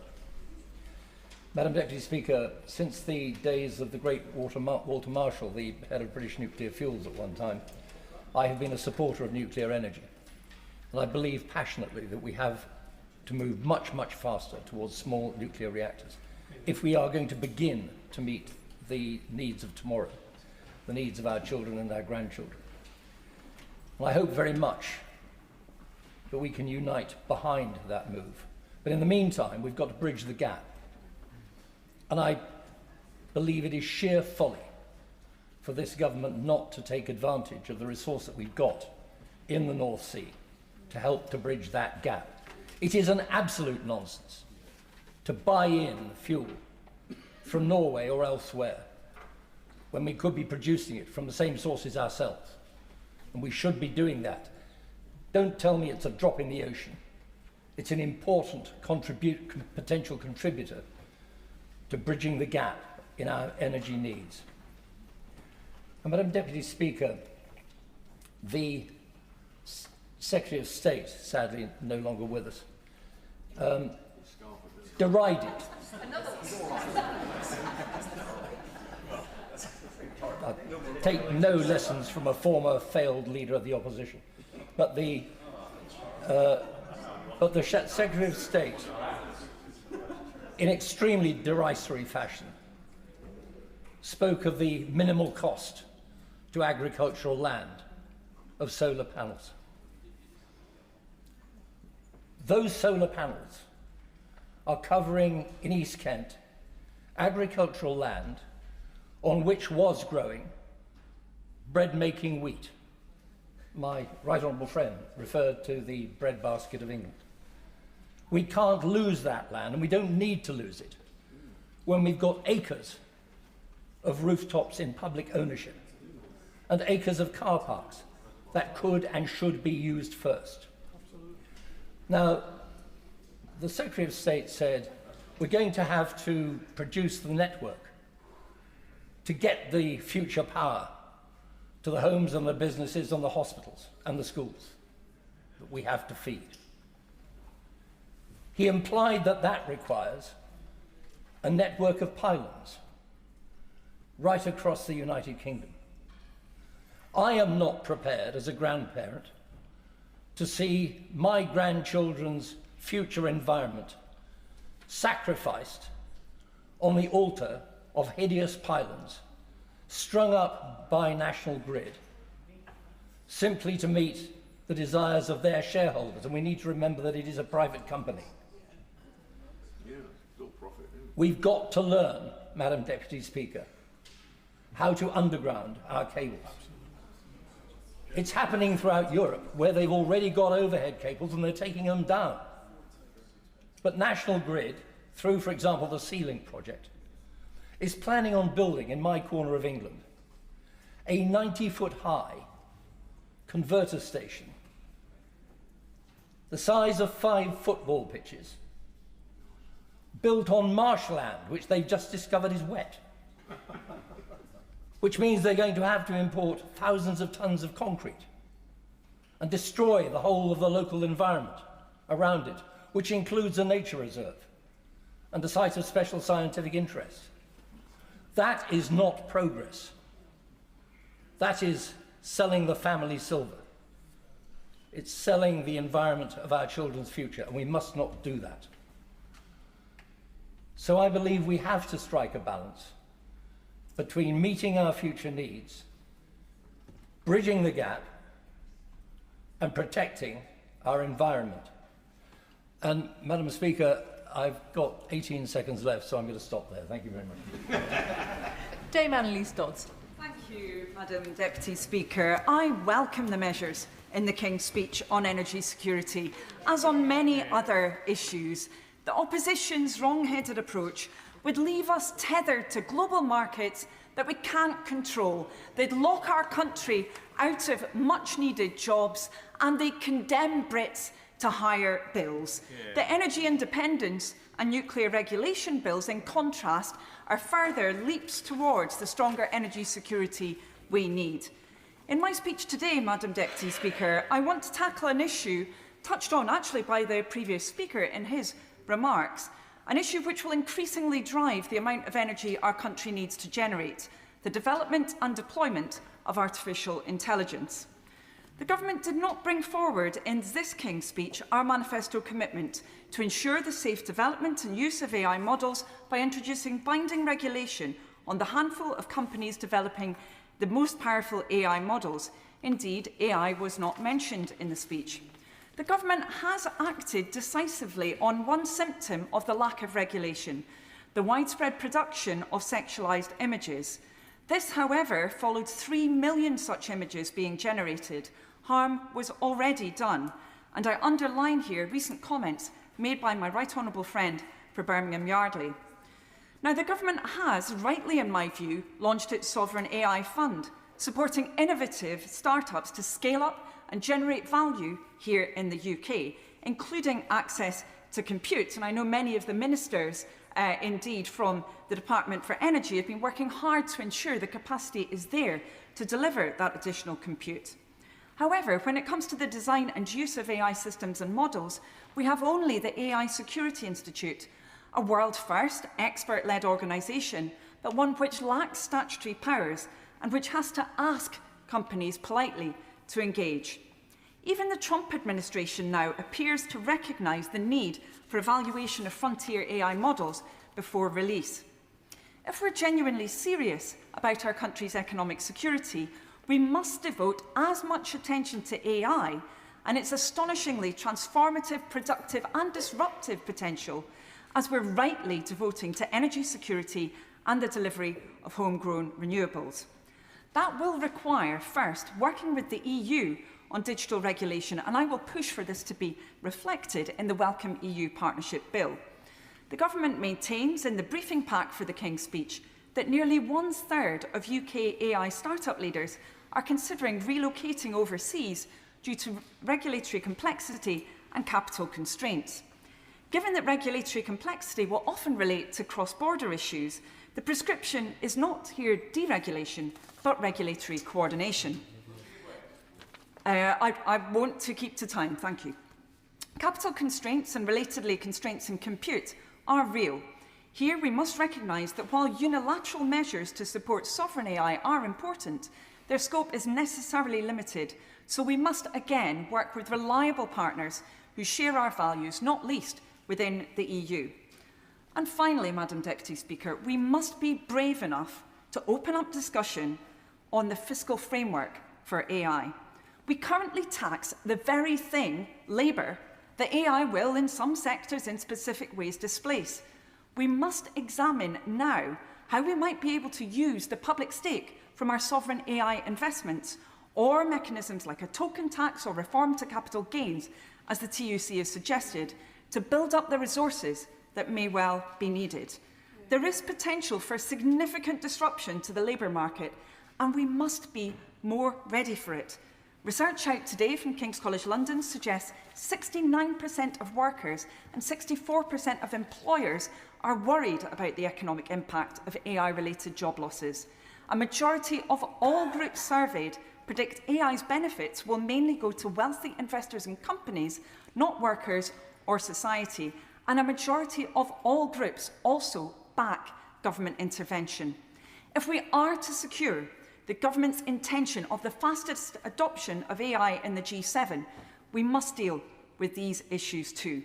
Our young people in particular will not forgive us if we fail to engage with this generational challenge. Thank you. Sir John Hayes. Thank you, Madam Deputy Speaker. Britain is becoming harder to govern. That's not principally because of disruptive or destabilising societal change, and it's not even because of the increasingly complicated world which is creating more uncertainty for all governments. The problem is in governance itself. The Prime Minister complains that he pulls levers in Downing Street, but they have less effect in practice than he hoped. And Simon Case, when he left office, put this very clearly. He said, an increasing number of English devolution settlements, independent quangos, arm's body, courts, statutory consultees and the like block the path what a winning political party promises at an election, what it can achieve in power. Successive governments have delegated power to all kinds of unelected, unaccountable bodies. Everything from the budget for the Office for Budget Responsibility to Network Rail, from the Environment Agency to all kinds of other quangos, many of whose names we barely know, and neither do we know how their membership is chosen or to whom they are held account. It's time for a more radical programme than this Queen's Speech offers. It's time for Parliament and Government to be more confident about the difference it can make. Now, the Secretary of State in opening this debate talked about economic resilience, and he's right, by the way, absolutely right, that in the age in which we live, we need to build more national economic resilience. But that means facing up to the fact that we manufacture too little of what we consume, we grow too little of the food that we need to feed the nation. And the sort of economic resilience that he describes requires us to look again at the balance of payments. Before the 1970 election, it was said that Harold Wilson, the then Labour Prime Minister, lost that election against expectations because there were bad balance of trade figures. No one now speaks of the balance of trade. And yet the truth is that we import far more than we did then. In the mid-1980s, we grew about 75% of the food we consume. That's now down to 40%. It is preposterous that we've lengthened supply lines, that we've, as a result, decreased traceability. We don't really know where much of what we consume is made, or how it's made, or by whom it's made. We know that in the Far East there's all kinds of unacceptable conditions that wouldn't be tolerated in this country, and yet we still choose to import large amounts of those kinds of goods. So let's have a fresh look at the character, the shape of our economy, if we really want to build more national economic resilience. To do that, we will also need to look at productivity, because as the Father of the House described, it's not good enough for government to spend endlessly without looking at the value it gets from that expenditure, and yet we know that both public sector and private sector productivity has stalled for a considerable time. Not unique to this country. It's a problem for the whole of Western Europe, most modern economies. But nonetheless, we need new measures to focus on productivity so that what we get for what we spend becomes the issue, not how much we spend as a whole. I thank my honourable friend for giving way, and he's giving quite a good lecture on what needs to happen. What incentives do we need to provide farmers to grow more and indeed use their land as effectively as possible, and also employers to use their time as effectively as possible, so that we can literally operate on a 24-hour-day, 3-shift operation in production? Yeah. Let me just before I deal with that excellent point, and I'm grateful to my honourable friend for making it, just remind the House the current trade deficit is about 25 billion, by the way. That would be unthinkable a generation or two ago. And on the issue that he described, we have to rebalance the food chain. For too long, major retailers have held a gun to the head of primary and secondary producers. It's not the size of the cake that matters, it's who's getting what sort of slice of the cake. So whilst those major retailers continue to make huge profits, the people who actually grow, make the food, have seen their livelihoods under persistent pressure for the whole of the time I've been in this House, and no government has really had the courage to face up to that fact. So we need to give more power to the grocery code adjudicator, to intervene where sharp practice takes place, and to stand up for the hard-working farmers in Lincolnshire and even farmers elsewhere, but particularly ones in Lincolnshire, of course, who grow so much of the food which we consume across the kingdom. If we're going to build productivity, we have to invest in skills. Now, when I was the skills minister, I'm proud to say we built apprenticeship starts to around 500,000 a year. Still not enough, in my view. I think we should be having more apprenticeships than that. We've got it up to about 500,000 a year.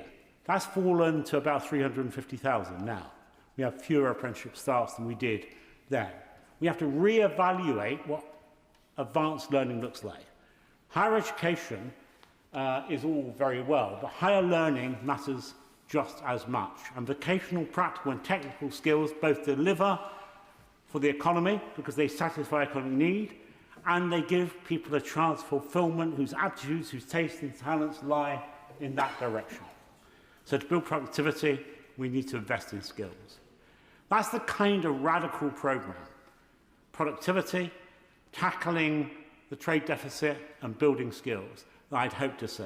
And I implore the government to address those kinds of issues in the common interest, for the national good, for the common good and the national interest. Jeff Smith. Thank you, Madam Deputy Speaker. Can I say it's a pleasure to follow the honourable gentleman from Southall and the Deepings, who made a characteristically interesting speech. I agree with him very much on the need to improve our investment in productivity and skills. Can I start by making a very brief tribute to Susanna Reeves, to Joanna Midgley, to John Hacking and to Angela Garside, who are 4 councillors who lost their seats in the elections last week in my constituency, not because they weren't excellent councillors. Every single one of them was a brilliant councillor, deeply rooted in their community, but because the public wanted to give the government a kicking. So maybe I should apologise to them for the loss of their seats on that basis. And I think that's because we haven't communicated as a government, and this is not any individual, this is collectively, we haven't communicated the really good work we've been doing in the last session, laying the foundations for recovery for this country. And this is a King's Speech which is packed with measures to carry on that work and to do the same and to move forward faster.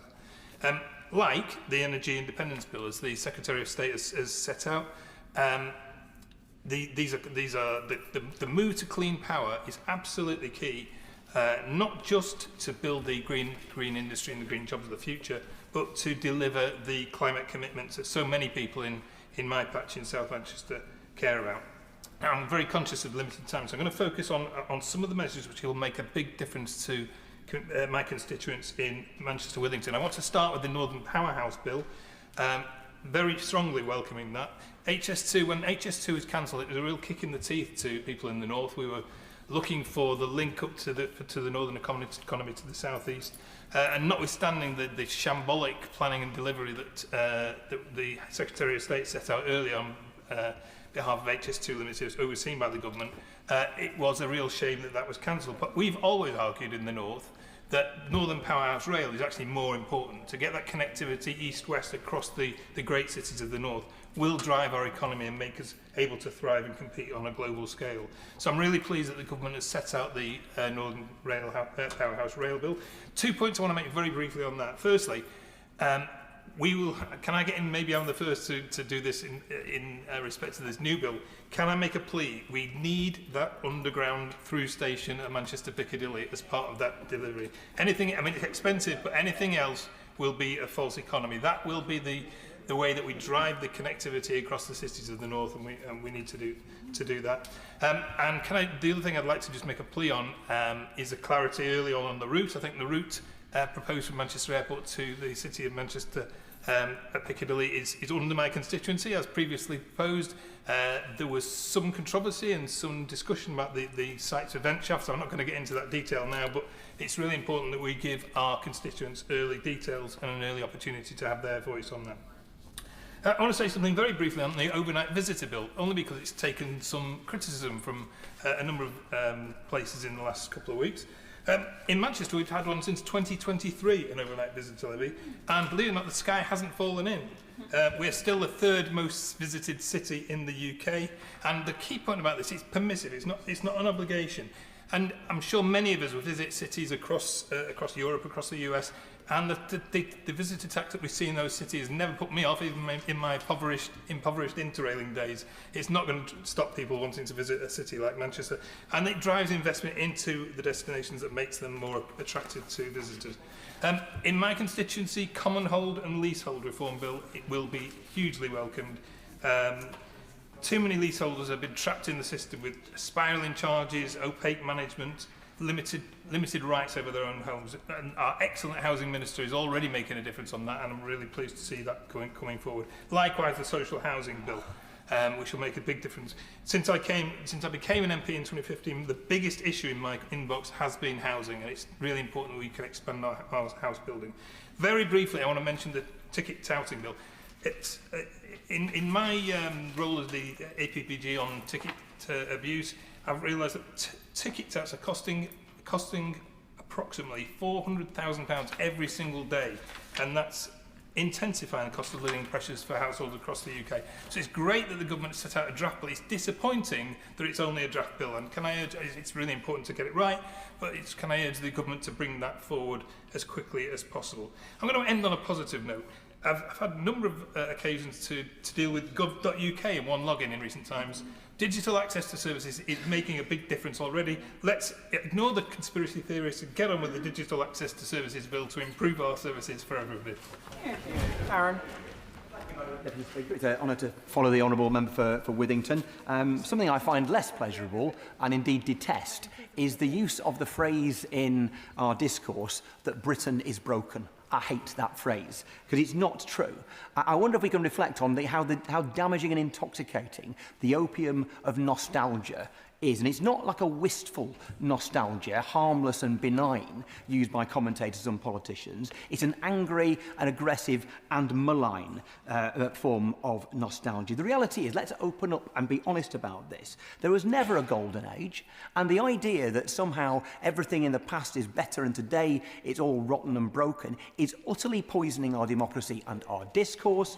Let's be honest, the only thing that was better about the past consistently is that the music was better. and we were younger.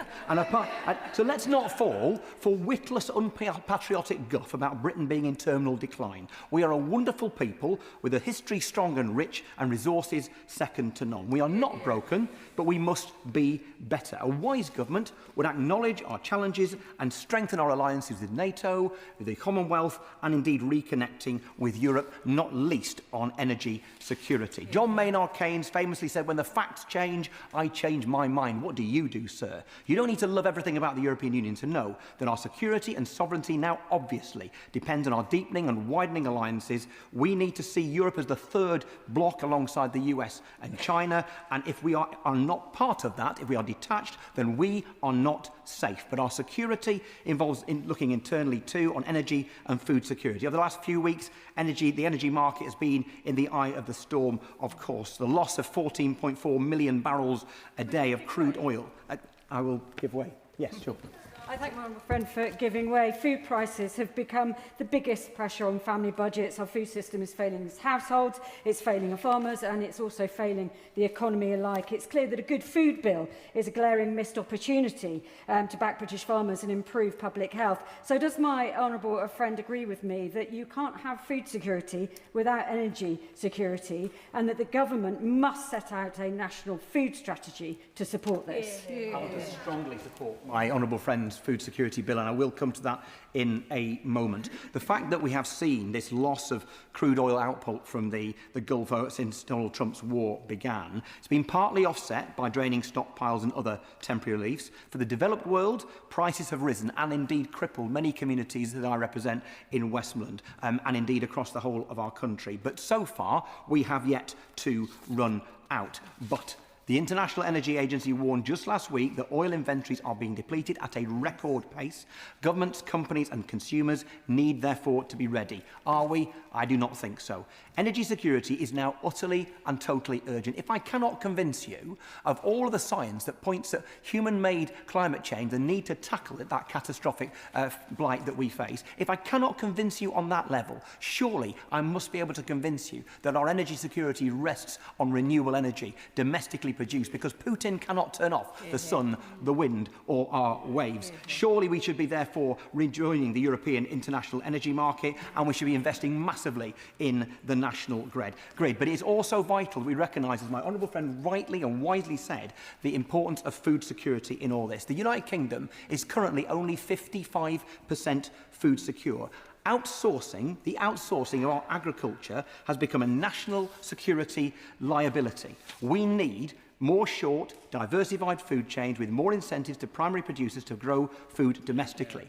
The problem is, though, England is now the only country in the United Kingdom and the only country in Europe that no longer provides support for our farmers to produce food. Now, maybe we could agree that back in 2020, when the Environmental Land Management Scheme was being drawn up by the previous government and adopted by this government, maybe we could agree that that was how things felt at the time. But the facts have changed. It's time to change our mind and to back our farmers to produce the food that we need. The facts have changed. Food prices are projected to be 50% higher in November this year than they were in 2021. Agricultural inflation is double regular inflation and therefore feeding food inflation, which will follow and harm our communities.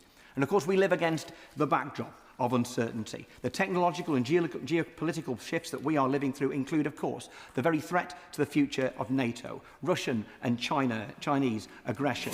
So our energy, food and military resilience matters more now than it ever has before. We are fools if we do not respond. So, you see, Madam Deputy Speaker, we are not a broken country. We are a brilliant country, but we are a vulnerable country.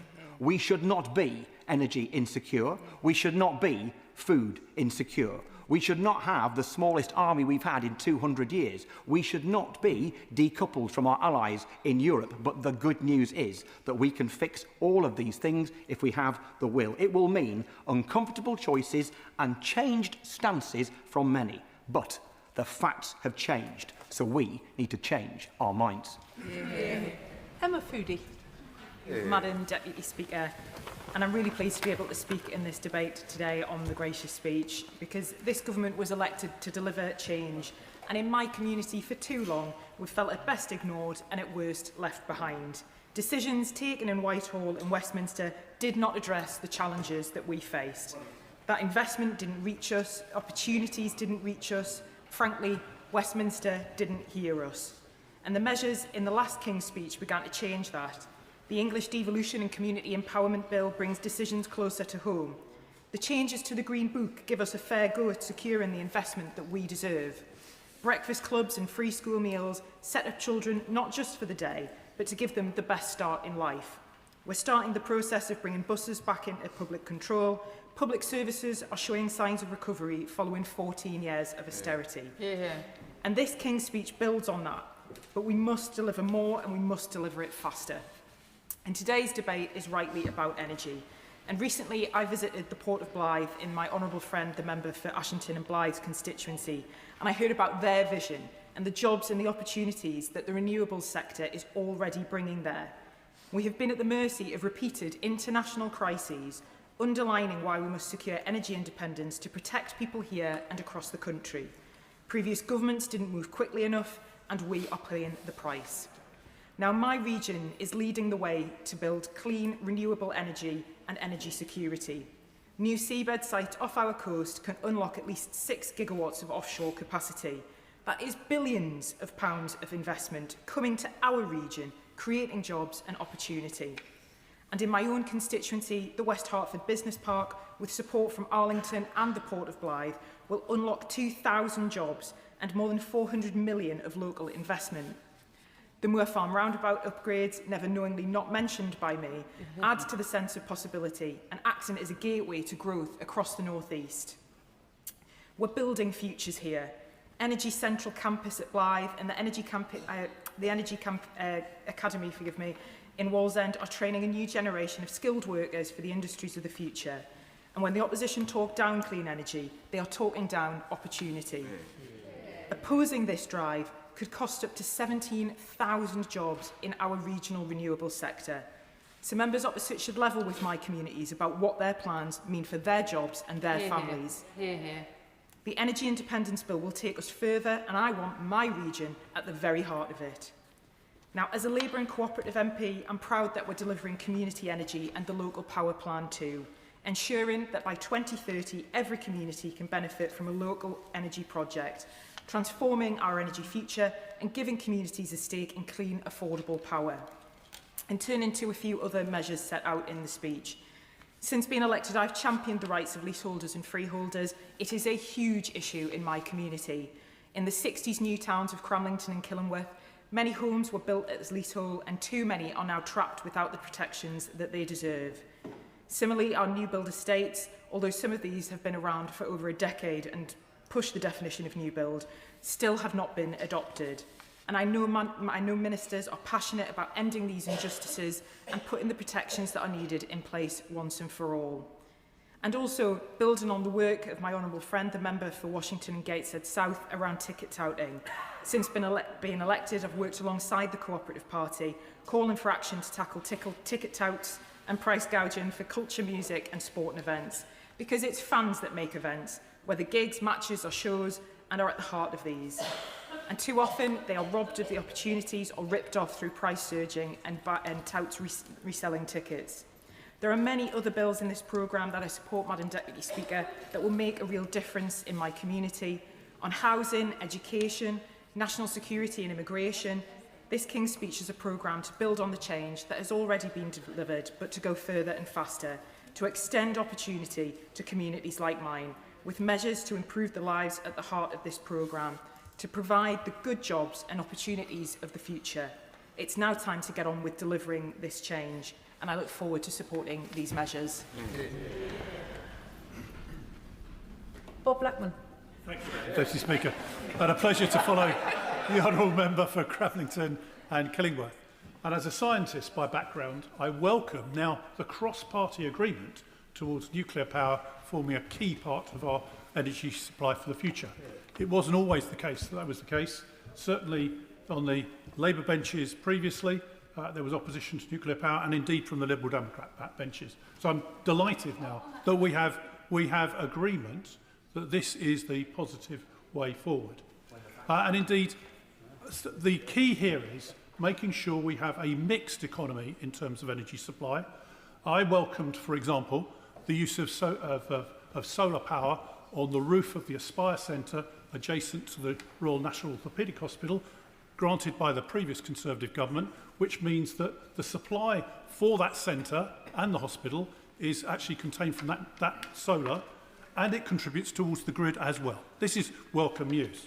But I can't understand why the government doesn't agree to actually exploit the North Sea to a further extent. It won't come on stream straight away, but surely we must be thinking about it for the future. To cover one or two other areas, Madam Deputy Speaker, the Vagrancy Act has come to an end, but we still require from the government, and there's no commitment in the King's Speech, for the necessary statutory instrument to make that happen. Can we see that happen? Equally on the Social Housing Renewable Bill, the government's ambition is huge, but timid. We must go faster and further to provide the much-needed social housing that is required in this country that has not been built for more than 30 years. And Madam Deputy Speaker, we live in a dangerous world. The reality is, with the war in Ukraine causing energy price hikes, indeed we must think about what has that done for the Treasury in terms of windfall from the petrol pumps going into the Treasury. But at the same time, a fragile truce in the Middle East, the civil war in Sudan, where more people are being killed than anywhere else in any other conflicts, and indeed the 500,000 Christians in Nigeria who've been massacred by Islamists. The sad reality is, on the 7th of October 2023, I was absolutely appalled that after the attempt by Hamas to commit genocide on the people of Israel, we saw people celebrating on our streets what was going on. We've then, subsequently, a blind eye was turned to the hate marches that were assembled outside a synagogue in London, 100 yards away at midday, just as the Shabbat services were coming to an end. And that's continued week after week after week, with the congregation being intimidated from going about their lawful business. Now, the Prime Minister quite rightly talked about combating anti-Semitism, but it's not enough to have words. We need action now.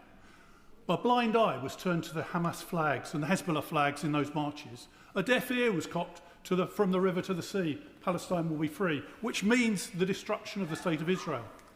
Equally, a deaf ear was cocked to globalise the Intifada. And what have we seen as a result?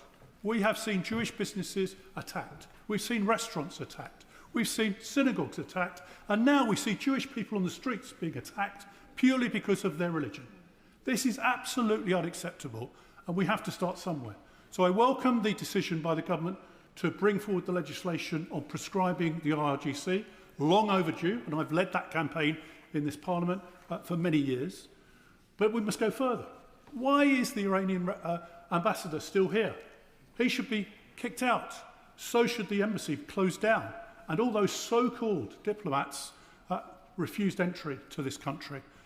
Iran is the head of the snake that controls all the terrorism in the Middle East, and we must recognise that. I'll give way to the honourable gentleman.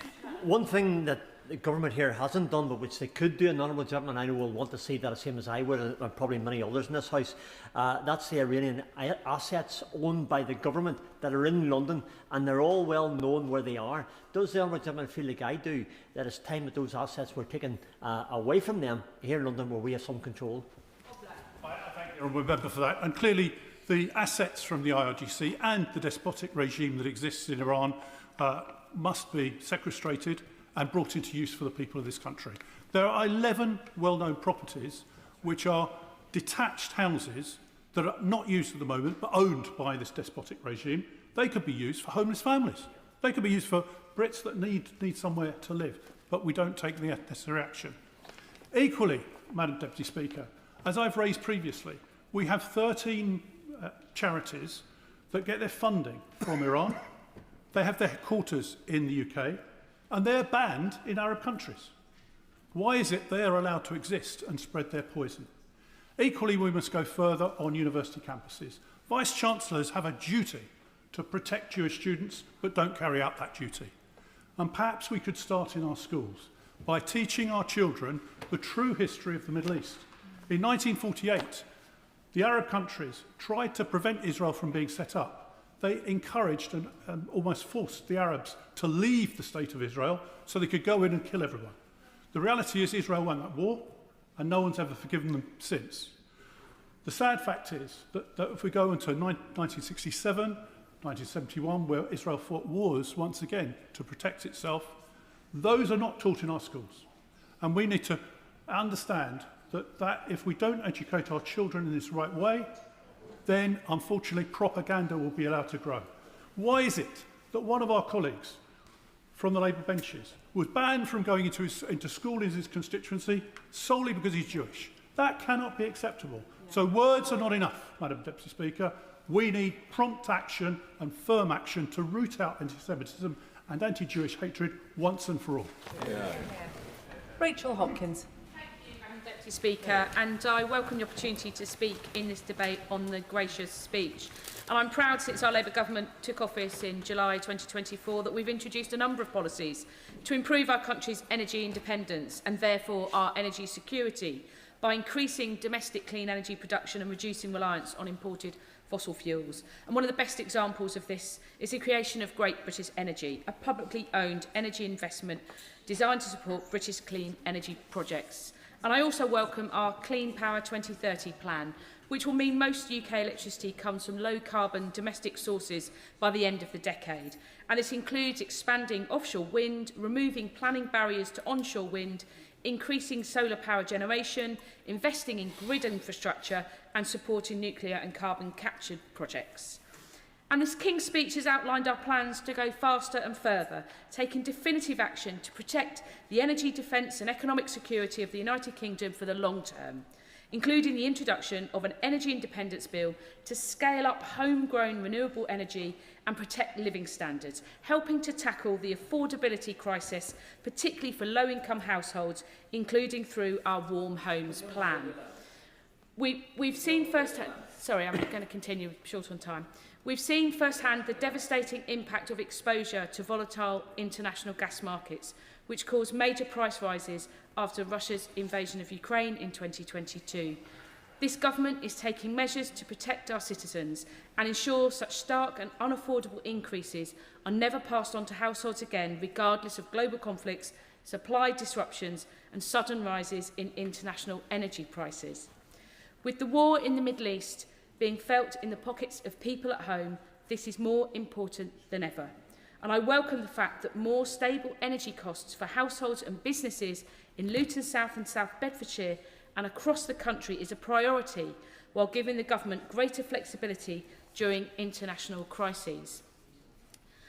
Our government's mission to secure our energy independence is just one facet of the work this Labour government is doing to strengthen our sovereign capability, using the economic freedom gained after leaving the EU to have greater democratic oversight and to intervene more directly in the economy through our industrial strategy and public investment, with a focus on backing British business and good, skilled, unionised jobs.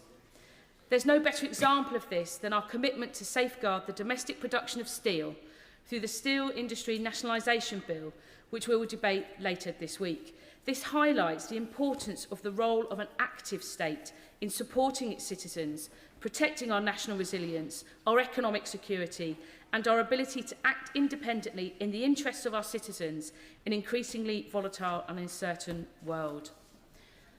I've spoken about the sovereignty and security of energy, but part of building a more secure Britain for my constituents is to ensure that everyone has access to a safe and secure home. And I welcome our Labour government's commitment to address long-term housing shortages, which have driven up rents, made home ownership harder and placed increasing pressure on social housing and public services. Increasing our supply through long-term investment in social and council housing with significant restrictions on right to buy under the Social Housing Renewal Bill, alongside planning reforms and reform of the leasehold system, including the capping of ground rents, will make the housing market more affordable and stable, particularly for families in constituencies like mine of Luton South and South Bedfordshire, where more affordable family homes are so desperately needed. Indeed, expanding our housing supply goes hand in hand with our efforts to strengthen our national resilience, reducing housing inequality and creating a stable foundation for long-term social and economic security, all part of building a stronger and fairer country for all. Richard Ford. Speaker, last week in the gracious speech, the government pledged to introduce a new representation of the people bill. Now, constitutional issues like the electoral system can seem far removed from people's daily lives, but that could not actually be further from the truth, because with a better electoral system, politicians and parties will be more focused on the issues that really matter to voters. Electoral reform is a necessary step to ensure a fairer society with better schools, better hospitals, safer communities, clean air and clean water. The representation of the People Bill has the potential to be the latest chapter in the evolution of our democracy. Ours is a proud history of a franchise that has expanded across the generations, extending the vote to an ever broader base of people.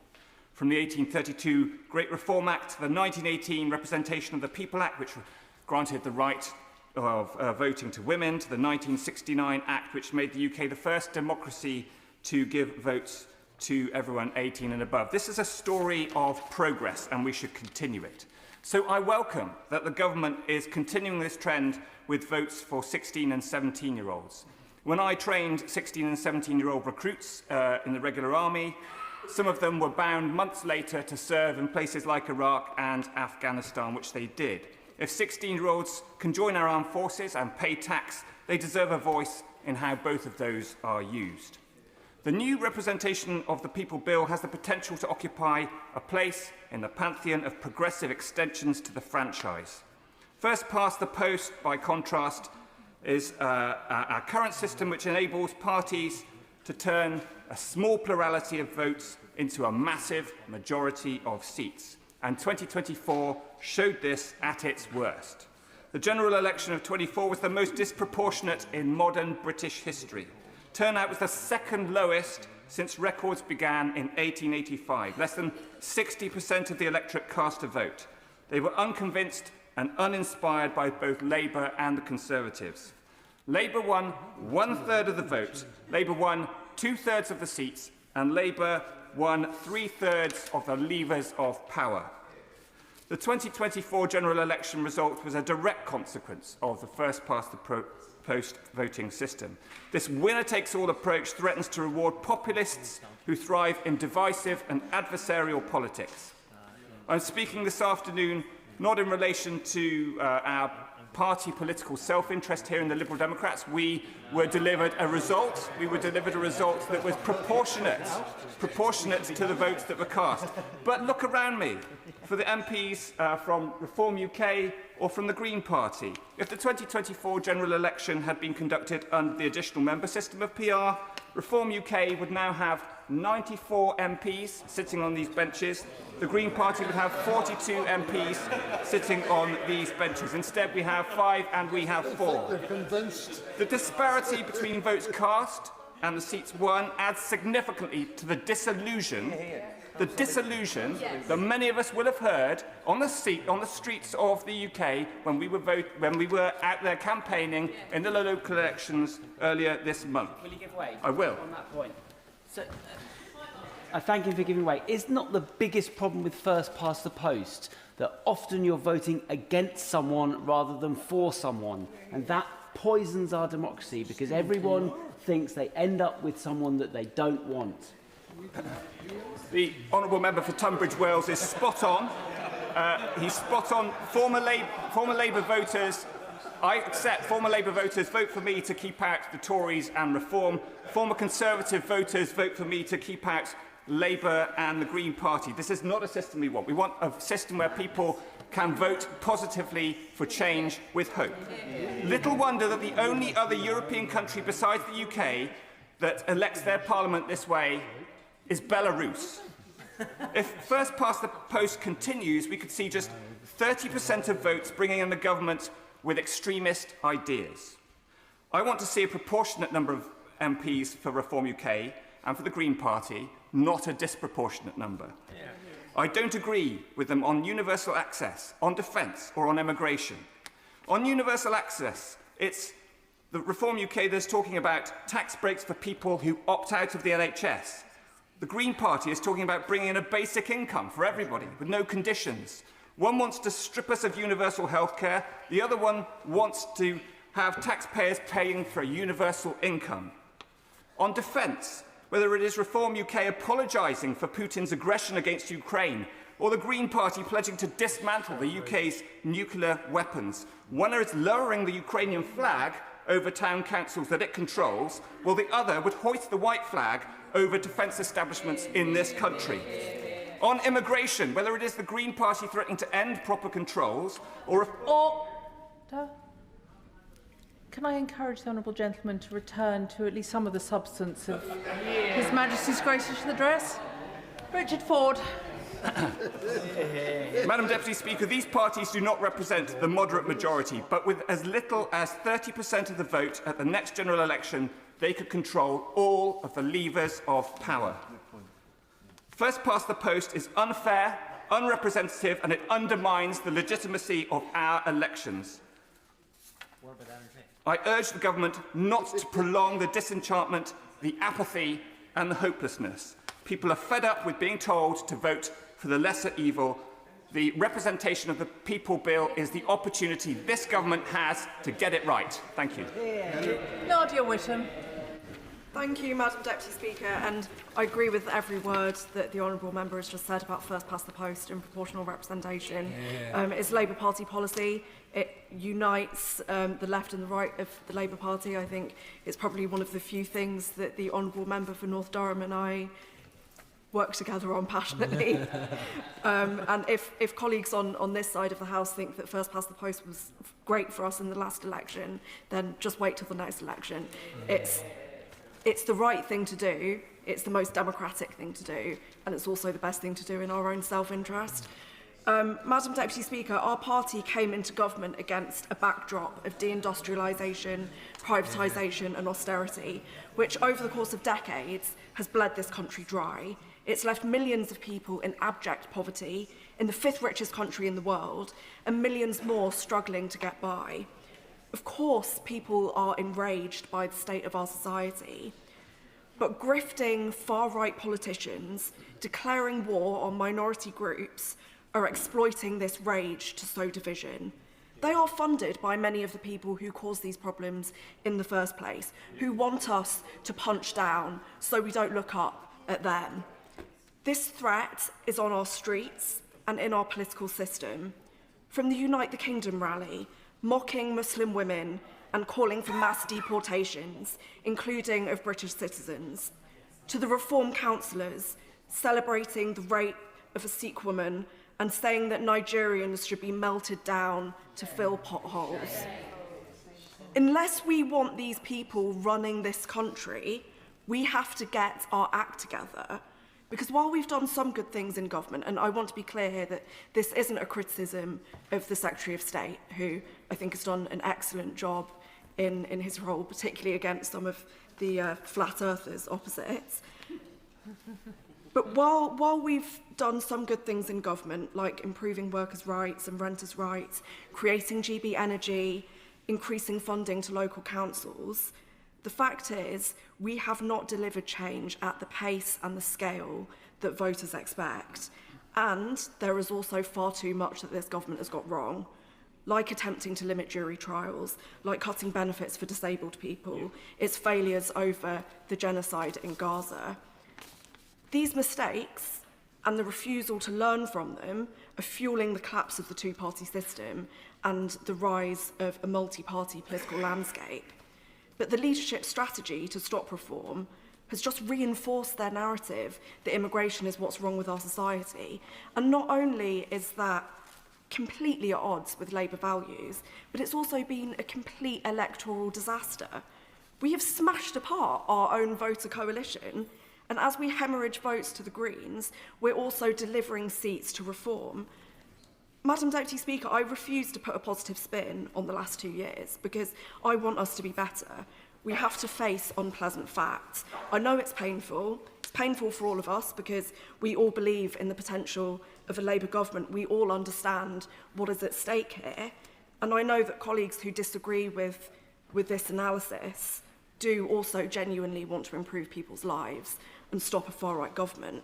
But I'm afraid the argument that we can achieve this by sticking to a failed political strategy just does not hold water. This Labour government needs a total reset to show that it's listening, that it understands what it got wrong, and that it has a clear plan to change. But its response to a catastrophic performance in the local elections has been to double down on the same incrementalism that we've seen thus far. And this is what we've seen again in this King's speech. While there are positives, like the Hillsborough Law, measures for Ukraine, a commitment to ban conversion practices, it's clear to most of us that they are not enough. There are much bolder measures that we should be taking to tackle the cost of living crisis and to rebalance the economy so that it works for working class people. Just 2 examples: rent controls, so housing costs are affordable and people aren't priced out of their communities; nationalising utilities to prioritise public need over private profit and bring down bills. And we need to do that at the same time as unashamedly standing up for the full diversity of the working class, wherever people were born, whatever the colour of their skin, their religion, their sexuality or gender identity, whether they're disabled or not, whether they're in work or not. Madam Deputy Speaker, tinkering around the edges was never going to cut it. Chasing the far right, yes. I thank her for giving way, and I agree with so much of what she's saying. We need to be ambitious. We need to be looking at the big picture and fixing systems as well as situations. Like her, I want to see us stepping out in a far more ambitious way from here onward. And I see the headings of these bills in the King's speech offer huge potential for us to do things that are far more transformative and meaningful and address the root causes of many of the problems that we're facing. So does she agree with me that there is a chance, with the bills under this King's speech, but with a radical different approach to working them through, to bring the kind of change and delivery that we've been hoping for? I thank my honourable friend for his intervention. I feel like to have a candid discussion about this, it would probably be best not to have it in the chamber. But yes, I think that the King's speech provides headings, but I'm afraid I think that's all they are. They're hints to what we need, and they're not the sum of it. And we haven't been. It's not just that I don't believe that the change is coming, but it's been promised. It hasn't been promised. We're doubling down on the same mistakes that we made. And what we've heard from the Prime Minister is we've done great things in government, you just haven't realised it yet. So, Madam Deputy Speaker, tinkering around the edges was never going to cut it. Chasing the far right on immigration was never going to work. And if we don't learn these lessons now, then it will be too late. We will be squandering the generational opportunity of a Labour government to transform this country for the better, and we will be allowing the far right to win. And I refuse to sit here quietly and let that happen. Kruger. Thank you very much indeed, Madam Deputy Speaker. It's a pleasure to follow the Honourable Lady, because I think she made a very important point at the end there. She is right. I'm afraid to say this is a very underwhelming King's speech. There are some welcome headlines there, but the fact is the ambition is very diminished, and the reason for that, and she represents it, is that the party opposite is fundamentally split. They're unable to move forward boldly in any direction that is needed. And I don't make a personal accusation against them. I know what it's like. I sat on those benches in the last Parliament supporting a government that was also fatally split and unable to move forward. This is the consequence of the politics that we're in. And by the way, I welcome the very eloquent and elegant repudiation of her previous position by my friend, the Shadow Secretary of State. I think she made an excellent speech about the difficulty of the government's policy, and she's now in the right place. But across the board, and particularly on this topic of energy security, Madam Deputy Speaker, we see bold ambition, the right statements being made, particularly about energy independence and resilience. But then the detail that follows is utterly underwhelming, and indeed explicitly in this area, we see a decision not to exploit the enormous opportunities, the reserves we have in the North Sea. So I'm afraid the aspiration of energy independence that we should all welcome, including eventually to get to the huge benefits of the abundant natural resources that we should be using for energy, we're not going to get there this way. Likewise, in other areas, crucial areas, Madam Deputy Speaker, of national priority, defence being the main one, we hear the right language about the need for investment, the need to recover our defences, which have been sadly depleted over many decades. We have a chronic weakness in our national defences, and yet we see still no defence investment plans, still no clarity on where the money is going to be spent or even where it's coming from. And the reality is, and I represent a military constituency with many amazing tech firms and military firms developing the kit that we need for our defences, they are laying off staff as we speak because the money is not promised, is not available to them. It is absolutely scandalous. In all of the sectors where the United Kingdom has real current and enormous potential advantages, in these high-tech sectors of fintech, agri-tech, and AI itself, all areas, by the way, which, thanks to Brexit, we are able to drive ahead boldly and independently on. In all of these sectors, we are being hobbled by a lack of ambition and as a chronic inability to release the talents and the opportunities of these sectors.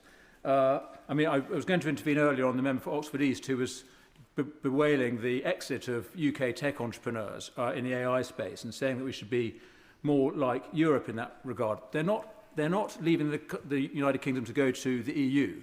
They're going to the Middle East, they're going to the United States, they're going to the Far East, because these countries have a pro-tech industrial policy, which is what we need here in our country. Madam Deputy Speaker, I've been meeting a whole bunch of businesses recently. We're on a bit of a prawn cocktail operation in the Reform Party. It's amazing which businesses want to come and talk to us at the moment. It's very encouraging. But they are all very depressed about the state of the economy. And one of them said to me recently, yesterday in fact, an AI entrepreneur, said, if we're not careful, this country's economy is simply going to be US tourism. That's all we're going to be able to offer, because we are driving away all of the entrepreneurs, all of the businesses which represent the opportunities for growth in future. I was talking to a pharmaceutical firm last week, now exiting to Europe, yes, to Switzerland in fact. I saw this morning again a company developing the technology for small modular nuclear reactors, giving up, going to the United States. This is what we are doing. We are driving away the talent that we need for the future. And lastly, Madam Deputy Speaker, I'm very enthused by the opportunities that our high-tech sectors represent and what we could be doing. But there is also the ordinary economy. Labour used to talk a lot about this. The Chancellor wrote a book called The Ordinary Economy, I think, The Everyday Economy, some years ago. That's absolutely a vital focus for us. But what are we doing for those businesses that are the backbones of our high streets, national businesses and SMEs? We're ramping costs onto them, NI contributions, business rates. On the small businesses, the VAT threshold way too high, inhibiting growth, inhibiting job creation. So a government that wants growth, wants productivity, is going in directly the opposite direction. And I would just end with a plea to the ministers. I extol and I applaud their aspiration for a clean transition, but right now we are in a national emergency and we need to crowd in every possible source of electricity that we have to get our economy growing. And that includes nuclear and it includes fossil fuels. Thank you. Alex Tobel. Thank you, Madam Deputy Speaker. It's a pleasure to speak in this King's Speech debate, and I'd like to thank the Energy Secretary for another very clear case for the energy transition. Regarding the energy security part of the transition, I welcome the Energy Independence Bill, which is one of the most significant and pragmatic pieces of legislation we seek to work on in this Parliament. This bill is directly entwined to our national security. Energy independence sets us free from the energy cost chaos caused by Putin's erratic warmongering. This is another step that enables us to stand in strong solidarity with the people of Ukraine.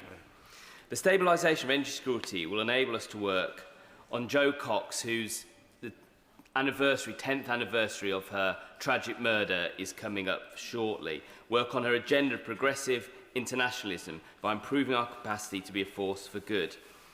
On Jo's progressive internationalism, I'm also proud to see the European Partnership Bill and welcome the Youth Mobility Scheme many of my constituents will be able to take advantage on. So I'm keen to see even more progress in terms of our European relationship, including freedom for European musical acts to tour Europe and visa-free travel.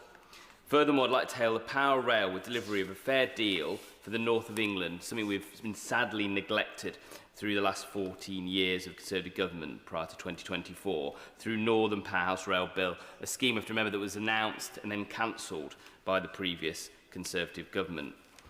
That all being said, there is certainly more work to be done on the Clean Water Bill in the speech. To ensure we establish true water resilience in terms of our national energy security, we must ensure the bill does not tie us into a failed, privatised system owned by overseas actors. The only route to our water security is through mutual ownership.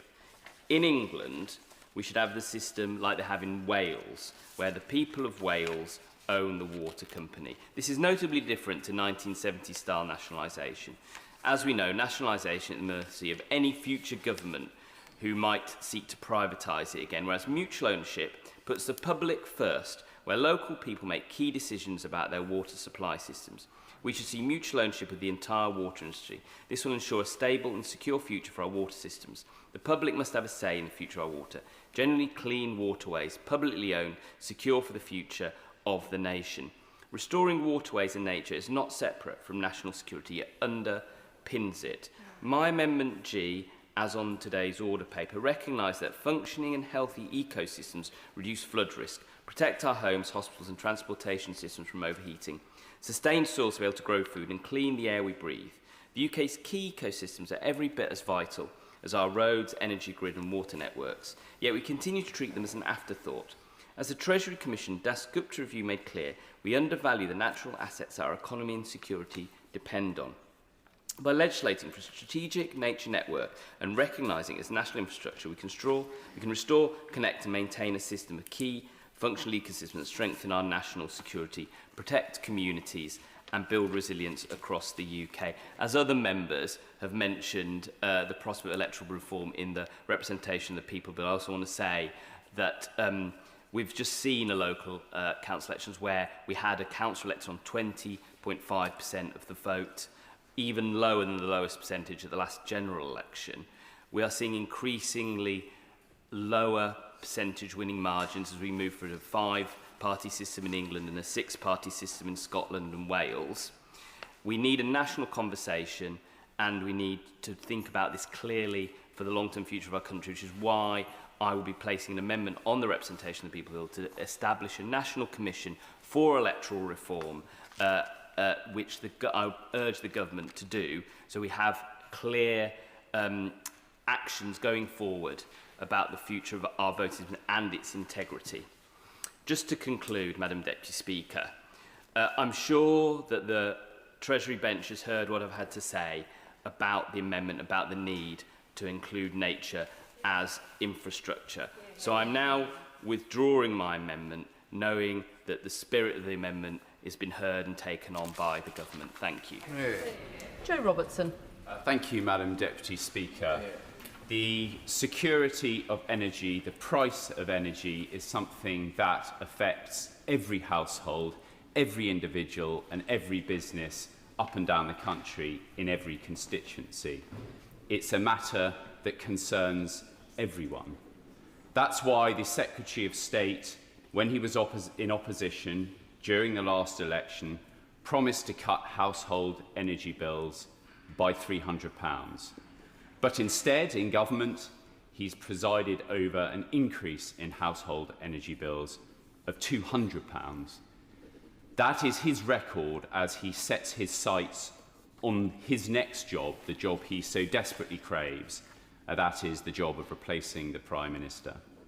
He is also the Secretary of State that has set up GB Energy, that won't produce any energy, that will cost taxpayers £8 billion, and its own chief executive says will take something like 20 years to employ just 1,000 people. There is nothing in the King's speech that will secure the country's energy supply, that will bring down energy costs, and that will bring the jobs and investment that the government has promised. Now, we've heard from across all benches in this House that there is a consensus, there is a unity. We all want to decarbonise energy use. But on these benches, we will not support doing that at the cost of families, households, individuals, particularly those who are hard up and are least able to pay. This is not a binary choice. You're either pro-decarbonisation or you're against it. You can be for it, but understand that security in energy supply, security in household energy bills must come first. What country in the world will run headlong into an ideological experiment for the sake of it and leave hard-up citizens behind? No country in the world. This country shouldn't be one of them. This government shouldn't be one of them. I will give way. Many of these problems have been put in the too difficult box for too long, and they're long-term and difficult to fix. But does he at least acknowledge that the government's investment through the National Wealth Fund of £600 million into the small modular reactors is a real step forward which will get people's bills down in the long term? I accept there are some really difficult questions in and around this whole area of debate. And the truth remains that no government has done more to decarbonise the economy and to bring forward green technology than the last Conservative government. But we will not do it at the expense of hard-up working families. And it's the bonkers green tax agenda that this government is peddling that is harming the debate on decarbonising the economy. And I will get on to an example before I give way, after I give way. Just puzzled by his idea that the last government, and I'm actually very comfortable with accepting that has been a growing consensus about decarbonising of our energy supply, energy system over a period of time, starting with the Climate Change Act when only a handful of Conservative MPs voted against it. However, I am puzzled to say that he thinks that the last Tory government did this without any burden on the taxpayer or indeed bills, when the energy a so-called savings package that Liz Truss put in place cost £44 billion and has left this country in profound debt. I acknowledge the last government made mistakes. I don't have a problem with that. But it's not an excuse for her government to do even worse on some of those hardships for hard-up working families. No excuse to her government whatsoever. Bonkers green taxes harm the debate, and I will give this House an example. UK ETS levies on the maritime sector, levied on ferry companies that my constituents on the Isle of Wight rely on in order to access things that everyone else takes for granted, like health, like education, like jobs, like seeing friends and family. Next month, you could travel across the Solent to the Isle of Wight and take your car on one return trip for £511 for a 5-mile return crossing. The government, instead of helping us, they say they'll help, and I'm still holding out hope that they will help. Instead, the following month, in July, will levy a tax on the Fishbourne to Portsmouth route. They will levy a carbon emission tax that the ferry company cannot avoid because it cannot decarbonise its ferries and go electric because there is no grid charging capacity in Portsmouth Harbour. There is no grid charging capacity in Southampton either. These aren't strange little harbours. This is the naval base of the United Kingdom and one of the biggest export container ports. Yet there is not the grid capacity to charge an Isle of Wight ferry, but the ferries will pay, and the ferries, guess what, have passed on that charge to consumers, my constituents. I'll give way to the Honourable Lady to try again. Briefly on the point specifically on Southampton, it was under the Tory government that the Labour-run Southampton Council wanted to clean up and have that grid connection in order to be able to decarbonise shipping in that port, specifically to tackle air quality in that city and to be able to help exactly the problem. 14 years the Tories had, and they did nothing. I generally say to the Honourable Lady, the reason her government is in such a mess and polling at under 20% is because she and her colleagues think the universal excuse for her government's inaction is to blame a previous government. She won that argument at the last election, and since then her government has done nothing. Southampton will have that grid charging capacity for boats in mid-2030s, yet the government is bringing in a charge in July of this year. And do you know what the irony is, Madam Deputy Speaker? One of those ferries does have batteries on board. It's a hybrid boat and can use batteries in order to cross the Solent and not burn fossil fuels. But it's being charged because it cannot use its batteries because it's not got nowhere to plug into. Now, when the EU are bringing in this charge, they are ring-fencing the money they get from ETS to invest in grid capacity in ports.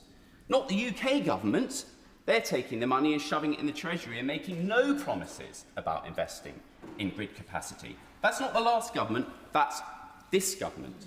So I say to the front bench, it is bonkers green levies which make no sense, which harm ordinary people, which undermine their entire case for their green agenda.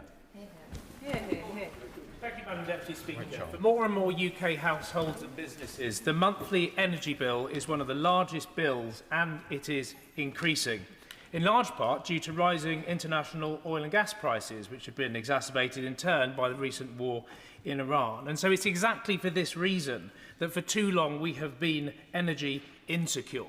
So, Madam Deputy Speaker, energy security is needed to give us cost of living security. If we get this right, if we can cut bills, we can cut emissions, and we can cut our dependence on volatile foreign oil and gas markets all at the same time. And Madam Deputy Speaker, I haven't heard yet a single argument from the party opposite as to why continued dependence on those markets is a good idea, including from the Honourable Member for Isle of Wight East, who I follow, as opposed to a driver of price shocks and increases. For most of the last 50 years, the UK has been a net importer of electricity, much of it coming through interconnectors like the one in my constituency of Folkestone and Hythe. And the growth in British renewables is at long last rightly being pushed forward by this government, and it's starting to reduce our heavy reliance on imported energy and fossil fuels. Last year, our energy production was the most British and clean it has been for years. Energy production under this Labour government has defied the doubters who decry the decline of North Sea oil and gas and who urge us to open new fields. I will. Thank the Honourable Member for giving way. I just want to make sure that everyone's clear. I think he's talking about electricity, power, not energy. The power that makes up just 20% of our energy mix, not the oil and gas, which makes up the 75% of our energy mix. They're very different things. I'm interested to hear that she came up with no justification why continuing to be in hock to the international oil and gas markets is not a good idea. So I'm reinforced in that argument from her intervention.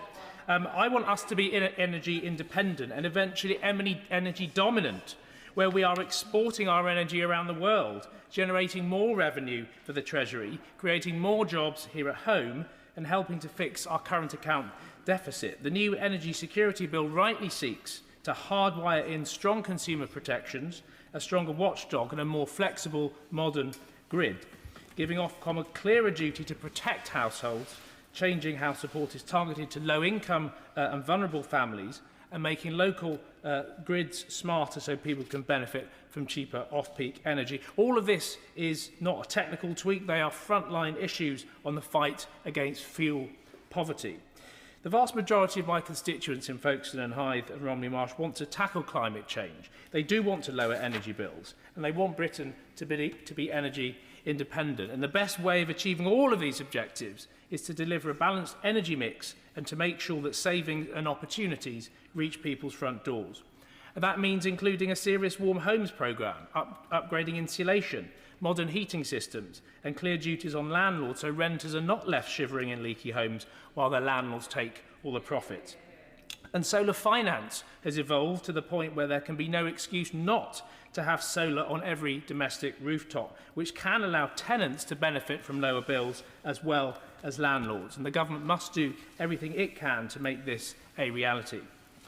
Renewables play a critical part in our energy production along with new nuclear, and we should continue to extract the existing North Sea oil and gas fields, but the government is right to oppose the opening up of new fields, which will not lower people's energy bills because the oil and gas price is determined by global markets. And opening up new fields would undermine our mission, as many colleagues have said, to tackle climate change and would weaken our global leadership role that we have on this issue. And I pay tribute to work of the Secretary of State and the Department on this. The real jobs plan is for energy to invest in clean power, grids, storage and efficiency, and to give workers in existing industries a clear path into those new roles. I will. I'm grateful to the honourable gentleman. I've sat through the entire debate, which is now getting on for 3 hours. I've read the bill. Nobody, not one member of this House, this afternoon, including myself, nor the bill, refer to hydrogen, which is probably the best clean future energy there is. I thank the Right Honourable Member for his intervention. I agree with him. Hydrogen is an important part of where we need to go, but we need to fix these fundamentals, which were not fixed during the 14 years which came before Labour's election, and we need to get on with those things too.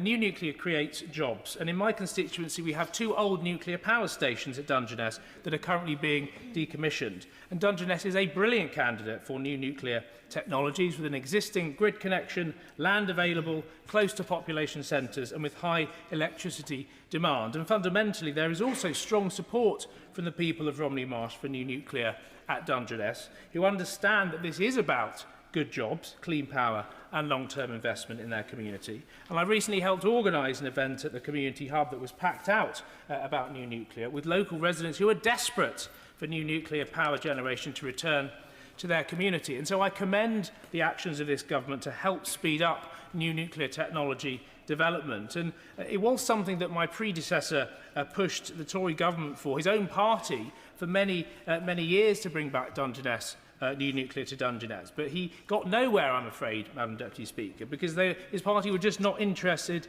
in helping him. And so I do welcome the Nuclear Regulation Bill's intention to implement the Fingleton Review, where it cuts unnecessary delay and duplication. And this is not to say that we undermine environmental protections. Those must, of course, remain effective and credible, as well as evidence-based. And the argument is not nature versus nuclear. Climate change is itself a major threat to habitats and species, so changes must focus on faster decisions, but with real environmental integrity. If we are to achieve true energy security, then we need new nuclear to play a critical role, because the sun does not always shine and the wind does not always blow. We need warm, efficient homes, fair energy bills, and a regulator with the teeth and the remit to stand up for the public as the system changes. New nuclear can generate a significant number of well-skilled, well-paid, unionised jobs and help support the reindustrialisation of Britain, which we, of course, desperately need. And so can the mass rollout of renewables, grid upgrades and home retrofits. So I welcome the Energy Security Bill and the Nuclear Regulation Bill, especially the measures that help speed up the development of new nuclear. This is about whether families can afford to heat their homes, whether workers have good jobs in the industries of the future, and whether Britain can stand on its own 2 feet in a dangerous world. And I would say to the champions of the oil and gas industry sitting on the benches opposite that they should do the right thing for the country. They should accept we can never get bills down while we rely on international oil and gas markets, and they should support the measures in this bill to give us clean, cheap power and energy independence for our great nation. Anna Sabine. Madam Deputy Speaker, one of the many challenges facing rural constituencies like mine is the rising cost of fuel. When the war in Iran pushed up prices, I had constituents telling me they could no longer afford their planned orders of heating oil and would try to manage without heating for as long as they could. And as you might expect, residents in fuel near Somerset rely heavily on car use and therefore fuel like diesel and petrol in order to access health services. I'm very concerned about the lack of community input into decisions being made around health services, which disproportionately affects communities who have to drive or get the bus or run patient transport services in rural areas. The King's Speech brings forward plans to abolish NHS England, but in my constituency of Frome and East Somerset, NHS Somerset has been running what it calls a test and learn exercise at Frome Community Hospital. For 6 months, the number of beds was temporarily reduced from 24 to 16. And at the end of that period, the test and learn was simply extended for another 6 months. meaning that for a full year, capacity has been reduced and no full consultation with communities about these changes has been required. People are rightly concerned that a reduction in a local service will require them to travel further afield, the cost of which is rising. I have serious concerns about whether the evidence provided so far is strong enough to justify making these changes permanent, and I'm deeply troubled by how little the community has been involved in that conversation. I decided to do my own consultation, hosting a pop-up in Frome 2 weeks ago and asking local people to tell us why the hospital was important to them. One constituent wrote, "I feel strongly that Frome Hospital provides so many services for local people.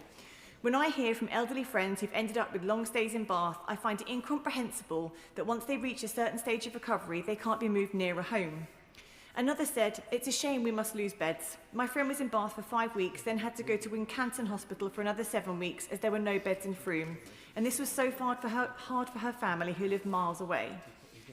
The people of Frome and its surrounding villages rely on their community hospital, and yet they woke up one morning to find a decision had, in effect, already been made to reduce its capacity. A decision that means some of the most vulnerable members of our community will not have a bed in a local hospital community setting if they're discharged from our general hospital in Bath. For an elderly person, for a carer managing on their own, or for those without access to a car, the risk of being placed in a community hospital somewhere else in Somerset is a serious barrier to suitable care. And a lack of public transport and increasing fuel costs places a huge additional stress on families and carers. 2 weeks ago, I was pleased to meet with the Minister for Care to discuss the government's plan for neighbourhood health centres, a policy I broadly welcome and one which I believe could genuinely benefit parts of my constituency. In this meeting, the Minister was explicit that our Integrated Care Board was required to consult local MPs and other stakeholders on their plans for these new health centres. Not only has our ICB not been in touch, but when we followed up with them ourselves, we were told 2 things. First, they had no idea they were expected to engage with MPs on this. And second, they'd already decided where the hubs would go without consulting anyone else. In both the cases I have set out, there seems to be a lack of mechanism to force ICBs or trusts to consult local people and a total lack of sanction if they fail to do so. People who live in Frome and surrounding villages are the experts in their own lives, and they have helpful, constructive and innovative ideas to input into decision-making around the future of local health services. The government is also overseeing the removal of Health Watch and the Citizens' Senate, 2 additional bodies which centre patient voice at the heart of discussions about their care. I'm worried that without these bodies being replaced, or without mechanisms in place to ensure good consultation, communities risk being entirely unheard in decisions which will, for some, affect their daily lives. I do hope that ministers will coordinate with colleagues in departments for health, transport and elsewhere to ensure that people in Frome and East Somerset can get the health services they need in the places they need them and in an affordable way. Andrew Lewin. Thank you, Madam Deputy Speaker. And can I say it's a real pleasure to see you back in the chair, the model of calmness and authority. And I think after the week that my party has had, then there is a virtue in stability, which I think you represent in that chair. But I'm pleased to be back in this chamber for the first time in the session of this Parliament to talk about policy and not personality, to focus on one of the biggest issues our country faces, our energy security. The decision by the United States and Israel to strike Iran on the 27th of February has seen thousands of lives lost, billions expended in weaponry, a stalemate in the Strait of Hormuz and a global energy crisis. For many countries, the situation has become very grave very quickly. In the UK, the price at the pump on the day before the strikes, petrol was £1.35 per litre, diesel was £1.43. Average prices now stand closer to £1.58 and £1.86 respectively. And while we are less reliant on the Strait of Hormuz than many countries, our exposure to the fossil fuel roller coaster, that is the global market, means we are being hit hard too. The choice before us is simple.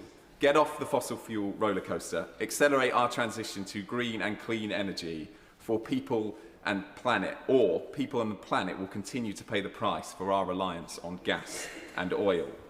A word on climate change. Records on global temperatures date back to 1850, and yet the past 11 years have been the 11 warmest years on record.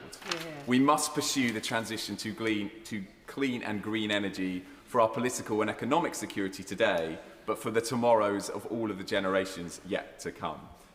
Madam Deputy Speaker, when it comes to embracing green technology, the public is already voting with its feet. The CEO of Octopus Energy has reported a 50% increase in demand for solar panels and a 30% uplift in demand for heat pumps within weeks of the conflict in Iran starting. This is welcome news, but the transition to green, clean and homegrown energy is not a challenge that the market alone can fix. I'm proud of the record of our Labour government in the last 2 years. 2 renewable energy auctions with bids for enough power to power 23 million homes, ending the de facto ban on onshore wind and scaling up the social housing Warm Homes Fund, including more than £6 million for Welwyn Hatfield Borough Council in my constituency, which will see more than 600 council homes retrofitted in my community. But we have to go further, and I hope the Energy Independence Bill can be a focal point for this government. Madam Deputy Speaker, we have to innovate. I was with the Chief Secretary to the Prime Minister in January when he made an excellent speech on how to speed up the delivery of policy, something that so many colleagues have talked about today. He talked about learning the lessons of the vaccine task force model and applying it more universally. And I would encourage colleagues in the Department for Energy and Net Zero and the Cabinet Office to work together with this model in mind, particularly with a view to speeding up the all-important connections to our grid. We have to work, Madam Deputy Speaker, with the private sector. I'm very proud that Ocado has its national headquarters in Hatfield, and they've been in touch with me about their ambition to speed up their grid connections and the importance of an EV charging infrastructure that allows them to transition to electric vehicles. And I'm also very pleased that Mitsubishi Europe, working in Hatfield, is training gas engineers to transfer from boilers and so that their skills can be applied to working on heat pumps in the future. But most importantly of all, we have to make clear that the green transition will work for everyone in our society. And the Social Housing Warm Homes Fund is one of the single most important parts of this plan. Retrofitting the homes of people on low incomes, demonstrating beyond doubt that this is not some kind of elite project, as members on the other side of this House want us to believe. It's a project that will ultimately get bills down for people who need it most. Madam Deputy Speaker, if the Conservatives and Reform wish to cling to the fossil fuels and the global markets, it's their job to explain the cost to their constituents. But clean, green and cheap energy is the future, and this Labour government is absolutely right to be striving for energy independence. From after the next speaker, the time limit will be reduced to 4 minutes. Harriet Cross. Thank you very much, Madam Deputy Speaker. And too often we see when we debate energy in this place, it becomes tribal very quickly. You're either oil and gas or you're renewables. There's no room for nuance. We need renewables, we need nuclear, but we also need oil and gas. And many members today have spoken about the cost. The cost is one element, but supply is vital, vitally important, because oil and gas makes up 3/4 of the energy we need every day. The energy we need in the 24 million homes who still rely on gas, the energy we need in over 500,000 businesses that need oil and gas, the oil and gas that goes into different industries such as pharmaceuticals, petrochemicals, all of these need oil and gas. So this energy independence bill assumes that just by calling it energy independence, we suddenly do not become dependent on oil and gas. That is not true, and it will not be true so far into the future because we have not developed the systems to move us away from needing oil and gas as quickly as we need to. So if we look at our nearest neighbours in Norway, who many people rightly think have their energy system done correctly. There are 5 flights a day from Aberdeen to Norway, bringing workers, skilled workers, from the oil and gas, what was capital of Europe, to Norway to work in their industry there. Norway, which has just said is going to open up 3 more existing gas fields. Norway, which has just announced a licensing round for 70 new licenses, who incentivise drilling because they recognise how important oil and gas is to their energy security. So if any member opposite would like to tell me that the Labour government in Norway, by increasing their use of oil and gas and exploiting their oil and gas in the North Sea, if that Norwegian Labour government is making Norway less energy independent by using their oil and gas, no, of course they're not. Of course they're not. It's this Labour government, the UK Labour government, who are making the UK more dependent. More dependent on Norway for our gas, who we send £20 billion to for the privilege of using the same gas that is from the same North Sea. More dependent on Qatar, on America, on Mexico, where we will use their LNG, which, if we're taking the climate argument, we will liquefy, transport and regasify before using here, so it is less good for the environment. And then we come on to jobs. And I still can't understand, and I will never understand, why anyone can sit on the Labour benches and not understand the importance of protecting jobs in the oil and gas sector. And they mention new jobs in renewables, and I understand there are new jobs in renewables, but they are not coming on stream fast enough, they are not comparable, and they're not for the same skill sets. And yes, some are transferable, but loads are not. And the highly skilled people who really have secured our energy security for the last few decades, those are the ones who are really going to struggle to transfer. And if Labour want to say that they're happy to sacrifice those jobs and those livelihoods and the communities that those jobs live in, particularly in the northeast of Scotland, they can do so, because that is the message they're sending. And those skilled workers are moving abroad and taking with them the skills that will help us with our energy security and our energy independence. They talk about price a lot. And we understand that the price of oil and gas goes up and down. That's understandable. AR7 signed us up to higher prices for 20 years. For 20 years, we have committed to paying those high prices. And they are higher than what oil and gas has been for the last few years. I don't need Wales. I appreciate oil and gas is high at the moment. But it is not always high. It has been low. The minister says that's the issue. It is the issue if you look at one time horizon. Over the last few years, has oil and gas been low? The gas price has been low, the oil price has been low, and yet we still use it. So we are sacrificing jobs in Aberdeen and the northeast of Scotland. We're sacrificing our energy security just to deliver green energy, because that's all this government want to focus on. This government should be looking at our neighbours in Norway, seeing what they're doing, seeing how they are seen as the true country which is energy independent, and seeing that they are still using their oil and gas. Still using it because they know they need it, because their energy systems, their country is not set up not to use it. The UK is not either. We need it, we must use it, and we should be drilling all we can from the North Sea starting today. Alison Hume. Thank you, Madam Deputy Speaker. I welcome the announcement of a new energy security bill in the King's Speech, which will meet our manifesto commitment not to issue licences to explore new oil and gas fields. Crucially, it will also deliver on our commitment to ban fracking. Fracking, or hydraulic fracturing, involves injecting fluid at high pressure to fracture rock and extract hydrocarbons. And in 2019, a moratorium on fracking was introduced following earthquakes linked to fracking activity at Preston New Road in Lancashire. Currently, UK legislation defines fracking based on fluid volume thresholds, 1,000 cubic metres per stage, or 10,000 cubic metres in total. Madam Deputy Speaker, this leaves a legal loophole for oil and gas companies to exploit.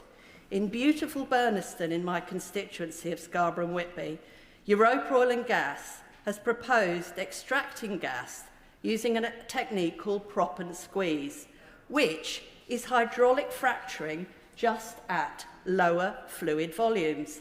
This means it exists outside the fracking moratorium. In Burnaston, on the edge of the North York Moors National Park, villagers have been involved in a David and Goliath battle with Europa Oil and Gas. I'm delighted to say that North Yorkshire councillors threw out the recommendations of its officers and formally rejected the planning application. But to create indisputable clarity over fracking legislation in our country and close this loophole, any future ban must include all forms of fracking. Currently, 66 existing licences remain active. Planning applications can still proceed under current rules. If our definition of fracking remains volume-based, then we risk companies continuing to frack just under a different name. Make no mistake, the frackers haven't given up. Following North Yorkshire Council's rejection of Europa's proposal, Europa stated they felt confident about winning an appeal against the decision. The evidence is there for the government to include small-scale fracking in our ban. A recent report published from the University of Edinburgh found that earthquakes from high-volume fracking and low-volume fracking are equally large and equally unpredictable. This means that the risk of seismicity, such as earthquakes, induced or triggered from proppant squeezes, cannot simply be ruled out. This evidence echoes findings commissioned by the then Oil and Gas Authority into Preston New Road, which also showed that seismic impacts cannot be accurately predicted regardless of fluid volume. I urge the government to use the upcoming Energy Security Bill to replace the volume-based definition with one based on intent and process, and introduce a blanket prohibition on fracturing rock for hydrocarbons. All forms of fracking contribute to greenhouse gas emissions and undermine our net zero commitments, and therefore all forms of fracking need to be banned. Madam Deputy Speaker, last December I held a Westminster Hall debate on this issue, and the Minister responded, confirming that the government remains open to evidence regarding a comprehensive ban. To conclude, I would ask my honourable friend to confirm what further evidence he requires to ban small-scale fracking, unless, of course, it's earthquakes in Scarborough. Anne Davis. Diolch yn fawr, Madam Dirprwy Llefarydd. Energy has become one of the most important issues in Caerfyrddin and the rest of Wales in recent years. Global events have exposed how vulnerable our communities are to energy shocks. And Russia's invasion of Ukraine in 2022 cost the Welsh economy £5.65 billion, averaging over £2,000 per home in Wales. And as the impact of the war in Iran intensifies, Welsh households are being hit once again. And rural households are paying hundreds more in fuel and heating oil costs, and the average on-grid household energy bill could rise by nearly £300 when the energy cap is revised in July. Off-grid customers have seen their oil and gas bills at least double over the past few months. While the measures in the... By all means. Thank you. I thank the honourable member for giving way. I just wanted to point out to her that it would be really, really helpful if the new Welsh Government could release the £3.8 million of funding that the UK Government has given to Welsh Government to help people struggling with their heating oil costs. And I'm wondering when that's actually going to be distributed. I thank my honourable member for her question. Can I assure her that I'm sure that it will be released, but shouldn't it have been released by the previous Welsh Government when that money was put in a few months ago, with all due respect? Whilst the measures in the King's speech sets out steps to reduce energy costs, they do not get to grips with the fundamental unfairness of our system. People in Wales pay some of the highest standing charges in the UK, despite average salaries being lower than the UK average. This is unsustainable and action needs to be taken. Despite being an energy-rich nation, Wales is unable to make the most of our abundant natural wealth. This is simply due to the lack of control over them. Plaid Cymru is clear. It is for the people of Wales to control and benefit from our natural resources.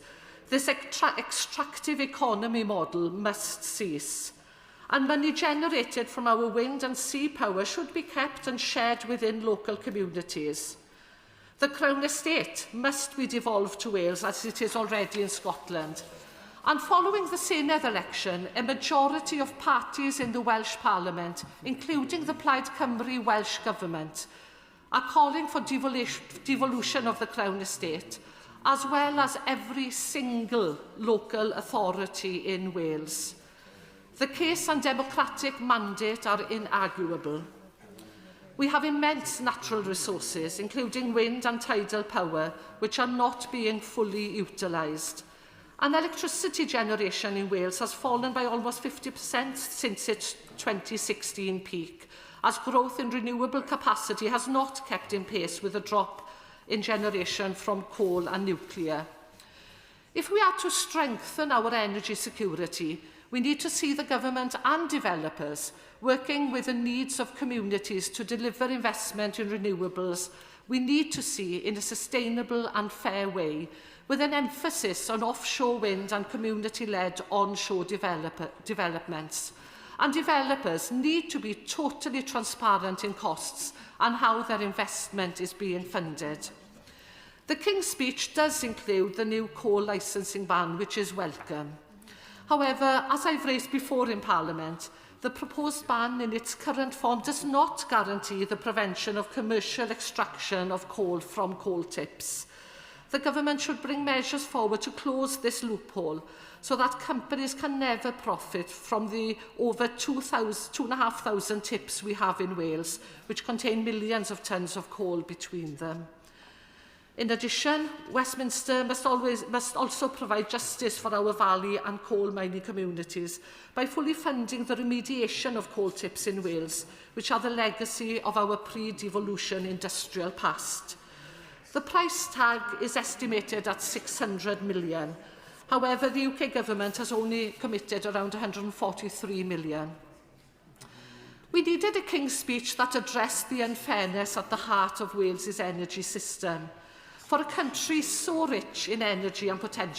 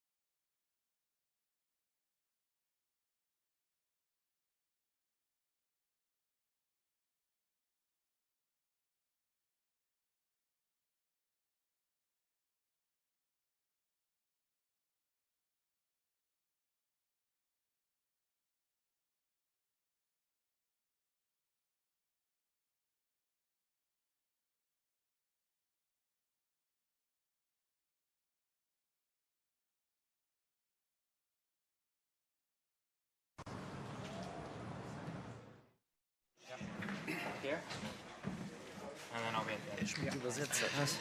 Nochmal? Mit Übersetzer. Yeah, of course. Okay.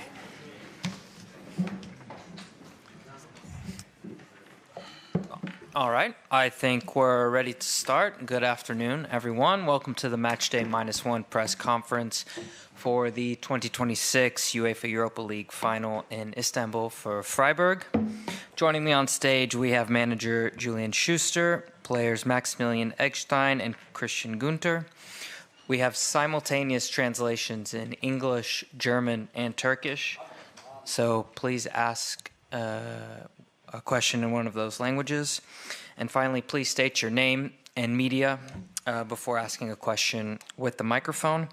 What we're going to do is we're going to do the players first. So we'll take questions for the players first, and then we'll go on to the manager afterwards. Sasha, go ahead. Ja, vielen Dank. Grüßt euch zur Sportclub-Pressekonferenz hier in Istanbul. Wir freuen uns sehr, dass ihr da seid, und wir freuen uns sehr, dass wir da sind. Und eigentlich ist alles gesagt. Wir starten mit den Fragen an Christian Günther und an Maxi Eggestein. Und wir starten mit Dennis Bayer für Sky in der dritten Reihe. Servus zusammen. Günni, du bist jetzt schon so lange in diesem Verein, du hast so viel mit dem SC Freiburg erlebt. Gib uns mal einen Einblick in dein Seelenleben, wie es jetzt so ist, so kurz vor dem Spiel. Ja, ich glaube, sehr, sehr besonderer Moment. Die